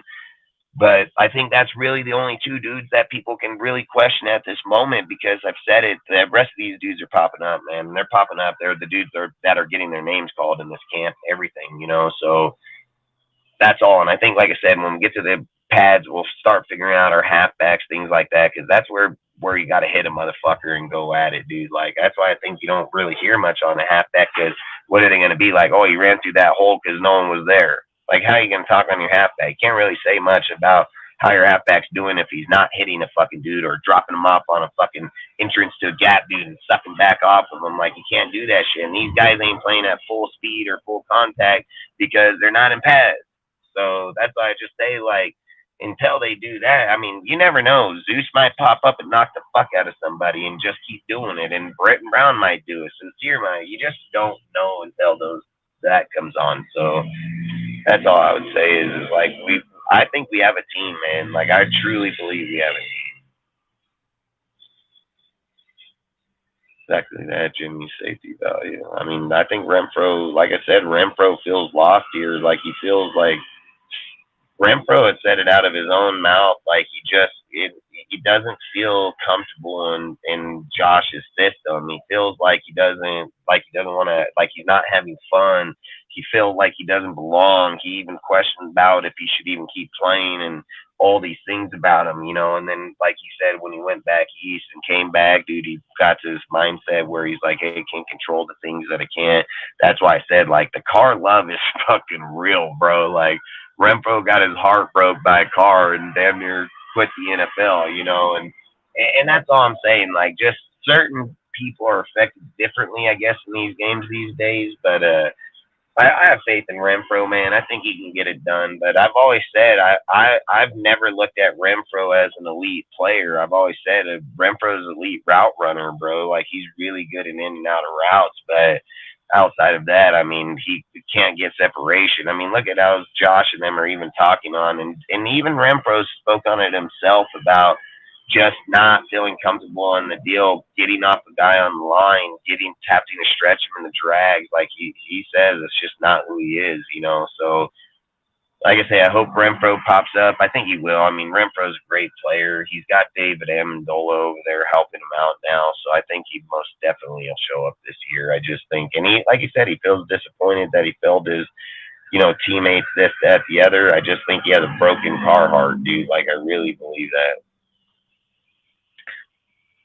Fucking guy, he's a fucking car crush, dude. I used to get into bar fights and before the game and beat people up. And yeah, I mean, those days were different days. I agree, 100%. Like, we're in pussy fight days anymore. Disagree. Morik looks fresh. I mean, at this point, somewhat Jimmy G is the comfortable closest now. we're ever going to get to an old school Raider, in my opinion. Who is it? Jimmy G.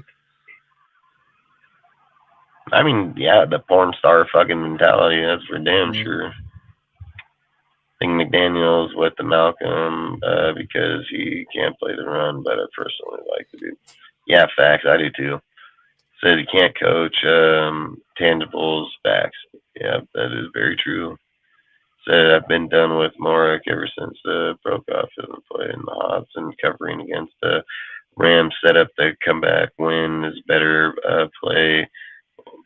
Better play well because he sucks in my book. He sucks in my book.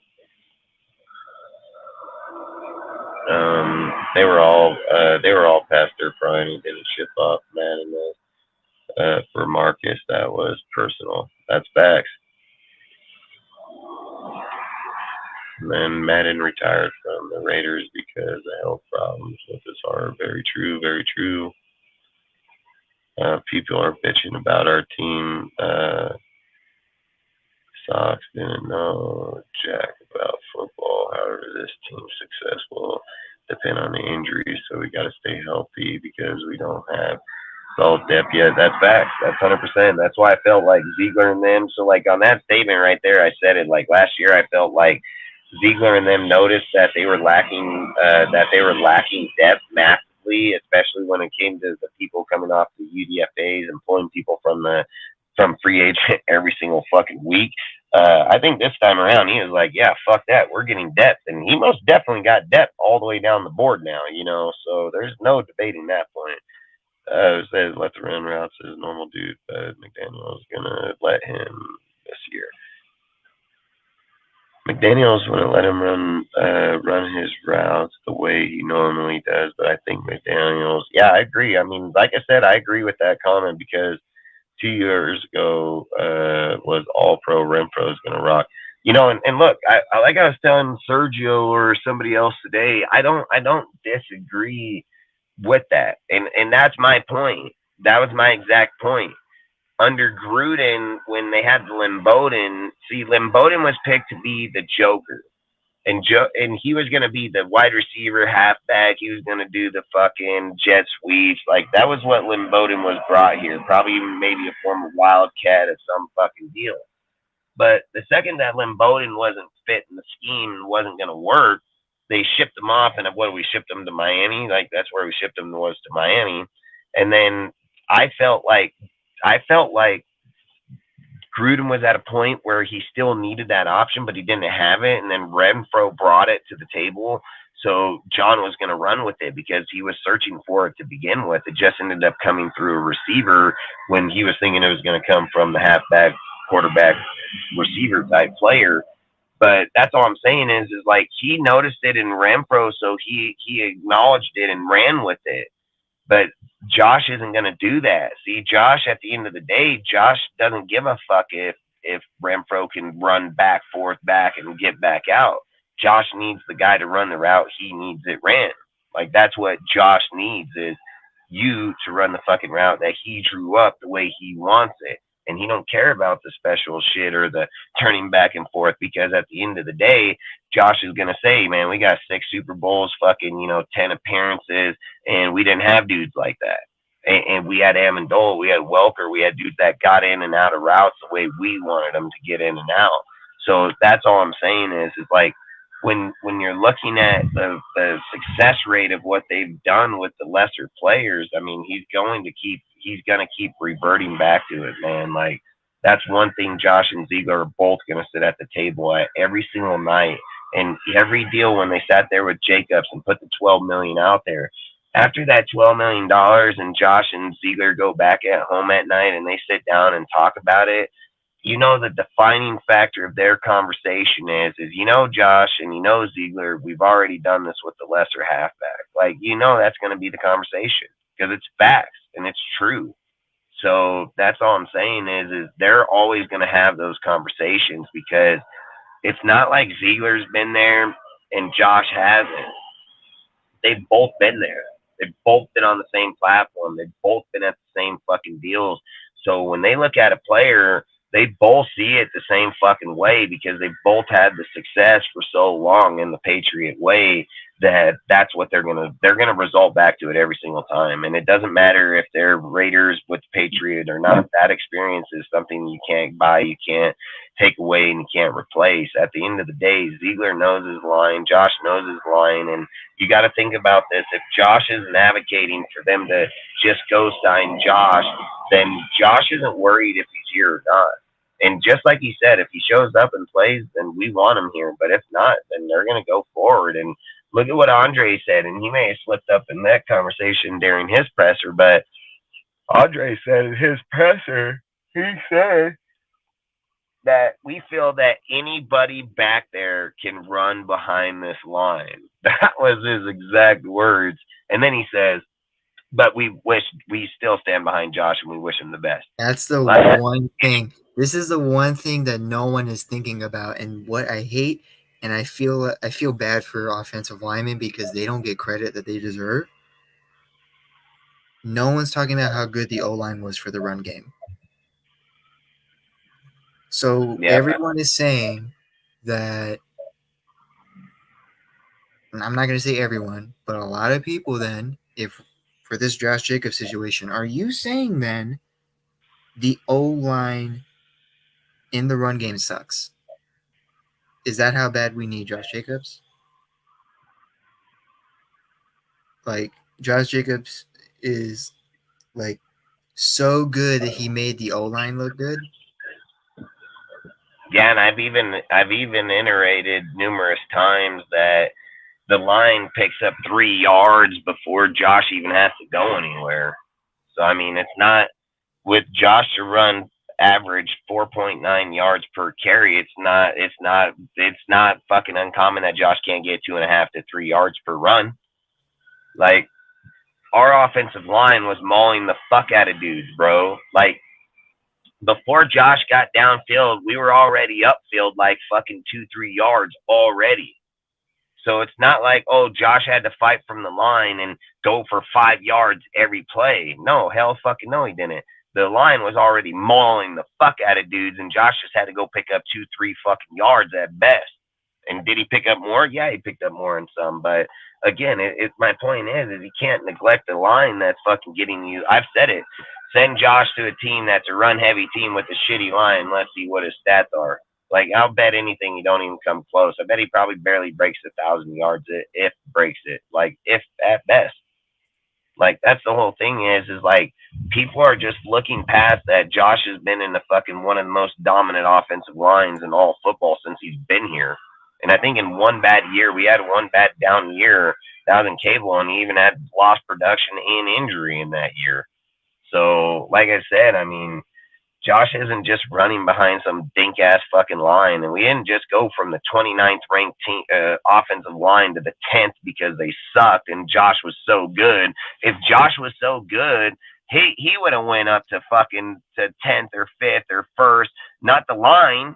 Line wouldn't have jack shit to do with it. It would have just been all him. But they were like, nope, we know this line's got shit to do with it because they're the motherfuckers clearing the fucking way. So they know damn well he got shit to do with it. So that's all I say is like, too many people just act like other motherfuckers don't matter, and that these guys, like, that's why I keep saying if you give Josh Jacobs and fucking Devontae Adams credit for the shit that they had last year, there's no way you can't credit fucking Josh McDaniels.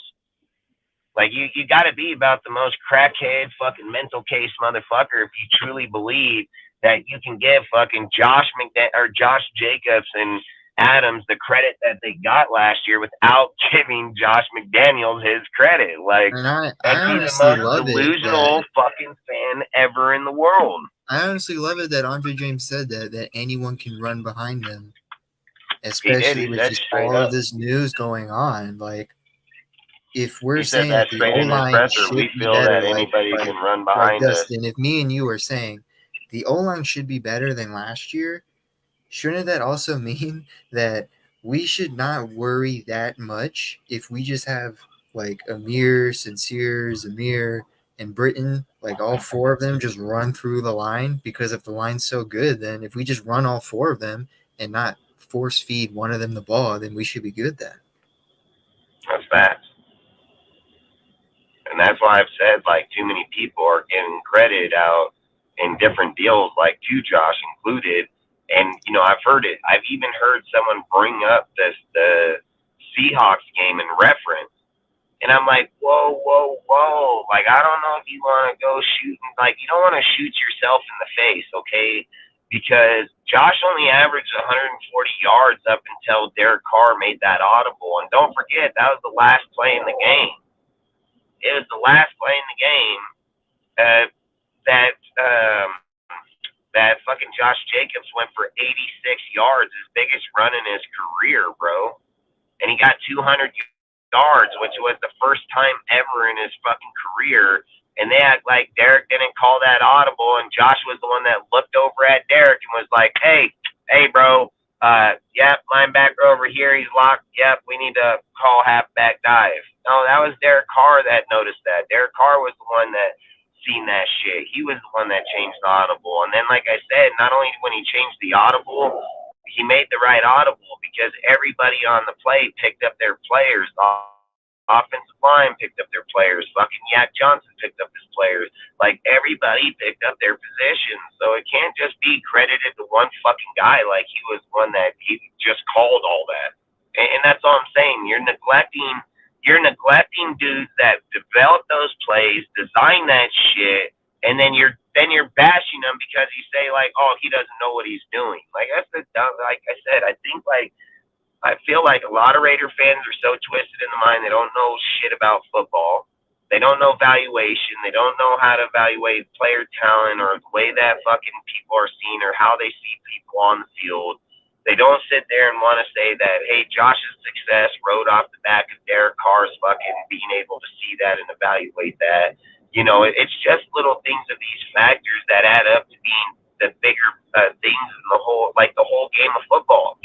But we just look past it like it's irrelevant. And Top Beats, man, I appreciate you stopping by, bro. I really appreciate you, man. Like I say, feel free to stop by anytime, man.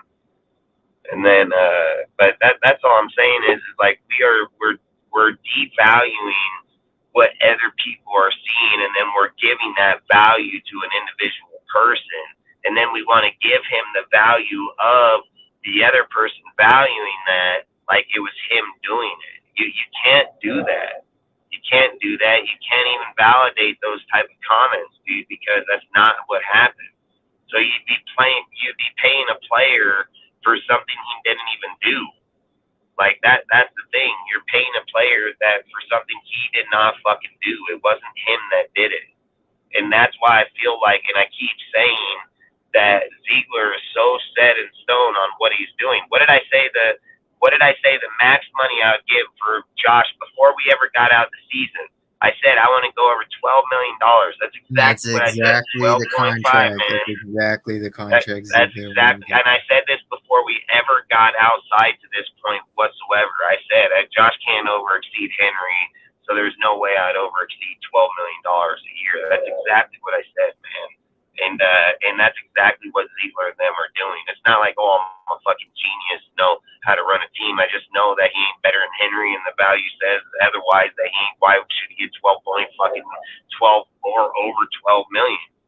Like that's the thing is like when Saquon Barkley gets talked in conversation, he's gonna get talked in as a scat back, and Alvin Kamara, CMC's conversation.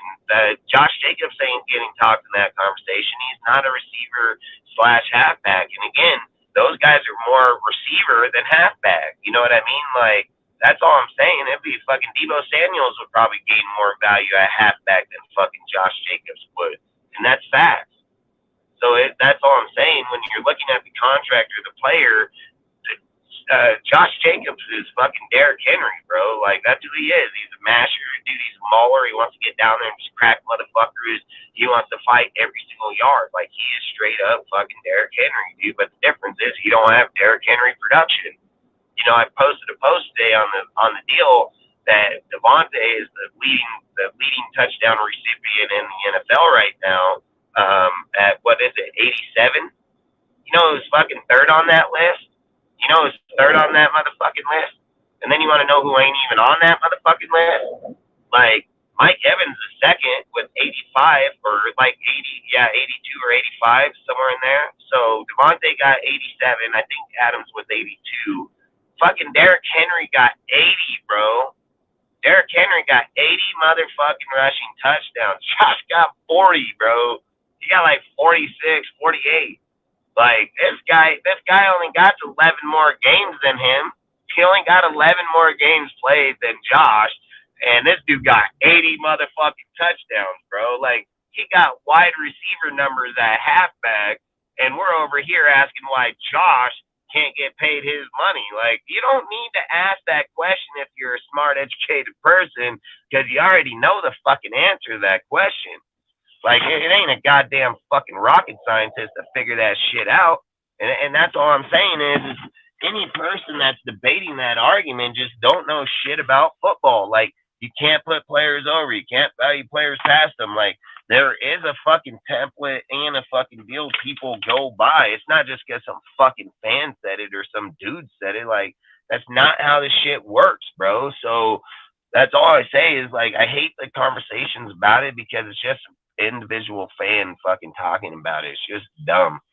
Like I said, if Ziegler don't give him more than 12 million, that's his choice, his team. So they're fucking in. If he thinks Josh ain't worth more than 12, well, guess what? He probably ain't worth more than $12 million. And Ziegler probably knows that if he goes to another team, he's sitting there saying, man, if you're only breaking 1,000 yards in 17 fucking games, man, there's probably something wrong because what did we do the math? It's like 61 yards or 60-something yards per game will get you over 1,000 yards in 17 games. So it's not like you're just, oh my God, man, he's fucking so phenomenal. He averaged 60 fucking yards in a game. What is fucking Josh average per game? Fucking 79. What's Henry average his whole career? Fucking over 100. Derrick Henry averages over 100 yards per game for his career. We're over here talking about Jacobs on his, dude. Derrick Henry got 6 200-yard games, bro, tied for the NFL record. And we're talking about Josh on his level. Like, not even fucking close, dude. Not even close, bro. Like, and then that's why I think that's why the deal is so fucking distraught and so twisted and mixed up, because you're getting dudes that are over here saying, like, I'm a Josh Jacobs dick rider, and I think he should have all this money. And then you got real motherfuckers that are like, yeah, I don't care if you ride his dick or not, bro. Like, he's only worth 12 because his production doesn't exceed these players. So how the fuck are you determining that kind of money? Like, how are you? Well, you're doing it because you're biased. That's why you're fucking doing it. I'm a fucking GM. I'm the one that evaluates these players. I'm the one that puts these pay scales out, and his production has yet to exceed this production in any way you want to shape and form it. And then, like I keep saying about Henry shit, people say, well, he's injured. Well, his injuries have got more yards than Josh. And guess what? You know, he even has 11. He has 11 more games played. But this is the other thing people forget. Henry was redshirted in the first year because he was under DeMeco Murray. So that he didn't even play out the first year like that. So, like I said, let's not forget. I know this blew Dustin's mind, but when Derrick Henry had that season-ending injury, what was it? 8 games. Yeah, 8 games. He already had what? Nearly 1,000 yards. Yeah, 1,000 yards and 10+ touchdowns. Like that's the kind of shit when we're sitting here talking about, oh, Josh got fucking 1,600 yards on 17 games played. Well, guess what? Dalvin Cook had it on 13. Dalvin Cook had 1,500 yards in 13 games played. So, like, how are you guys rating your guys, or how are you guys rating it? You're just rating a fucking number. Like, that's what you're doing. You're not sitting there putting the production behind it. You're not saying, hey, man, these dudes were playing 16 fucking games. He's playing 17.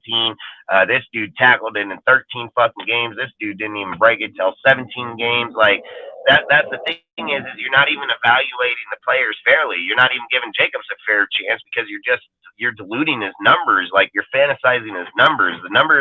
His numbers are good numbers. They're not great fucking numbers, dude. His 3 years before this 1,600 yards is average. It's average. He barely breaks 1,100 yards, dude. And I've said it, dude. Even in 16 game, what does it move to 70? You see, it's not a big difference. It's not a big difference. He didn't have to go out a 100-yard game every single game. He couldn't even do that. And again, he's had like 11 fucking 100-plus yard games. So, like, that's the thing is you guys don't even know your own damn player. You're trying to evaluate him so fucking high when everything else tells you it's not. And that's all I'm saying is thank God fucking Ziegler is the GM and it ain't some of these motherfuckers in the chat, you know, like, or fans or things of those factors, because there's reasons for it. They don't take in their feelings. And like I say to people all the time, I'm not here for people's feelings. I'm here just to say factual stats. At the end of the day, it ain't your feelings, and give a fuck about your feelings. I'm not here, oh man, his feelings got hurt. Good, go cry about it. Go to the chat and talk about it. I don't give a fuck. At the end of the day, that's just facts. That's how it's going to go down. That's exactly the way it's going to be. And you can live in your feelings about, oh, fucking Jacobs. Oh, I wish I could suck his dick. You don't know him. You never met him. You're never going to fucking eat with him. You're never going to go out with him. You're never going to do shit with him. And you're going to fucking act like this guy, your fucking brother.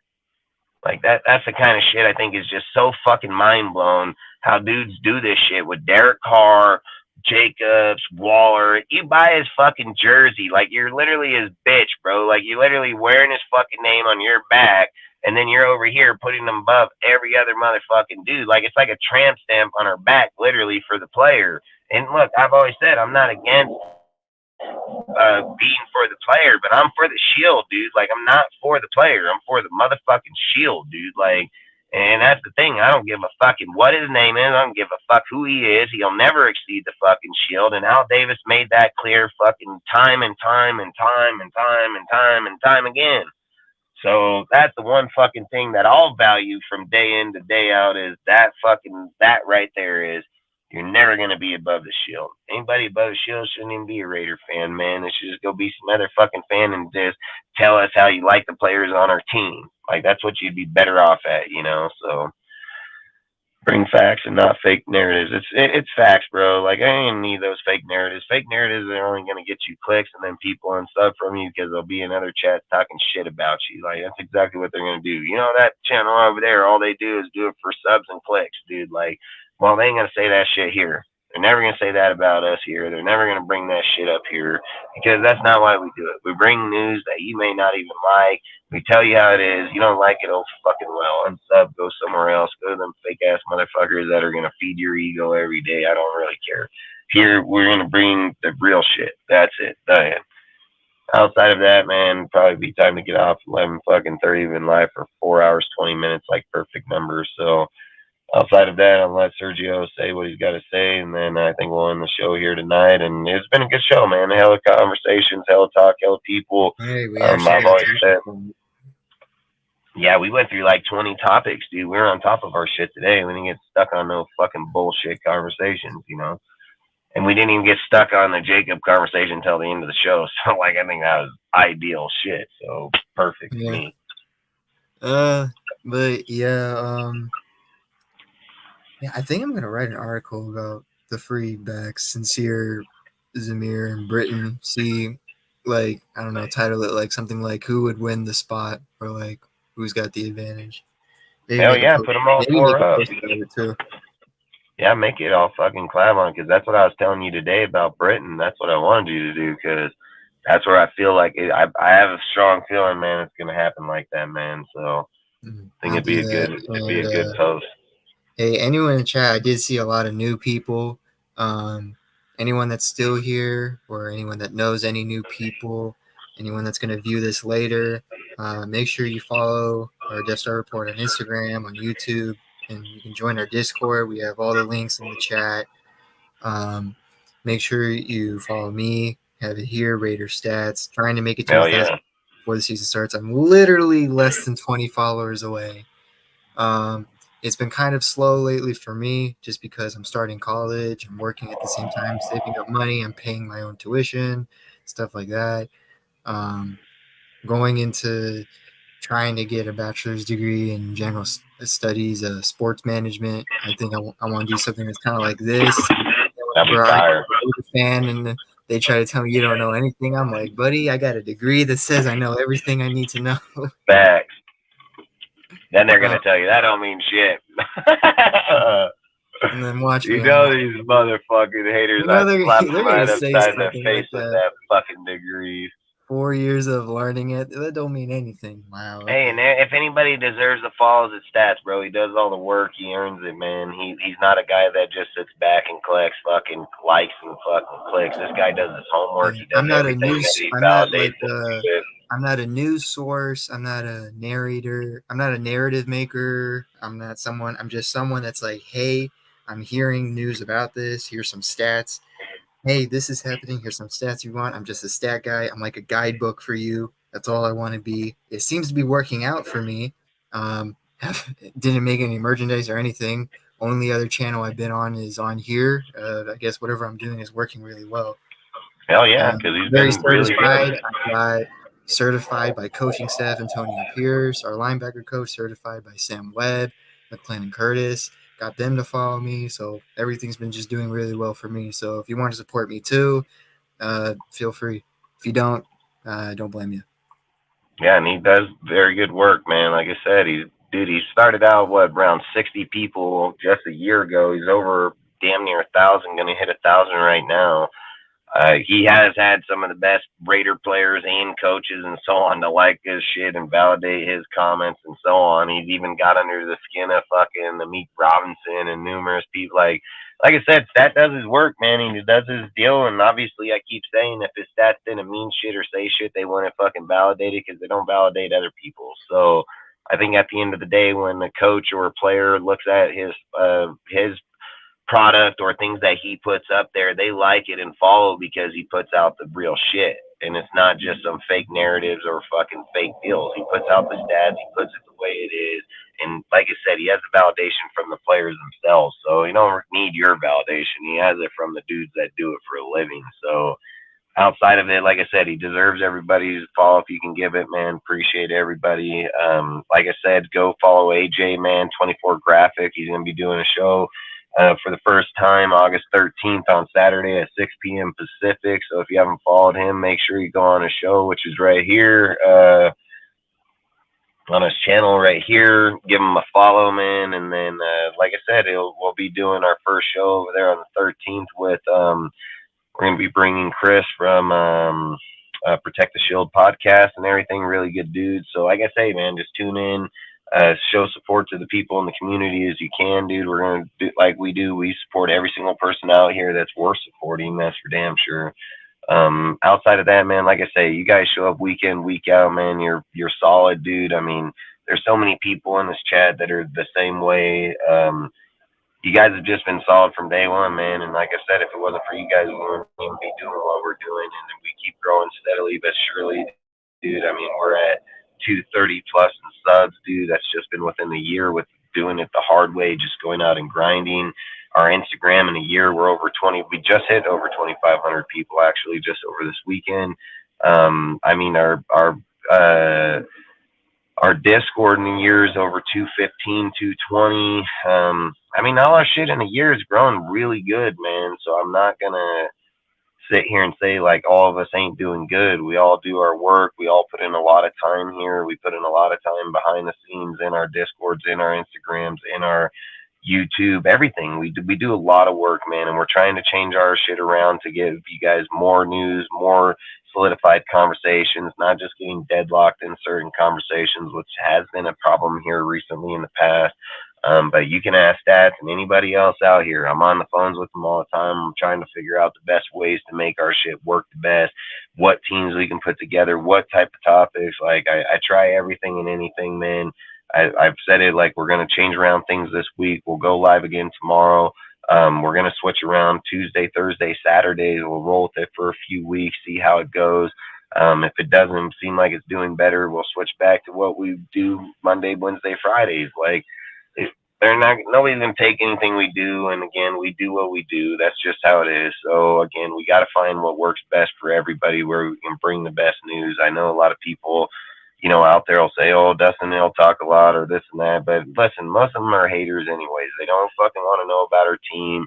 They just want to criticize on a certain individual. If you bring them up on the panels or bring them on the show, you try to debate them, they won't debate. They just talk the same shit. They get off, go back to the chat, talk bullshit. Hey, Like, critique for Dustin is he talks a lot. I get told I write too much for people to read. Yeah. I'm like, hey, I don't write too much. You just don't read a lot. That's facts. And like I say, I don't back on me. I've always said our show isn't for everybody. If I talk too much about our team, then no fucking well, man. I've said it. Maybe it ain't for you. I don't try to speak uneducated shit. I try to speak facts on it. I'm passionate about it. I give everybody fair chances to jump in there, run their shit the way they need to too. I've just said I don't bring disinformation to you guys about it. I bring a lot of facts to it. I do speak a lot on it. But the thing I think about it is, man, I speak a lot on it, but I got a lot of information on it. And it's funny as fuck that I can speak as much as I do on our team. But let's be real, I can bring dudes on this panel that they'll bring up a topic, talk for fucking 20 seconds, and then they're done. They ain't got nothing else to say. So we're going to be here for 2 hours on a 20-second fucking conversation? No. It's not going to happen like that. You can't evaluate players like that. You can't evaluate your team. Can't talk about your coaches or staff like that. That's not how that shit works. It's not a 10-second conversation. This is years conversations. These are months, hours. Like, look at it like this. I'm on here for 4 hours and 30 minutes right now, right? You guys have been here in the chat at the same fucking time. So some have come, some have gone, and some have been here the whole fucking time. And to sit here for 4 hours and be engaged in the conversation, I'm pretty sure we're not just giving you bullshit.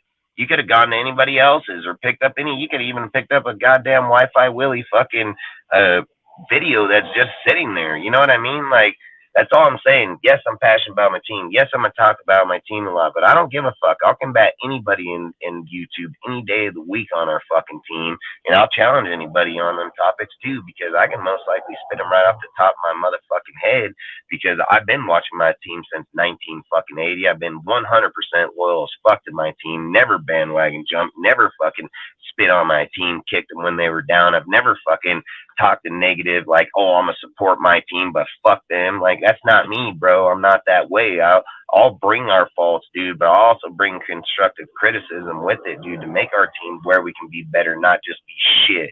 Dudes over here, oh, we're in dark ages, our team ain't nothing, blah, blah. Yeah, you're just a hater to our team, bro, so it doesn't matter. Like, we don't need that opinion here, because at the end of the day, we've known for 20 years we've been that way. But if you have that way, if you just think that way, the Raiders are going to be obsolete. They'll probably not even be a franchise, dude. Like, we believe that the second the year is over, we're going to be better the next year, because we believe our team can draft. We believe we can develop. We believe we're going to get somebody. We believe next year can be better. Like, that's every single motherfucking year. So that's why I'm the way I am, and that's why you don't hear me sit here and just spit on my team, and you hear me call people out on that bullshit, because it's like, hey, bro, you can only go so much on spitting on shit before I've yet to hear you say anything good about them. So you're telling me you're a Raider fan, you're wearing my shit, but all you've done is just spit on them, burn it, fucking piss on it. You've yet to say motherfucking anything, and the only good thing you've said on them is 1980 and 2002. Like, that's all you said. So outside of that, I can give two goddamn fucks about it, So long story short, I don't even want to get into that, because I'll just go, and like I said, I just try to be as honest as we can here. We try to make the panel as honest as we can. We got people that are going to come and go out of here and back or not, but everybody knows the main base that we stay with, the main people we mess with. Some are just way more advanced than others, but everybody's here for the same reasons. Try to make our team better, try to be a better winning team, and to try to make sure we can talk about how we can get to that point, not just fucking spitting on our team at all times, And anybody can go live and say, fuck Josh, fuck Ziegler, we're not winning. Derek Carr was the savior, even though he only won 7 games a year. Our goddamn fucking winningest franchise that's been in the most losing poverty since, goddamn fucking the 2000s. Like, we're going to have delusional people. And we're going to have people that go across here and are acting like the 1980s or the 70s or the 2000s. Like, that's not how it is. And it's not healthy for people to think that that is. Like, you have to accept where we're at in the time. You have to accept like where we need to grow, where we need to lead. People need to get more educated in film study and fucking player evaluation. So then when they are talking about players or film study, they're not talking about, well, how come this guy's, well, that's the fucking way the play's called. Like, that's the craziest shit when a dude will come and tell me, hey, watch this video, man. I want to do some film analyzing for you. And then he's like, yeah, on this play here, look at where this guy is playing here. And I'm sitting here thinking, okay, like, what is it that you're seeing that I'm not seeing? Then he's like, yeah, and this guy's playing 5 yards off of this. Motherfucker, that's a 20-yard first down for one. He's on the fourth fucking down. Of course he's going to play underneath the fucking end of that. Like, what the fuck are we even talking about here? And that's the shit. That's the shit that I'm saying. Motherfucker, you can't evaluate fucking goddamn film if you don't even know the goddamn play they're in first. That's a quarter play, bro. They're going to play off the fucking motherfucker so he doesn't get 20 yards. Like, again, how do you evaluate your players or your team if you can't evaluate the fucking play call in the field? Like, that's all I'm saying is like, too many people are out there wanting to judge our team. They don't even know the goddamn play called on the field. Not offense or fucking defense. And the only way they know it is because some other motherfucker talked about it. But when they come to the field with no motherfucker talking about it, they can't tell you what formation they're in. They can't tell you what play. They can't even tell you what the design may even begin with. They don't even know, man, is he pitching to the outside? Did he audible to call into the inside? Like, they don't know anything of it, but they want to talk about it like they've been doing it and watching it and analyzing it. No, they haven't. No, they haven't, man. And again, we just need to be more honest to it. We need more tell people it's not a bad thing if they want to learn. Just give them the platform to learn on, dude. Go there, get somebody that knows it. Watch people that know it.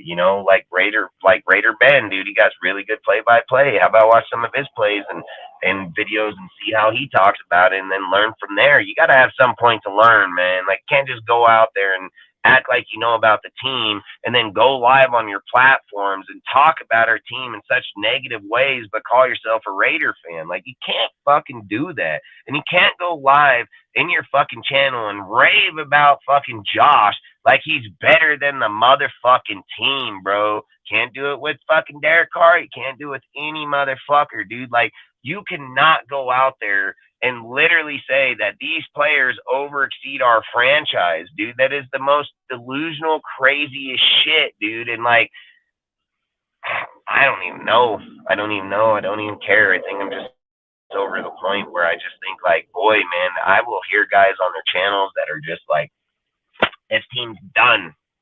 And it's because Carr and this and that. And I'm sitting there. The first thing that pops to my head is well, you got a losing record. Well, he's never won a playoff game.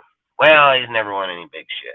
Well, he's only averaged 7 fucking wins a year. Well, what the fuck are you talking about? Like, what in the fuck are you talking about, dude? Like, how about you just say, man, we're just going to suck again because that was the best quarterback we've had since 2014, because that's really the real stats. Like, that's really the real truth, man. Like, and we can probably say that he was probably the best quarterback since 2002, easily, since Rich Gannon.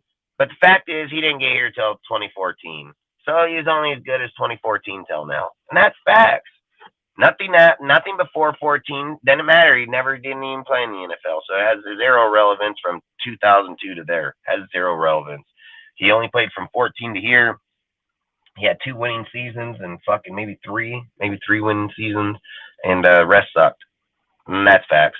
So I don't care how anybody wants to look at it, cry about it, be in your feelings. It doesn't fucking matter. He ain't bigger in the Shield. He ain't bigger in the Oregon Raiders organization, no matter fucking what. No matter if it's his contract, no matter if it's his feelings, no matter what they said about, made his wife cry because he has to go to the Saints. Like, it doesn't fucking matter. It doesn't fucking matter.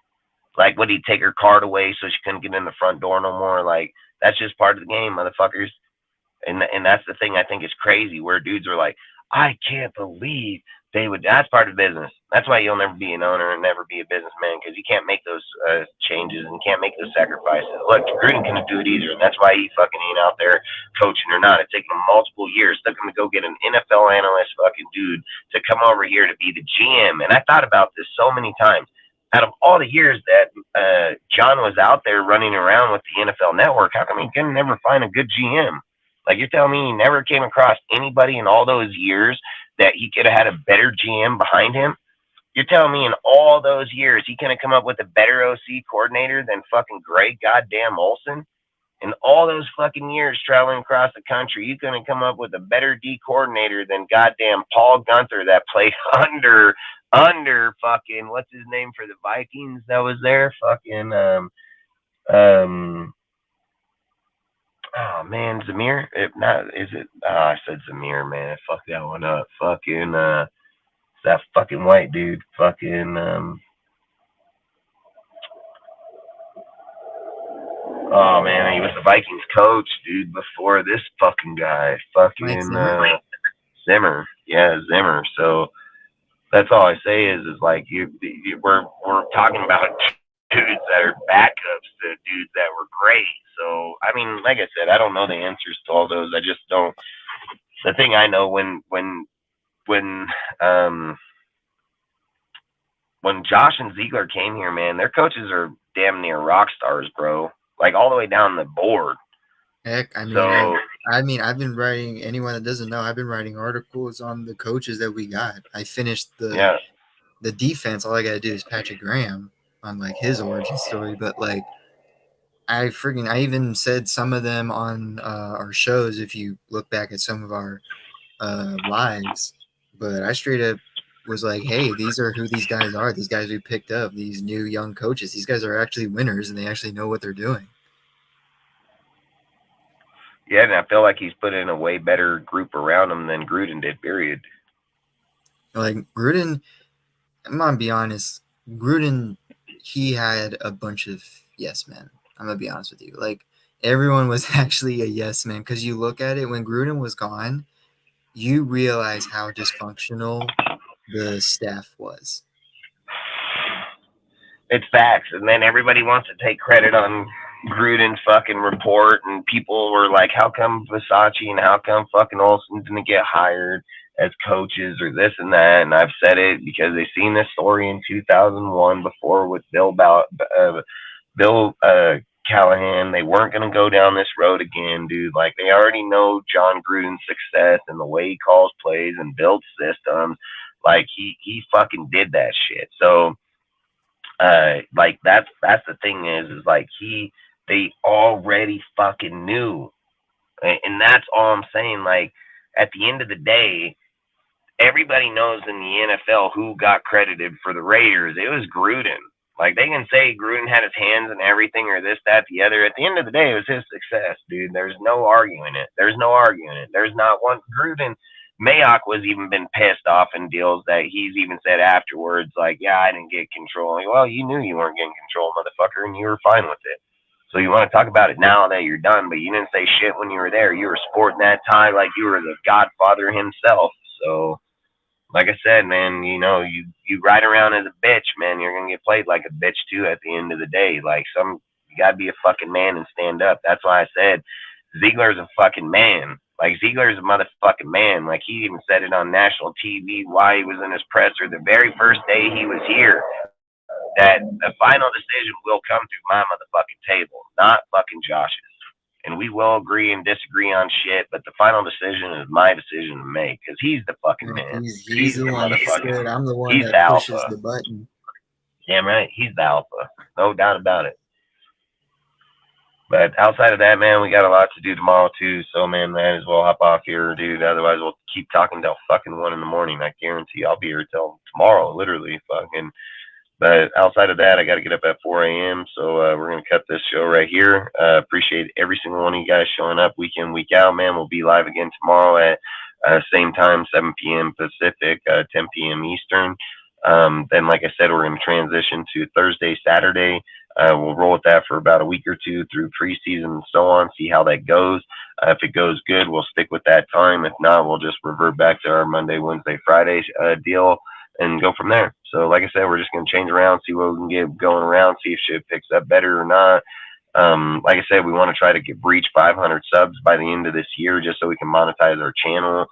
We'll have our 4,000 watch hours, everything like that. So, I mean, like I said, our channel is doing very good, man. We can't, you know, we're not disappointed. We're not fucking nothing. I just think like changing up days is just going to bring up different people on certain days because some people haven't been seeing us or even know. Because, like I said, we don't go and try to have other people promote our channel, which I will give a lot of credit to people recently that they have been promoting it. Like I give you guys, I appreciate it a lot. But again, like I said, I don't go to people's shows. I don't go to people's deals just for those reasons. Like we want to do our deal the hard way for a reason because people will be committed to what we're doing and what we're talking about. And like I've always said, man, getting people from other people's channels, like you got troll bait, dude, you got people that are there to just hear certain narratives to make them feel good. And I've always said like DSR is like hard reality, man. Like you're gonna have good times and bad times over here, bro, because that's real life shit. And I've always said you'll agree with some of the topics, you're gonna disagree with the other topics. That's just facts. But there's no hate here. There's no fucking hatred. It's like, hey, we disagree. We still are friends. We're all still here because at the end of the day, we all want our team to win, man. And we're not here just to cut throats. You know, like, oh, you don't agree, ban. Oh, you don't like this, ban. Oh, you don't think that you are part of our group, ban. You know, like we don't do that shit here, man. Bring your opinions, bring your fucking debates here. Let's have them and let's talk about it. And at the end of the day, you never know. It might educate us more, might let us see things we've never seen before. I've always said I can't get any smarter, dude, unless other people come here and start throwing ideas. Some are going to be dumb, but some will be very smart, and some will seem dumb but end up being smart too. So I've always said I don't have a closed mind, and I never will. I didn't get where I'm at in life because I think I know everything. I got it where I'm at in life is because I'm trying to learn the best of everything I can every minute of the day at all times, dude, from anybody, even from Sergio being younger than me or even a kid younger than him or somebody older than me. You can never quit learning. And I've always said if you get to the point that you want to do Raiders content and think you know everything, you don't, bro, because it changes every minute of the day. So one minute we can have the best, the next one can be the worst. One minute we can have the greatest player, and the next minute he may not even be here no more. And sometimes we have bad players and end up being good. You don't know how the fuck this shit's going to go down until they get playing. So that's why we're so dedicated to it all year long, even when they're not playing, man. So long story short, like I said, we're just messing around, trying to figure out what's best for us, what can make us grow the most, more loyal to our own people and our own fan base. We're not here to take other people's people. We're not here to cause confliction between any fucking groups whatsoever, dude. I've always said like that's why we roll with what we do because we don't want drama. We don't want confliction. I'm not here to worry about some other fucking dude's YouTube or who they're fucking with or not. I'm here to fucking worry about what we're fucking with right here. Like that's what I'm about, and that's facts. And I don't care what people's opinions are because I don't give a fuck. And at the end of the day, if we're all here and we're having a good time, that's what fucking matters, man. Good time, good conversations, debate, debacle, fucking arguing, fucking just life. Life. That's life, bro. And then we could all come back tomorrow and do it again, and I have no problems. Like that's what I like. That's what I enjoy. And I support it 100%. I don't want to keep talking because everybody knows how I go. But outside of it, man, like I said, I appreciate every single person. Yes, we are on the road to 500 subs, man. Like, I'm going to do everything I fucking can to get us there, and I will get there. Mark it, dude. You'll hear it today on this day right here, right now. We will hit that mark, dude, and I promise you, and we will do it without buying fucking subs. We will do it without going places and asking people. We are going to do it the hard way, one by one, motherfucker. So, and sooner or later, we'll hit a group where we matter to a certain group of people, and we'll get to those points, man. And it's not gonna take us no 3 and 5 fucking years. Like it's not gonna happen. We're gonna grind this bitch down as hard as fucking physically possible, and we're gonna fucking get our deal. And that's just how it is. And I've always said hard work pays off, dude. And we will be here for 3, 5, 10 years. It's just not gonna take us that long to get to those points. And then as our groups get bigger, we'll do our giveaways. We'll do things. I mean, I'm going to give you guys a jersey this year, regardless. I don't care if we're at 500 or not. You guys have been loyal as fuck, so there's no reason that you guys should that you guys should fucking pay the consequence for other people. So like I've already debated on it, I'll probably get an Adams jersey or somebody. We'll get people in here that are part of our Discord or Instagram. You know, you guys are gonna have to sign up on one of the two because there's no way that we can give out something if we don't have a way to track it inside of a, like for instance, like um Critique does for those fucking badge giveaways, dude. You're gonna have to have a will. You're gonna have to be able to put people's names. You're gonna have to follow in there, and that's just gonna be part of it. And that's just tough shit. But like I said, I mean, $100 jersey to go follow someone's page, I don't think is too fucking hard of a deal. Especially when we're trying to get back people without any. Well, I'm not asking for shit. You know what I mean? And that's all I say. Like the only thing we ask for, man, is just to come here and talk shit. Like that's it. But you know what kind of shit I'm talking about, but not no troll ass shit, but like straight football shit, man. So and like I said, we'll do that here this year. I'll figure it out here in the next week when I want to do it. I'll let you guys know. And like I said, we're gonna get back as much as we can. I tell you guys in my fantasy leagues and our Discord, like you guys can come there, dude. It's a free fucking game. You guys are gonna play it anyways. Be part of it. Win $25 if you win the league. It's just more of the interaction, combativeness between your people inside the leagues. That's what I push for. That's why I give the shit away because I like. That's how some people end up actually becoming good friends and having good relationships with people is actually through fantasy football because they get in the league, they start playing, they get in 2-3 weeks, they're wanting to do trades. Now they're talking, hey, my team's better than yours, your team sucks, blah blah blah. I know football, you don't know shit, blah blah blah. I mean, you build good friendships with that shit. I've built some of my best friends through that type of shit. So that's why I do it because I give an incentive for people to go there because they get free shit. And then the goal for me is just to build a better community between people because you never know inside that group you might find your next best friend. You just don't know, man. And that's all I'm saying. And if you don't give it a chance, you're never gonna know. You don't build a community, we're never gonna know. We'll just have shit. We'll just have shit. And if you're fine with shit, then go fucking somewhere else because I don't like shit, dude. Like I like to know that we care about what we have, that we respect it, that we care about people until they fucking disrespect us because that's how life is. It's like you're supposed to be treated the way that until someone treats you how you're not supposed to be. Like, and until then, we're supposed to be good people and we're supposed to be able to give information. I've come from the worst place out here, I feel, on earth. And like, I have a good fucking heart because that's just not who I am, but I can be the devil just as fast. You know, I try to be this dude that's nice. I don't want to be that guy. And I've come from there where I will be that guy in 2 fucking blinks of an eye faster than fuck. But it's just like I said, like here, there's too much of it around. So why do we want to hear? And how do you build these deals? Like, you know, you'll watch like Nutty and them, they were talking about that deal and Tulare and shit. And I think about that shit. And I think about shit like when I talk with Dirty about doing a golf deal at the end of the year just to bring people together, whoever can go, because I feel like you can't get social media to be honest until those fucking people on social media start meeting each other and then they can have the stories to be honest about. Most people on social media are fake as fuck, bro. Like they don't have no lives. They have no fucking friends, dude. They follow around fucking chat to chat to chat. They feel like that's their life. And I'm not discrediting people that have to stay home. And I'm not saying people that take care of their families or things like that. I'm talking about a motherfucker that has no fucking life, literally makes it his goal to go out there and fucking tarnish our shit. That literally just, that's all he does. Wake up to be like, what can I do to fuck this shit up today? And I just don't like that shit. And I think the more people you have out there in the realms are more to be able to speak up and say something, not just stand by and be like, oh, look at this shit. This is funny. It's not fucking funny. They're ruining your shit, bro. Like literally right in front of you and you're laughing about it. Like that's not fucking something to laugh about. Like I don't laugh about dudes fucking up my shit. You keep my calm, I'll fucking shoot you, dude. Like probably literally, like straight up. Like that's the kind of shit. It's not something to fucking laugh at, dude. Like you don't do that. And then you're letting them do it in your fucking house. Like you claim you're a Raider fan, you'd say that you're diehard to your team, but you just let them laugh at you. I don't like that shit and I don't allow it. I don't allow it here. I don't allow it in real life or not. Like I don't accept it.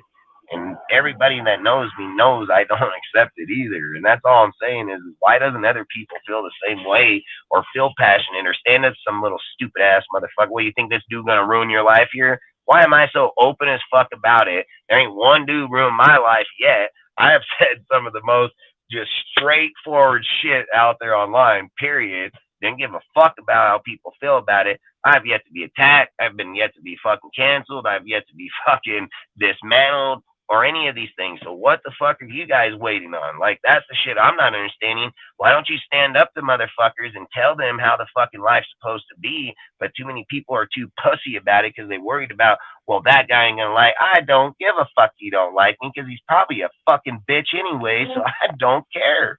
Like, that's the thing. How are you valuing a dude that's a bitch to begin with? Oh, you don't like him. Oh, you don't like me. Well, you fucking whatever, man. Like, and that's all I'm saying, dude. Like, we cannot be better as a community until motherfuckers start standing up and leading, bro. Like, you guys, there ain't no fucking leaders out here. It's just like, fucking rip it down and everybody else follow. Or fucking stand up and say something and we'll see if we say it. Like, and we're not asking for, like, you know, fucking 100 Malcolm X's out there to just go out and say, like, just stand up for your community, stand up for your shit. Someone's spitting on it, tell them, like, hey, I don't like that shit, and then tell them why. And if you do it again, I'm gonna fucking punch you in your face. Like, you know what I mean? Like, at first I'm gonna be nice and tell you why, but next I'm not, you know? And that's all I'm saying is this is social media or not. The platform says Raider content, Raider talk, the communities that we have for Discords or any other thing, Instagram, those are all for your community. It's not some dude just making up shit or saying out here like, hey, I'm this. Like, that's a fucking Raider tag for the community. So if we take the time to talk about it or preach on it or be about it, it's because that shit means shit to us because that's from our fucking community. I understand dudes that live in other look. There's guys that live in other states, bro, that have more loyalty to motherfuckers than live here in the fucking state itself. You know, and that's all I'm saying is that where in the fuck is the line of respect for them? Where is the line of respect for our team? And then how do you be able to carry that forward with the content or that if you an don't stand example for it that yourself? you can use is I like being on here every night, and right now it's 3 a.m. for me because I live in the East Coast while Dustin lives in the West Coast. Facts, and that's why we're getting. And I'm still doing this, this. Anyone that doesn't know, like I said, I think maybe 20 minutes ago, like I'm starting college, like I'm paying my own college tuition. I'm working crazy. I used to be here on every night. Now I'm only on here like either once or twice a week. And dude, you're loyal to it, man, and that's why I always say I try to push everything for you, man. I try to get you in there and be part because you deserve it, man. That's all I'm saying. Like, we just got to get back to the people that earn it, deserve it, put in the time, put in the community service, dude. Like, that's what it's about, is the community service, dude. Like, to other people, it's something that you have to pay a debt back to the society because you committed a crime. He didn't commit no crime. He ain't committed no fucking charges, no nothing, dude. He's doing the work for free. Like, that's literally what he's doing. He's doing community work for free, non-fucking stop, just so he can make it better. And that's the thing is like people just look past that shit like, oh, anybody can do it. No, they can't. No, they fucking can't. I'll give $1,000 anybody that can fucking do it like that because not everybody can. People talk about it. Anybody say, oh, I can bring. You can't fucking do it, dude. You know how many hours it takes. You know the research it takes. You know the dedication it takes. It's not, oh, I feel like I can do it today and tomorrow I'm not. Not how that shit works, dude. That's not how successful pages or people work. It's a 365-day grind at all times. Wake up, go to the shitter, fucking on your deal, looking through motherfucking deals, taking a shit, get off, go drink coffee, fuck, still looking at your woman over here bitching about, well, you're on that motherfucker more than you're here with me. Well, all right, have a great day. Get in my truck, driving, still on the motherfucker. Get to work, fucking still doing, oh, I'm still on that motherfucker. Like, that's the thing. It ain't just any motherfucker can go do it. It ain't just any motherfucker. Like, no, it's not.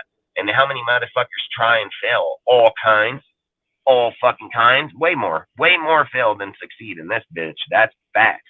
Otherwise, everybody would have a fucking channel out here, and we'd be watching a bunch of fucking retards run around with Oompa Loompa fucking hats talking about our fucking team. So I'm so glad that they just don't give that shit out like driver's license and Cracker Jack boxes for sure. So, like, no. And again, like I said, I don't care how people feel the words I used or not. Like, I don't give a shit. Like, I'm straight up fucking blunt as fuck about my team. And people, I've said I respect people. I don't care who they are, what they are. If they earn the respect, they earn the respect, man. And that's just that. And I don't care if you're poor, handicapped or not, dude. Like, you're a good person, you're a good person, man. And I use words sometimes that could offend people, and so but again, where I come from, man, I'm not worried about my words or offending you. If I put a word out there that offended you, man, probably take offense to maybe you not being that motherfucker about that first, you know. But either way, I don't care. Like, I don't care, and I don't mean it to be rude. I'm not here to talk about how your feelings are. I'm here to talk about how the Raiders are, your opinions on the team and feelings, like all day. But I'm not here to talk about how you're, man, you feel heartbroken or this and that. Like, I get it. If we're in a conversation, bring it up at an everyday deal. No. Like, again, like I said, everybody knows how I feel, man. I just feel like I wish more people were just more solid on calling motherfuckers out on their bullshit. But, you know, hey, we'll just play this fucking Mickey Mouse fucking game until some of us do it and others don't. I mean, that's just how it'll be. And people will see it sooner or later, and people do see it already. So it's not like they're not seeing it. It's just they're just too pussy to say something because they're worried about their friendship status or how people look at shit or not. Like, I don't give a fuck, dude. So where I come from, bro, like your friends are the dudes that ride and die with you. And I've been criticized so many times in life. I've never taken offense to my own friends. You know, like sometimes it might piss me off, but I've always taken it to better myself. And I just feel like I wish more people were like that because those days are just too much between. I come on these things, go to chats, listen to some dude over there. He's like, oh, you're like, you think I care about your fucking comment about me? No, I don't. Like, I didn't come to the chat to be like, oh man, this guy said that about me. Like, let me get in my feelings now. Fuck, you know that guy. I can give a fuck what you say. You can write it 10,000 times, bro. You can capitalize it. You can put that shit in all caps with the motherfucking with the breaking news beacon next to that motherfucker with laughing emojis with eyes staring. I don't give a fuck. I don't even acknowledge it half the time. And then when I acknowledge it, I say, well, this guy is so sorry. He literally sit in the live for like 4 hours messaging the same thing because he's a no-life motherfucker. So I can care less. Like, that's what I just think. Like, you literally take time out of your day to literally go to a chat to spam over the whole fucking thing, you know, over and over. And nobody cares. And nobody gives a fuck. And then you think like they do. Nobody gives a fucking rat's ass, dude. Like I said, only people that have no lives care about what some stupid ass motherfucker be spam texting or repeating himself like he's fucking dumbfounded. Like, I'm telling you right now, I don't give a fuck what my woman says half the time, so why in the fuck would I give a fuck what you say in your comment in a chat that is irrelevant to any motherfucker out here? Because the odds are you ain't man enough to step up to anybody in real motherfucking life, otherwise you'd be on that bitch saying something instead of in a fucking message. And again, if you seen him in real life, probably wouldn't even engage that motherfucker because you know you get your face kicked in. So you feel like, well, I'm so dominant here in the chat. Nobody cares. It's just a bunch of little fucking kids that even if they entertain it, dude. And then at that point, I just look at it like, hey, you're invalued to the fucking, to the community, the organization, or any football talk to me. So every single time I see that person in the chat or anywhere out, I just say, this guy's irrelevant. You don't even fucking matter. He's hardly even a fucking fan at best, dude. Like, and then you bring them into the show. You want to talk to them about, okay, hey, how do you feel? Why is this? Well, I feel this. And if you don't feel that way, then you just doesn't know what you're talking about. Maybe you need to get educated on the sport a little bit more, bud, and not be in your feelings so much like a bitch. Like, if you want some Depends, we can probably call up Walmart and get you some scent. Like, probably go right out there. They'll get you the wings and all, bro. Like, I don't really give a fuck. But we can't sit here and talk on our team and then dick ride an individual, and then because that guy didn't agree with your opinion, go to someone else's chat and spam it. Like, that's a fucking pussy, you know? So, like I say, it's just coward-ass people in this fucking social media bullshit. But again, I don't want to keep Sergio here too long on bullshit. So outside of that, I hope you guys have a great night. Catch you tomorrow. Like I say, don't drink, don't drive, man. Fuck, if you're going to drink, just call an Uber. Fucking get a ride or sleep it off in your car, man, because I always say it ain't going to kill you. It's going to kill somebody else. And outside of that, man, ain't your mom or dad tell you what to do in your life, man. Do what you want, man. Just like I always said, you're going to be the one to live with that consequence over something that doesn't even really matter that much. So drink and drive and wake up drunk, or, you know, again, it's just bullshit. You can do it in your own home and not kill anybody. But outside of that, man, I hope you guys have a great night, man. Appreciate all of you guys coming in. I just emphasize drinking and driving massively because I do not support it in any fucking way, shape, or form. And I don't feel sorry for any bitch that dies drinking and driving either, because you made every decision doing it, man. And I've spoken on that. Just, as much every single live I have, I say it because I have zero pity for motherfuckers like that. You take away good people in this world because of your stupid ass ignorance, so it doesn't even matter. But outside of it, man, I've always said the only thing I can do is say it. It's up to you to do it, man. So, like I say, just don't drink and drive, dude. There's better ways around it. So, outside of that, I hope you guys stay safe, man. I hope to see you guys on the next one, which will be tomorrow at 7 o'clock, 7 p.m. Pacific, 10 p.m. Eastern. Outside of that, stay safe and hope you guys have a great night. And appreciate you, Sergio, like always, bro. And everybody in the comments, man, that's been here all night, man. I mean, like I said, dude, I appreciate every one of you, your comments, your time, in and out, back and forth, man. Like I said, appreciate every single one of you. Hope you guys have a great night. Outside of that, peace out, man.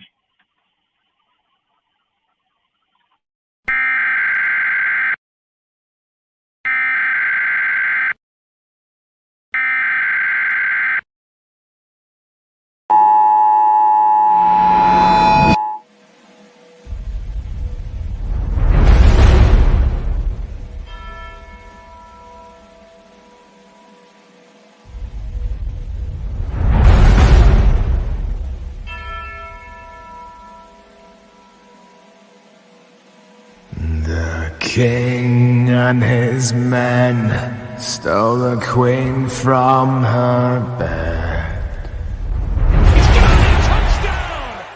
bound her in her bone. The seas be ours, and by the powers where